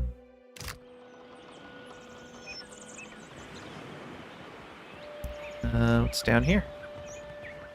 Stray cat. Looking for work. I've got coin and a few scores to settle. Epsilon.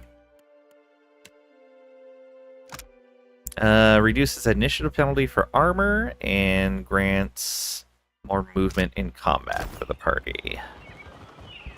Another bounty hunter, it looks like. You carry Desriel? yourself like a person well acquainted with violence. Care to put your skills to use for a good cause? And some coin? She dances a coin across her knuckles, mirth a bright glint in her eyes.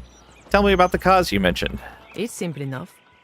The firebrand commanded by Captain Henqua once plagued the Deadfire. The skill and brutality of Henqua's crew was the stuff of legends. The serial flicks the coin she's holding and snatches it from the air with a grin. Up close, it's clearly a Sulanet. But pirate legends don't live long.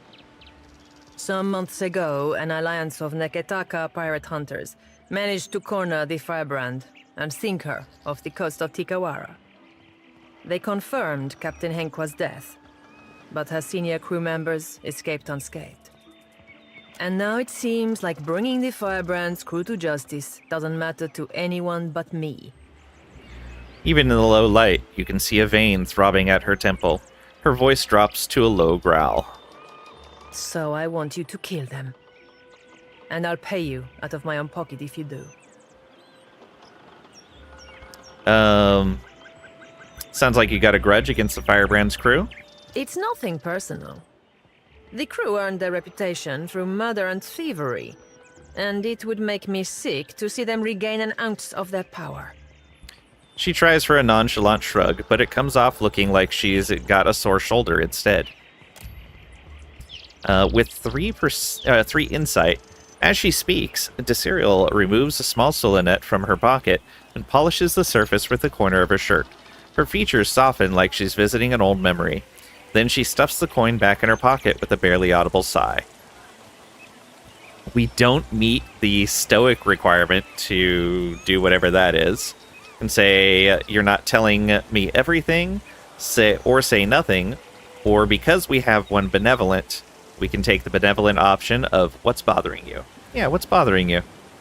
There's no need to make my concerns your own, my friend. It's family business, that's all. But I suppose you have a right to know. She pauses and slips the Sulanet from her pocket again. It gleams golden in the low light. My idiot kid sister was on the firebrand, seduced to a dishonest life by the promise of adventure. When the pirate hunters killed the crew and sank the ship, they also killed my sister. But those irredeemable lowlifes I sent you after got away without a scrape. I want them to pay. I don't much care how, so long as they take their turn on the wheel. Yeah, I'll hunt down those pirates. Who am I looking for? The firebrand had a mascot. A useless little bastard, who's taken to calling himself Lord Admiral Imp. He's not terribly dangerous on his own, but he's keen to make a nuisance of himself wherever he goes. She rubs the bridge of her nose and sighs. Last I heard, Lord Admiral Imp was making himself comfortable in Queen's Berth. You'll find him there with a few zarups and constructs, the little buggers convinced to follow him. Bless their simple hearts. Noted. Next. You'll be taking down Lady Ipiro, Captain Henqua's former first mate and rumored lover. She's a cipher, and a dangerous one at that. Ipiro maintains an estate in Serpent's Crown in Neketaka. But I wouldn't recommend you rush in muzzles blasting and swords held high. She keeps a number of bodyguards on her payroll. She winks, all smiles. You can say got it, or I'll be careful. Who else am I after? Yeah, we'll be careful. You'll be going after Katren, the firebrand's resident wizard. Rumor has it, she was once an apprentice to Arkemir before turning pirate. Ah, we can deal with that guy. Last I heard, Katren and her sundry little minions could be found lazing about the sacred stair here in Neketaka at night. No idea where she disappears off to during the day. She used to be in Neketaka, but they moved her. and didn't change the voice line here in Nekataka.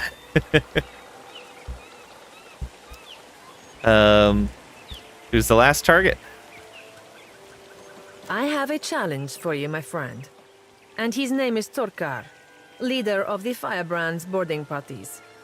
He's an ogre, with a reputation for cleverness and cruelty both. I've even heard tell it was Torkar who was behind the Firebrand's most successful tactics, not Henkwa. Torkar was last seen at Lifte's refuge here in Dunwich, dead set on joining a crew, or assembling his own. I trust you won't let that happen. She cocks one dark eyebrow in question. All right, farewell. Happy hunting. She nods and gives you a showy wink. Not crazy, it was the floating hangman what stopped the storm, I'm sure. A stray dog? Hemp. +1 con. Party bonus to fortitude. Alright. That is not stealing here. Some rice and some white enifer. Ramasco. Shelf contains current navigational charts and bestiaries about the various sea monsters the captain could encounter. Welcome to my emporium. Whatever you need, I sell. He gestures at all the stalls around him. What would you like to buy today? You own all these stalls? I do now. I started out with only one stall and eventually branched out, buying out my competitors one by one. Show me what you have for sale. Ooh, right. Some expensive stuff. Incoming hits converted at grazes. Nice. Scoring a crit grants accuracy and action speed up to 4 times. Scoring a hit on a near-death target also damages nearby enemies. That's crazy. And it's a two-hander. Bonus crit damage. Requires 2 hands to wield, but deals increased damage. Chance on scoring a kill with this weapon to frenzy the wielder. The wielder's might is 25 or above. Crits with the weapon cause 25% of base weapon damage in an area around the wielder. Wow, that's a lot of might. How do you even get your might that high? I guess you'd have to plan a character for it. So I'm guessing none of the NPCs you recruit would ever have a might that high. Crazy.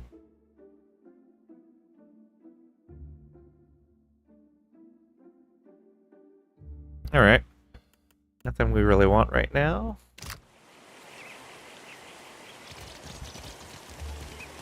Of course. The labels on the bottles are to believe these concoctions cure everything from scurvy to death itself. Silver fin there. The Watcher is a regular ship hunter's ship hunter. Aye. Anyone who kills that many Valine trading bastards is a right hero of mine. We're just getting around that I'm killing pirates. Oh no, that was Valiant.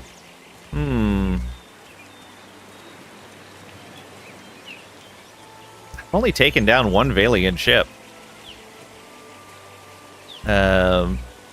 Paul Marcellus. First thing you notice about this man is the nature of his attire. Loud in clashing reds and purples, bright as a peacock. On second glance, you see that he's tall and lanky, boyishly handsome in an unkempt way, with a trim beard and a friendly smile. My good lady, hello. He gives you a frightfully cheery wave and beckons you closer. Whatever might I do for you? Tell me about yourself. Another skill trainer, it looks like? I'm certain there's no need to tell you, observant as you no doubt are, that I am an actor. He says the last bit with a flourish and takes an extravagant bow. Stage, tavern, street corner. They are as much my home as where I lay my head at night. So, I travel Aora, looking for opportunities to share my gifts with the grateful masses, wherever that may lead me. You make a lot of money doing that? Oh, goodness, yes, loads of it. I've been known to joke that I'm less a man than I am a walking bank for all the coin that I carry. The common folk do so love an actor. We bring mystery and excitement to their otherwise dreary lives. Yes, you could say we're doing the gods' work. With 4 insight, as he speaks, you notice that the toes of his soft boots are worn thin. A closer inspection reveals that his robes are unraveling at the hems and are well patched at the elbows, too. We can listen. We can say your generosity is inspiring with clever, or using that 4 insight. You're broke, aren't you? Yeah, you're broke. How dare you? But you're not wrong, to my great chagrin. Times have been tough of late, what with the giant statues smashing up the place, and few in the Deadfire have coin to spare besides. It's quite difficult, you know, living as I do. On occasion, foolish folk will take my act for reality. I've thrice been run out of a town for impersonating a foreign dignitary. Damn fools don't understand the blistering wit of my satire, I tell you. Uh-huh. I had to learn to protect myself as a result, though I must admit, what martial skills I've got aren't of use for much more than fighting off wolves, or throttling a thief with designs on my satchel. Thank the gods, I hardly ever need to use them. I could talk myself out of nearly anything, you know. Yeah, we'll just shrug. Well, I can. He frowns, hands planted on his fists. All things being equal, I'd much rather recite a sonnet than swing an axe, but a man's got to make his way in the world any way he can. Can you teach me what you've learned in your travels as a performer? I would be honored. But a man needs to make a living, you know. So, for my services, how about 3,000 copper? He seems so unsure of that. That would give us bluff and streetwise. No. You know where to find me if you change your mind. May luck accompany you on the road, my friend. Okay, that is not stealing there. Found a whole bunch of stuff in there. Over here as well, some repair supplies, which we're already full on. Ooh, an exceptional hatchet. Reflection against melee weapons. Not bad.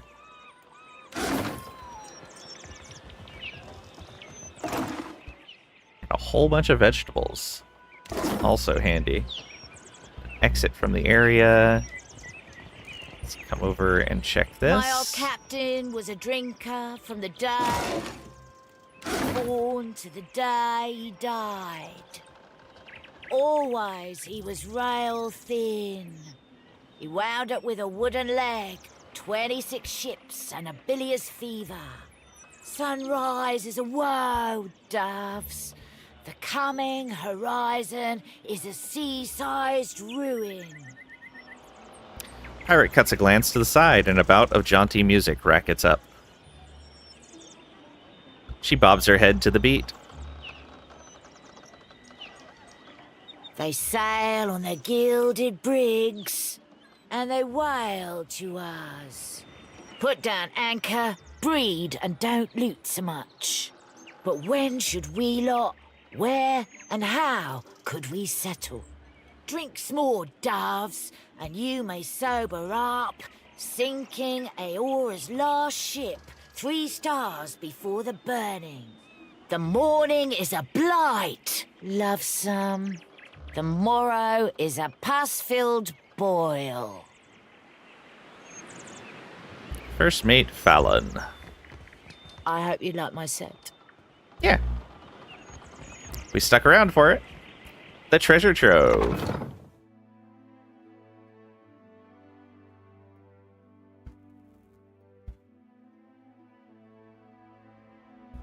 New map discovered. Excellent.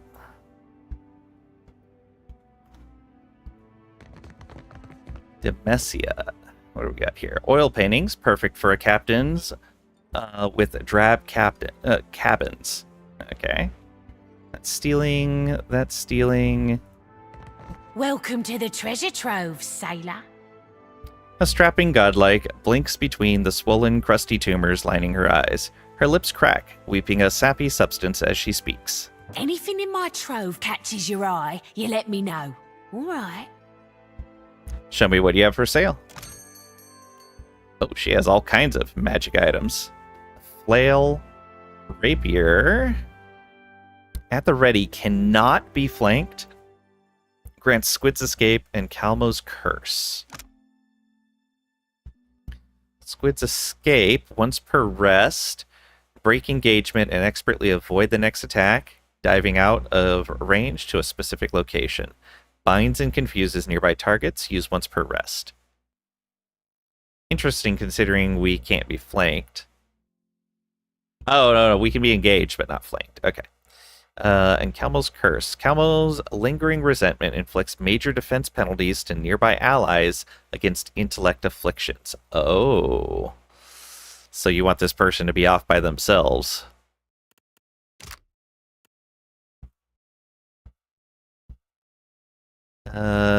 Grants death denied. Immune to con afflictions while they're carrying one or more injuries. Okay. Mirror back. Chance to reflect spells, deflection against ranged weapons, and stealth. That's pretty nice. Minus raw damage taken, plus corrode armor rating. Okay.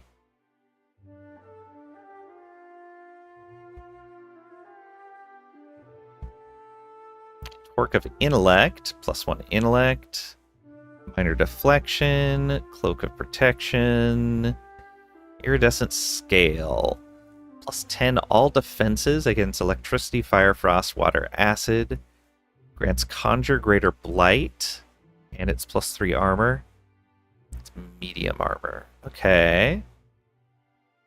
Garden of Life. I haven't seen that one. 12 health restored per round. Okay. Necklace of Fireballs. Grants 8 fireballs. Alright. We didn't need anything from her for that concoction, did we? Opal Tier Cameo.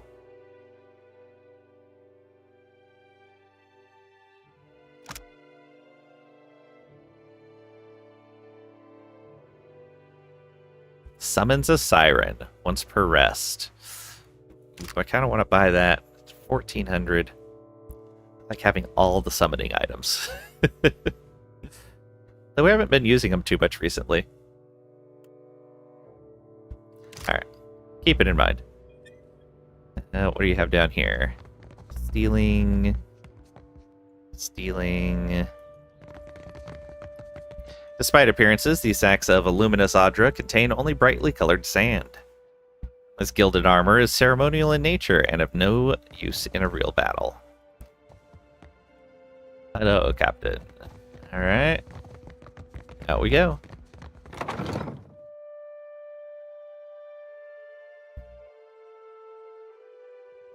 Alright, let's check our journal again real quick. So...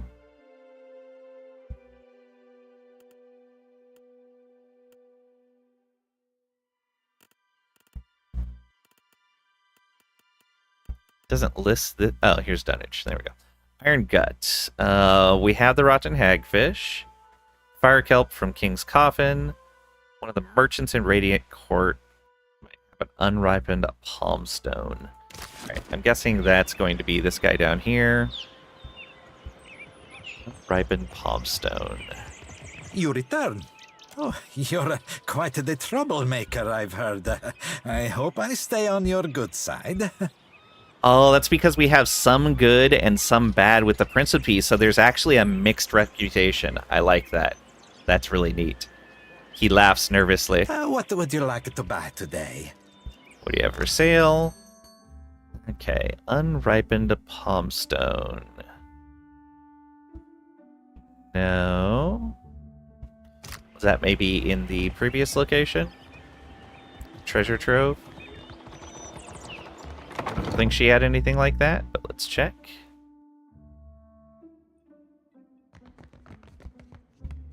So our charted routes were destined to cross again, eh? Got a bit of a wayward wind feel about you. I'll be keeping an eye on you, I will. Uh-huh. Anything in my trove catches your eye, you let me know. All right.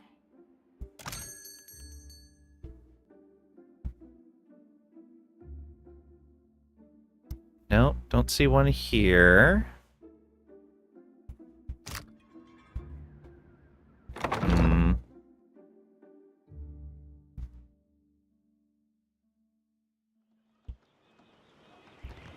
That's all the vendors, isn't it? Oh, Birna. A repeat customer. I like your type. What can I stock you up with today? Do you have any unripened palm stones? Of course I do. But they're no good to eat when they're not ripe. Will make you sick so long as they're purple, aye. She strokes her chin. Tell you what, though. I'll still sell you what I got. Just don't eat them till they're brown. Alright. Tell me what you have for sale. There's a regular palm stone. Unripened palm stone. We just need one. There we go. Now, back we go here to lifters.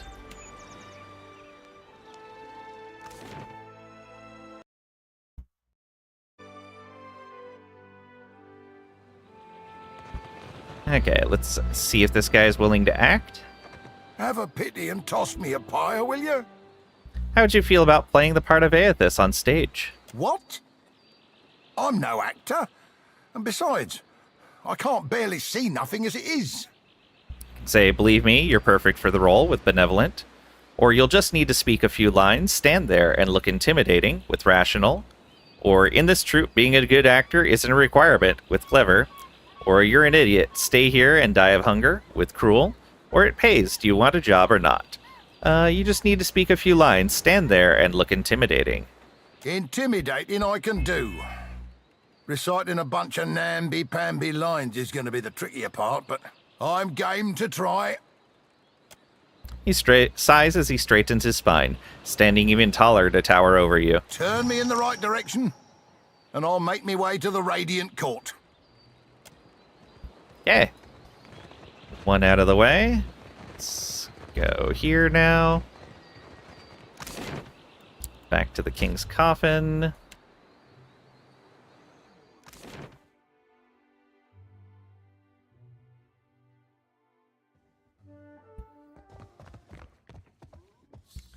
Okay, and is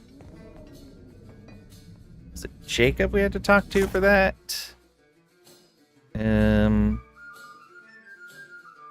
I don't remember who she said we could get this from.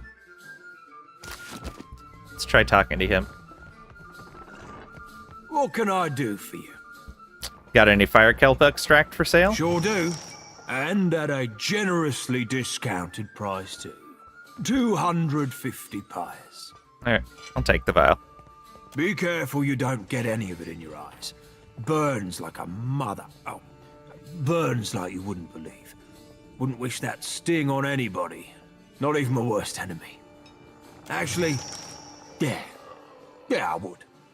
He chuckles deeply to himself as he hands you the vial of fire kelp extract. Okay, farewell. Let's come over here and talk to her. Welcome back, patron. I so hope you enjoy the performance. Face bland with a bored expression, the wizard sighs heavily after speaking. A hand on her hip, she cocks her head as she waits for you to speak. Calandra needs you for her play. I'd be happy to go back working for her, except I owe Harker over there a good deal of money. She jerks her head towards the far end of the bar. Stupid dice went cold at the wrong time. Until I pay him what I owe, 700 pyres, I'm not going anywhere. I can say here, pay off your debt, or I'll see what I can do. Or is there anything else I can do to get you out? Or good luck with that. Is there anything else I can do to get you out?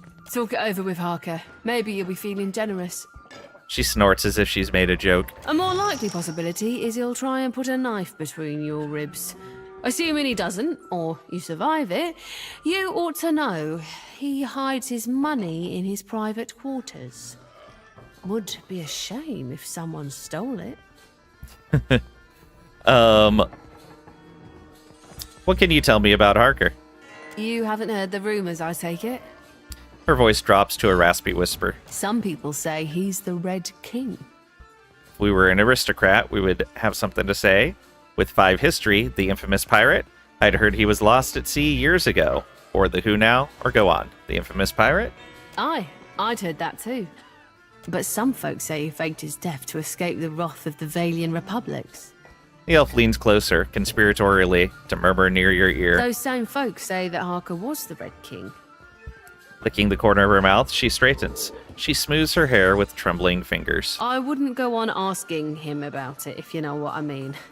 Harker's got a nasty reputation, a real violent disposition, and besides, people in this port generally don't like others prying into their past. Alright, farewell. We'll go talk to this guy. However, we are going to talk to Harker next time, because we have reached the end of our stream. Let's go ahead and get this saved, and find someone over on Twitch to raid. Let's see here. We will be picking this game up tomorrow at 11 a.m. Central Time, 1600 UTC. Nobody's playing this right now on Twitch, so who we're going to visit from my list? Anyone playing something similar?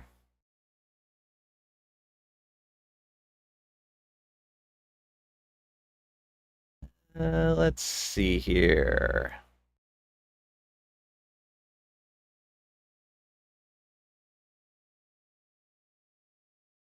What is a similar game?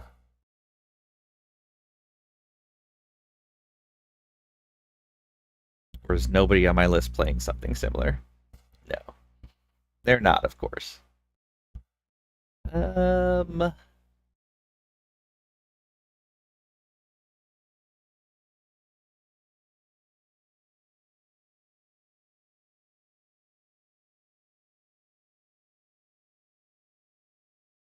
Let's go visit a Menzer.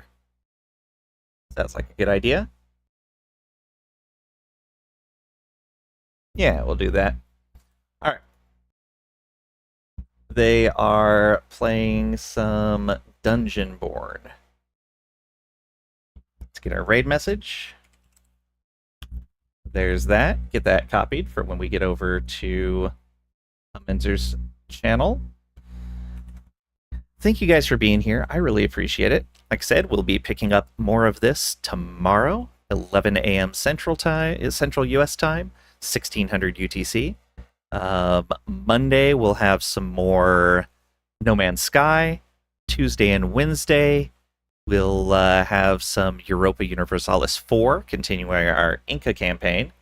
You're not done yet napping yet, though? I gotta go get something to eat anyways, so you have time. Keep napping. Thursday, more No Man's Sky, and then Friday will be Friday, Saturday, Sunday we continue with Pillars of Eternity 2.